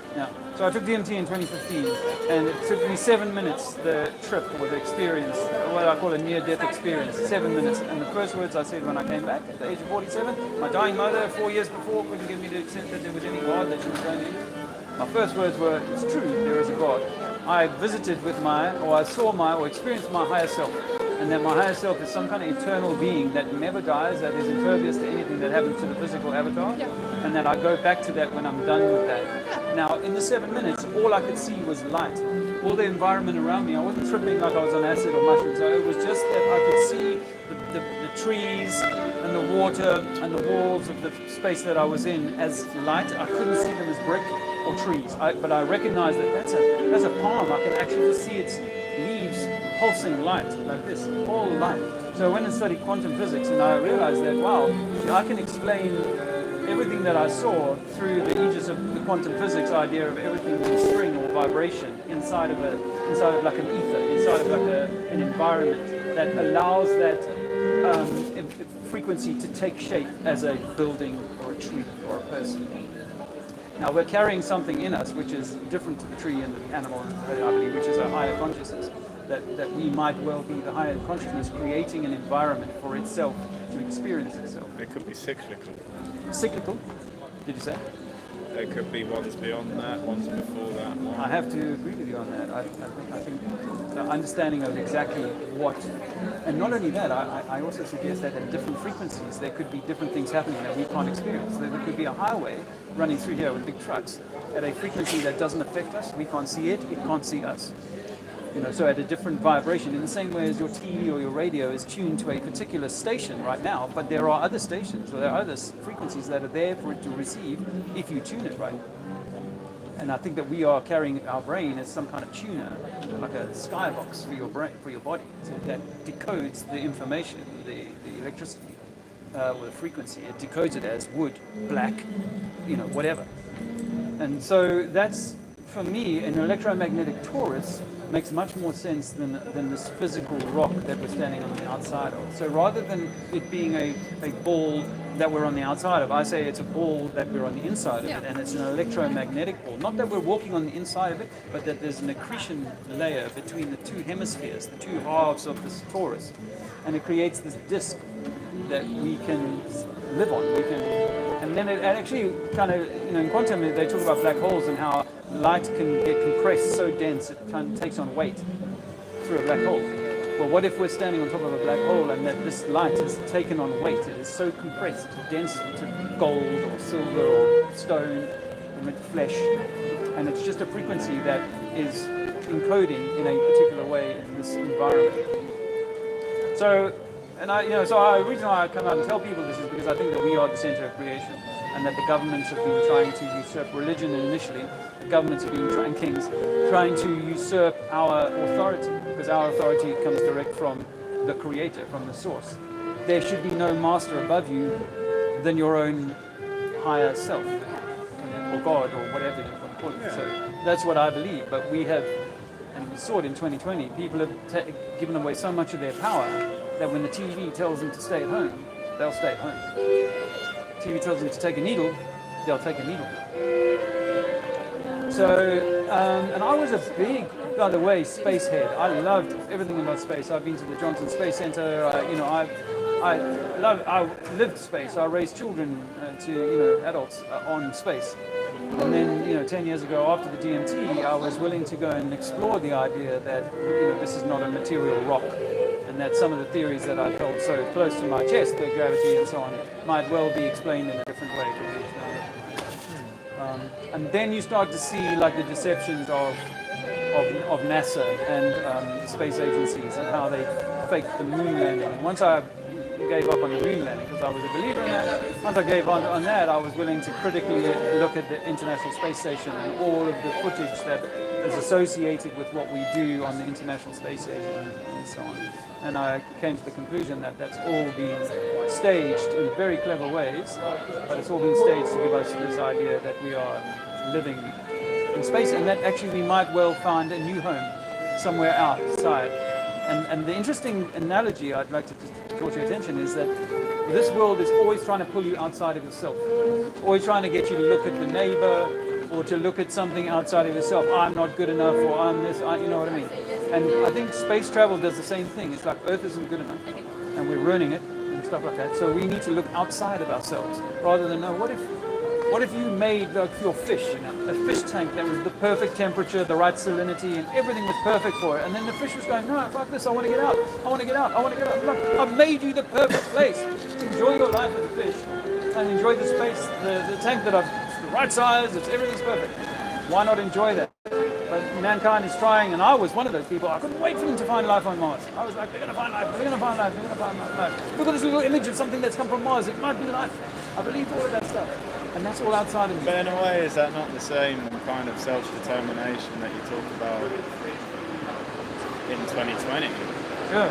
For instance, people did what they were told was the best environment for them, in the same way that fish is in the right environment.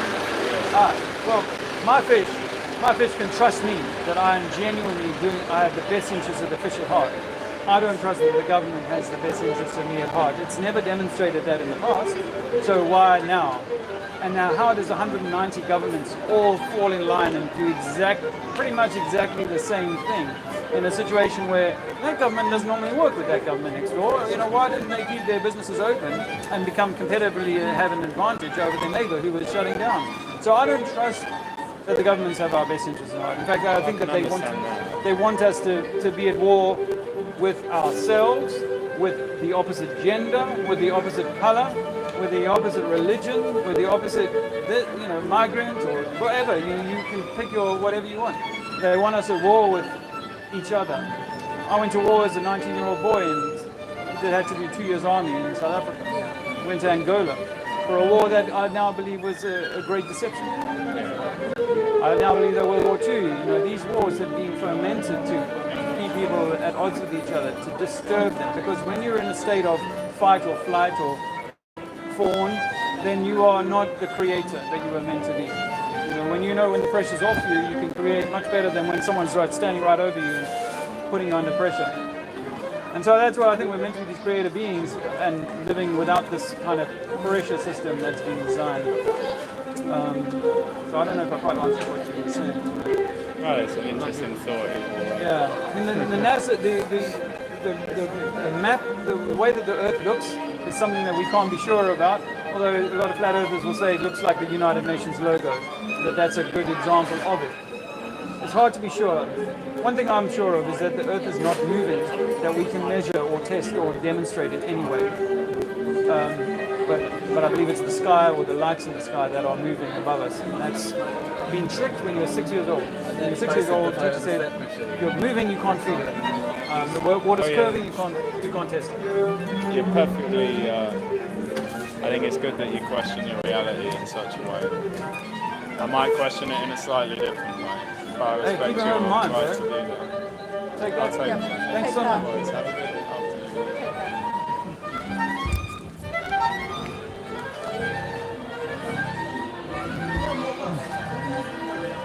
Thanks for staying with that.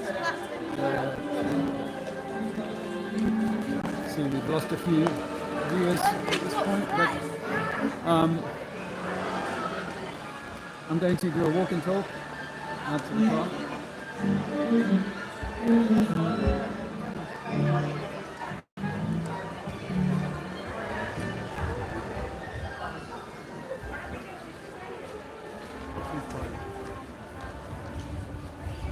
Go let's go, sweet. Yeah. Oh look, we're getting some Welsh, I think. Welshish. From Tampa. George Lemaitre, 1927, Jesuit priest credited with inventing the Big Bang.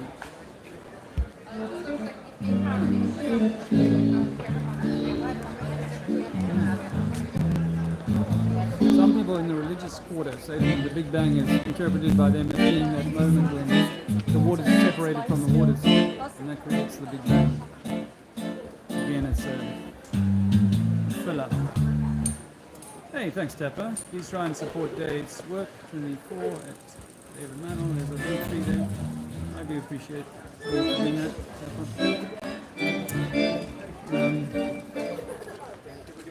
To me, what the rising earthers have done is test a theory for a practical demonstration, but then and that about as if it's a given fact. When they I don't even really question them too much about it, because I don't understand what they're. I know they've got this one experiment where they throw a bottle of liquid and gas in the air, and they get some kind of moment where it appears like this proves that things are rising all the time. I have no.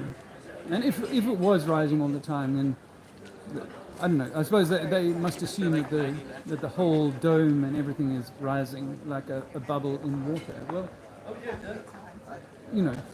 Well, does that explain up and down? I don't need that, and I don't know that I even need the electrostatics that people talk about. I don't think that. I think it's always an expression of, are you displacing more or less of a medium, determining how heavy you are or how much you float. And that's it. Is there an electrostatic force that you can demonstrate by rubbing a balloon on your head? Of course. On your hair and get it to stick to your hair or raise the forearm hairs up, yes. Yes, of course. I was thinking about taking a walk past the cathedral, but I don't know that that's necessary.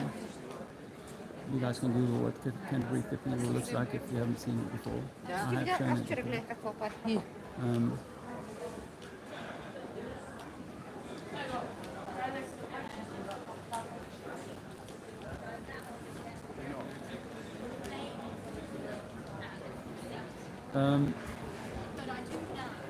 No, I don't know. I mean, look, I was never a supporter of the Dell channel. Just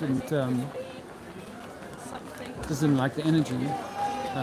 But you know, he has brought some interesting things to the party over time. But this idea of rising Earth is actually, like, Globers somehow have managed to grab a hold of this idea. I'll show you some mud flood on the way out of here. Globers have grabbed a hold of this idea and said, yes, this is what you guys believe. Really? What's the evidence of that? And I don't see it. Can you imagine that we were rising 9 meters per second? It couldn't be squared because by now the speed would be so great. But again, I guess the claim would be that we're not feeling it because of. But as the speed increased, wouldn't it mean like we'd need more strength to lift against it? It's I don't understand how they got that, you know, the necessity for that, for things to be rising all the time, where that came from. Oh, look here. You see this?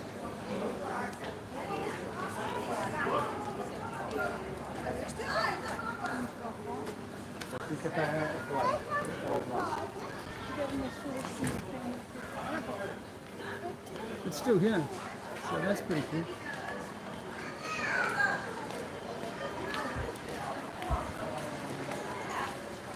I think I just heard a guy say la terra plana.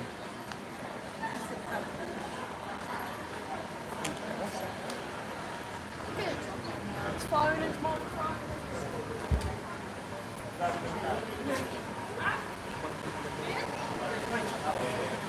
Never been. Miss Leslie. Never before have you watched any falling tornadoes. Isn't that interesting?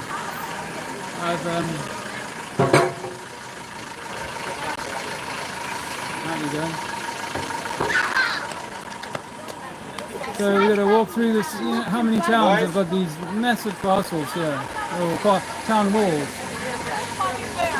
There was that theory going around, I don't know if you guys came across it, there was a time when there were giant animals. I think archaics may have reinvigorated that idea that there were giant creatures that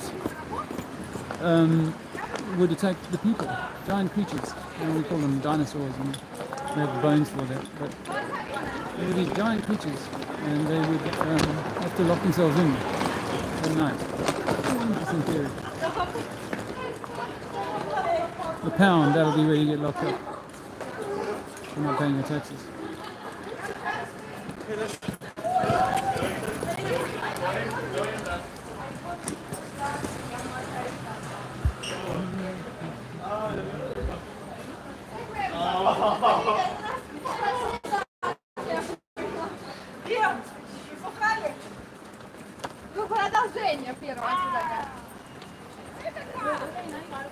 Good shit. そうなの？これが入ってた口でさ。だからね、ここでも。じゃあこれ使うスタンドしたらついてる。これ北海道。盗撮だよ。そう。そういう言いちゃありますよ。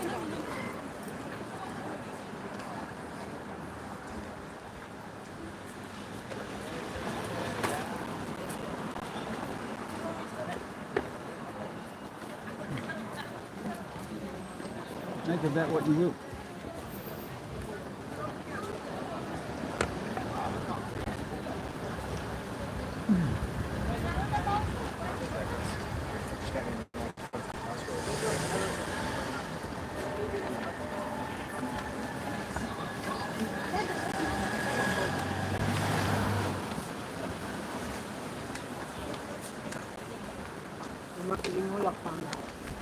There's some great mud flood evidences along here.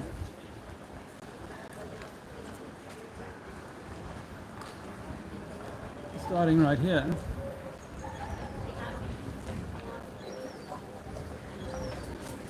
Oh, that's quite deep.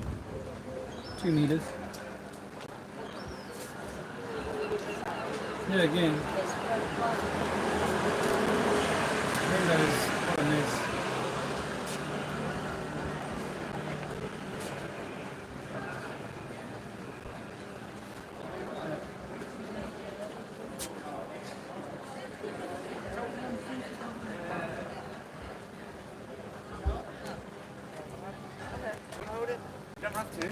We want to hold hands. Thanks for popping in. How you doing? Good, man. You know, the Flat Earth Society is like a government psyop, really, to make people believe that it's a pancake floating in space. But we don't believe in space, right? It depends on what you mean by space, because there's a few different ideas. Obviously, you've got the idea of space that NASA tells us about, but we all know that they edit their photos and stuff like that. They use artists' rendition, artists' depiction and stuff like that. When what they actually see is like a couple pixels on a screen. Yeah. Like, there's one white pixel, and then they do this like picture of like a planet eating, a sun eating another sun. Made of diamonds or something like that. I know. But so there's space between you and me, this is the space that we inhabit, and we can go up maybe 50 miles or 60 miles, and we can go down 8 miles or something like that. That's the only space that we can, it's like a Minecraft. You can only get so far up and so far down, and then you're off the board, as it were, out the game. And so we don't think that we can travel outside of like an enclosed system. No, we can't. There's a roof, and it contains us somehow. Like a firmament of sorts. Firmament, maybe, that's what the Bible and others talk about. In the Quran, for instance, I'm a Muslim, and we believe that you can't get to the first heaven, but the stars are basically, that's the wall. That's the partition between this realm and the next. So they talk about going to space, getting in a starship and going at speed of light to other star systems. I think that's a scientist's pipe dream.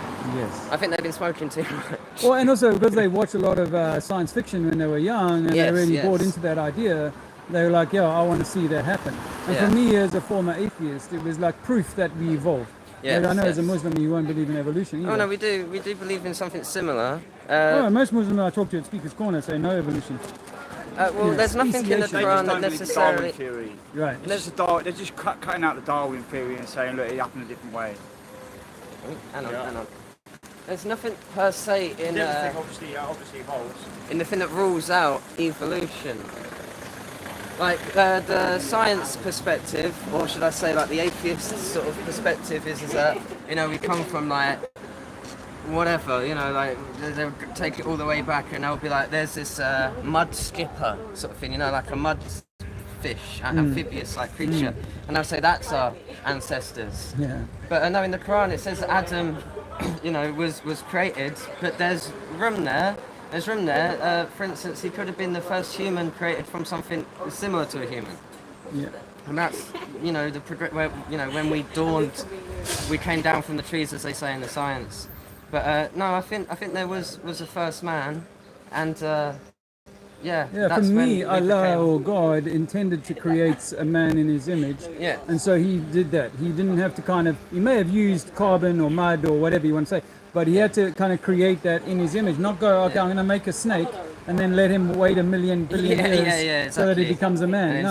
The intention was to create the first man, woman, or whatever, and then let them procreate, or create a whole garden of people and let them sort of come up. Because I'm also interested in how we've got Chinese-looking people, African-looking people, European-looking people. You can't get a European guy to kind of have black children or a black guy to have white children. It just doesn't work like that.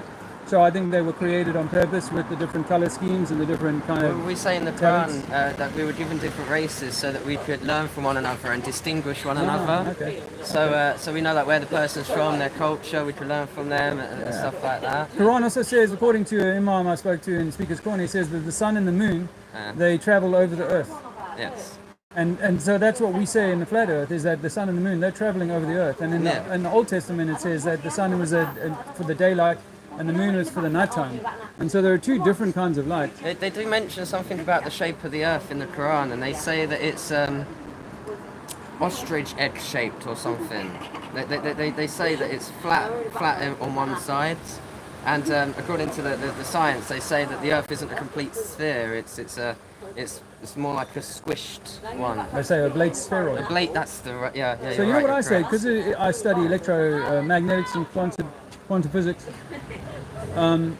That the Earth is round. That's for me. It could be an oblate spheroid, but it's an electromagnetic spheroid, and that in the center of that, where the seeds are of the apple, the middle, that's where we are, the core. They Is talk that the about continents are curvature the core. of space-time, and I thought about this when I was younger. I thought maybe the Earth is flat, but it's space that's curved. Right. You know, right. so it makes the illusion, like right. a fisheye camera, you know, the fisheye lenses, how it can make something flat look like a sphere. So I thought, what if, from the science perspective, everything appears to be what it is, but in the reality of God, you know, it is flat and it's just the space that's curved, or something. Well, I mean, if you created a bubble in water, because I think that we're above us is water. If you was on that surface of that bubble, it would appear flat. But obviously it's a sphere. Well, what if you were in the middle of the bubble? So you were just standing in the middle of the bubble. That's what I believe, is that our universe is like a great bubble, and it may be it may be a blade spheroid or whatever. But at the center there is this accretion.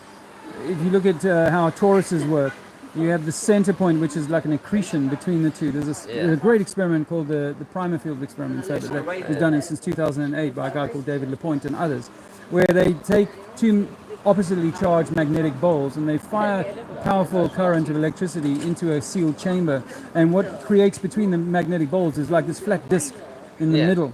So I believe that the chamber would be our whole universe, and we exist in this tiny accretion space which is between the two magnetic poles. That's what I think on that. But so this is my flyer on electromagnetism. Okay. If you'd like to take that, a little bit of reading for your own edification and your own sort of journey. But it doesn't like undermine Allah or anything like that. For me, it gives more honor to the Creator, because like this was designed on purpose rather than just happenstance and billions of years and all that sort of stuff. So I think it's about enslaving God's creation. That's what we believe Allah's the best of planners. Like for instance, with the Jesus story, we believe that God made it look that Jesus died, so that some would follow true guidance and some would go astray. So it could be the same with the Earth. The Earth could be flat, but it could appear to be round, so that it leads people astray who are like, I don't believe because of this, and they use like round Earth as their argument for not believing, or even the other way. I mean, the true shape could be beyond our comprehension. Because it's all light and electromagnetic, I believe that's true. We may not be able to comprehend God's creation, but we are, same as we may not be able to comprehend how our body works. Our body functions, by itself. It heals itself. That's such something I've never figured out. How does the body heal itself? And the Earth is the same. The Earth can heal itself. We are not a scourge on the Earth. In fact, we are designed to kind of enjoy this place. But the game controllers like to make us the guilty party. Always, you are the problem. We got to stop having children. You got to stop doing this. And we should have more children. God said go forth and multiply. Exactly. It's an act of worship to have children. So. And I think that the Earth has the capacity to feed us all if we allow it. Of course the Earth does. Of course the Earth does. Yes. Salam alaikum. Wa alaikum salam. All the best. Cheers. There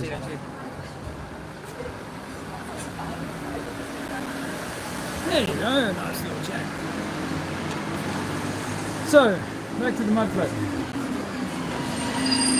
Did you hear that lady in the car shout that it's not that? I'm wearing this t-shirt, so I think maybe it was that, or they walked past me and they're still carrying a stink on. This guy says the Earth is flat. Anyway, I've left some chalk.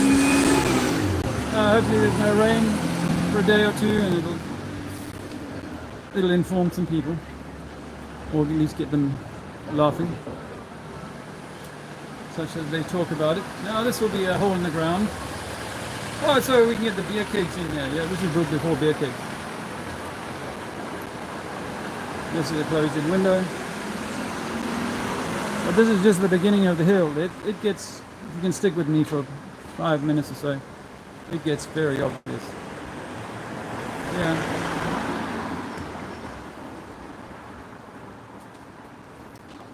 All of these places will have basements. Ramshackle, they look up here. You know, ramshackle that they look up here.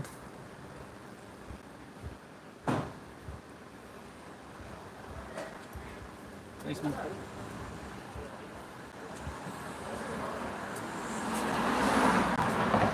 Window to downstairs. It's quite deep in there. All full in of dirt, which is what you'd expect from a hole in the ground. Now, this is interesting. You see how these level tracks just converge in the distance. That's what happens. And actually, if I'm standing on this track, you'll see the convergence more towards the left. Let me see, I might have this a little bit wrong way around. But because we're standing on the beach, and we're very low on the picture of the image of the clouds and the ship going away, we're at the very bottom of the picture, which is why the bottom of the picture disappears first. If we went up much higher, then the bottom of the picture would not disappear quite so quickly. Which is why we continue to see the ship when we go to elevation. Must be holiday season for the Japanese or Chinese, because I have not seen so many since I was in Italy in 2019. I couldn't believe the number of Chinese people that were holidaying there. And if you were watching us back in those days, you will remember, possibly I was talking about how much they were fascinated by Zizi. They would stop and take photos without even considering us. Oh, what's going on? Oh, look at this curly-haired boy.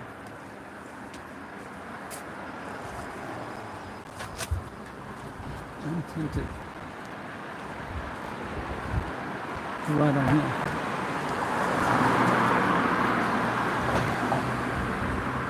Yeah.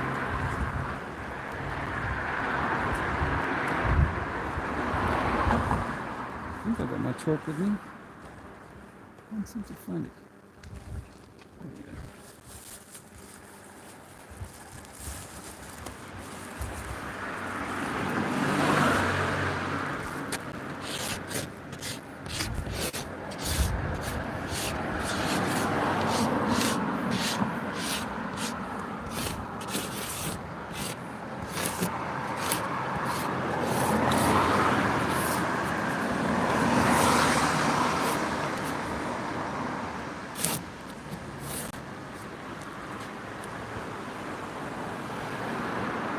Okay. What is though? Water is always going to find level. Water. No, but level. We can see the horizon, but we can see further when we go higher. Yeah? So that's really about perspective and angle of resolution. So the lower we are, the less far we can see. The lower we are, the less far we can see, which is why they'll put the crow's nest on the top of the ship, because that can see further. Correct. Yeah. If we're on a curve, not if it's flat. Well, that works on a flat. We've gone to the flattest place on Are you filming Earth. me? Yeah. Please don't. All right, I'll keep walking. Okay, good luck. Have a nice day. Sort of maths. What's the curvature formula? What's the curvature formula? The curvature formula, according to Pythagoras, for the globe. No formula, maths. So, yeah, we have more windows. Good luck. Thank you. Being polite, but a little bit angry. So we have more windows. These beams here, I think, are added by later people. Let's zoom back out. Did I see squirrel sniping?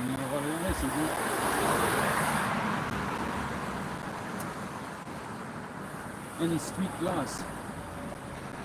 Do you mean, I'm not sure what you mean by that. The windows at the street level. I'm going to take you past this church and you will see buildings that are well in the mud. Well, those young ladies, students, or ladies, they were aware of the mud flood thing, which is nice. And again, I want to say thanks for anyone who's watched through, and particularly to those who've been able to send us a little gift, a little donation towards the running costs, buy me a coffee, etc. Refueling the old car. I'll be in Winchester next week, so I was thinking of going back there. Look out for that. Thank you. So look at those windows over there. Those windows over there. Yeah. So you gotta have these steps up in order to jump over. Here's a pub type probably going there now. Yes, that chap I was just talking to. Yeah. Thank you, 4Jacks, for the coffees. 4Jacks, you're been amazing with your support.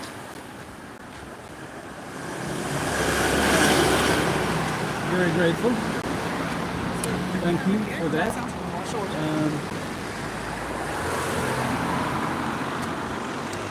Yeah, thank you for that, and to anyone else who's slipped something in the tin. It's very easy to do.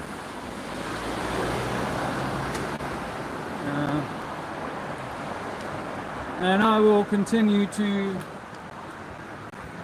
do this while I can, and you know, while it's viable. It has obviously been a monumental adventure, I shall say, coming along this journey. And as I said at the beginning of the stream, it's 4.5 years since I first walked down this street going, I'm in a real pickle, and I'm just going to go and do activism and see how it unfolds. And the next day, Andrew and I asked the subscribers of the old channel for some support, and we got sent 400, 500 pounds.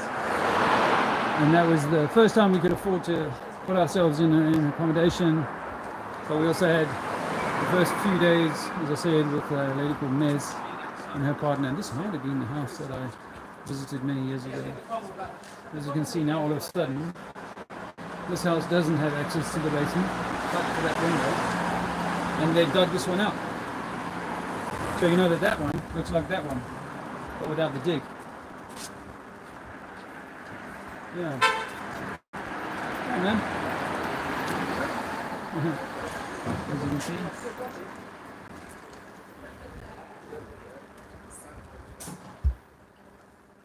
Hey, Andrew, love you guys. Always great work. Oh, thanks, 4Jacks. Yeah, appreciate it, man.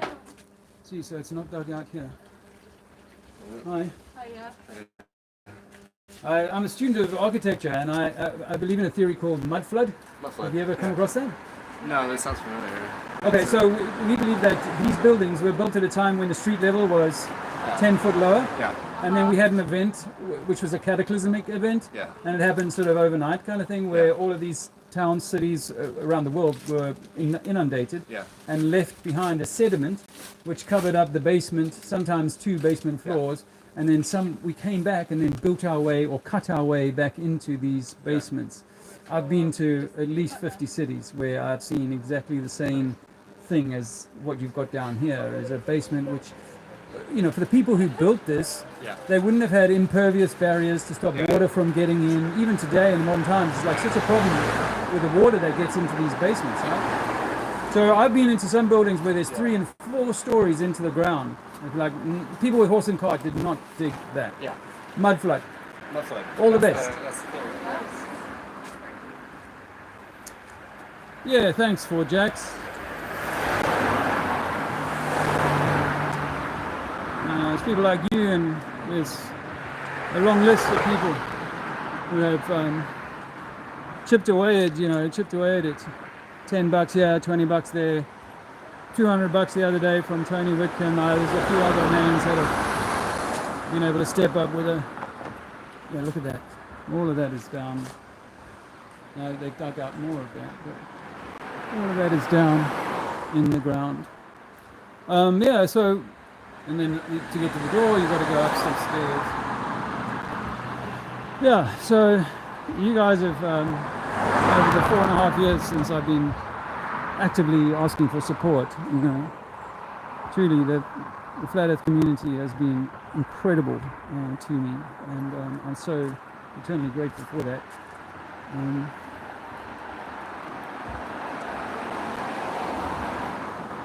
You know, eventually you'll get to a point where I'm doing work that is self-sufficient in a way that I'm not having to go cap in hand and humbly request.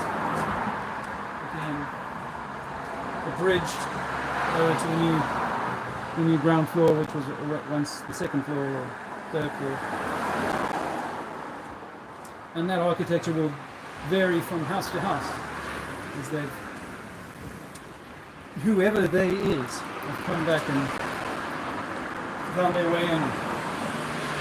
Yeah, thank you. That tinge. Sea lightning, 300 miles. Michael Smith will be.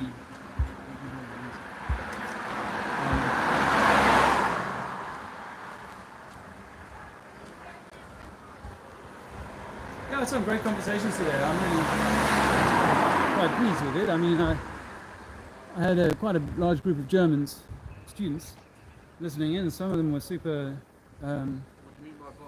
willing to listen, and so I'm grateful for that, and a few other good conversations that we had today. And of course, leaving the old chalk mark down, what's people talking about? And eventually someone will find their way past the gatekeepers. I don't even like to mention those anti-flat earth trolls names, but you know, some will find their way past the gatekeepers and liberate themselves. So there we are. Here we are. Guys, I'm going to say thank you so much for all your support and for being here today.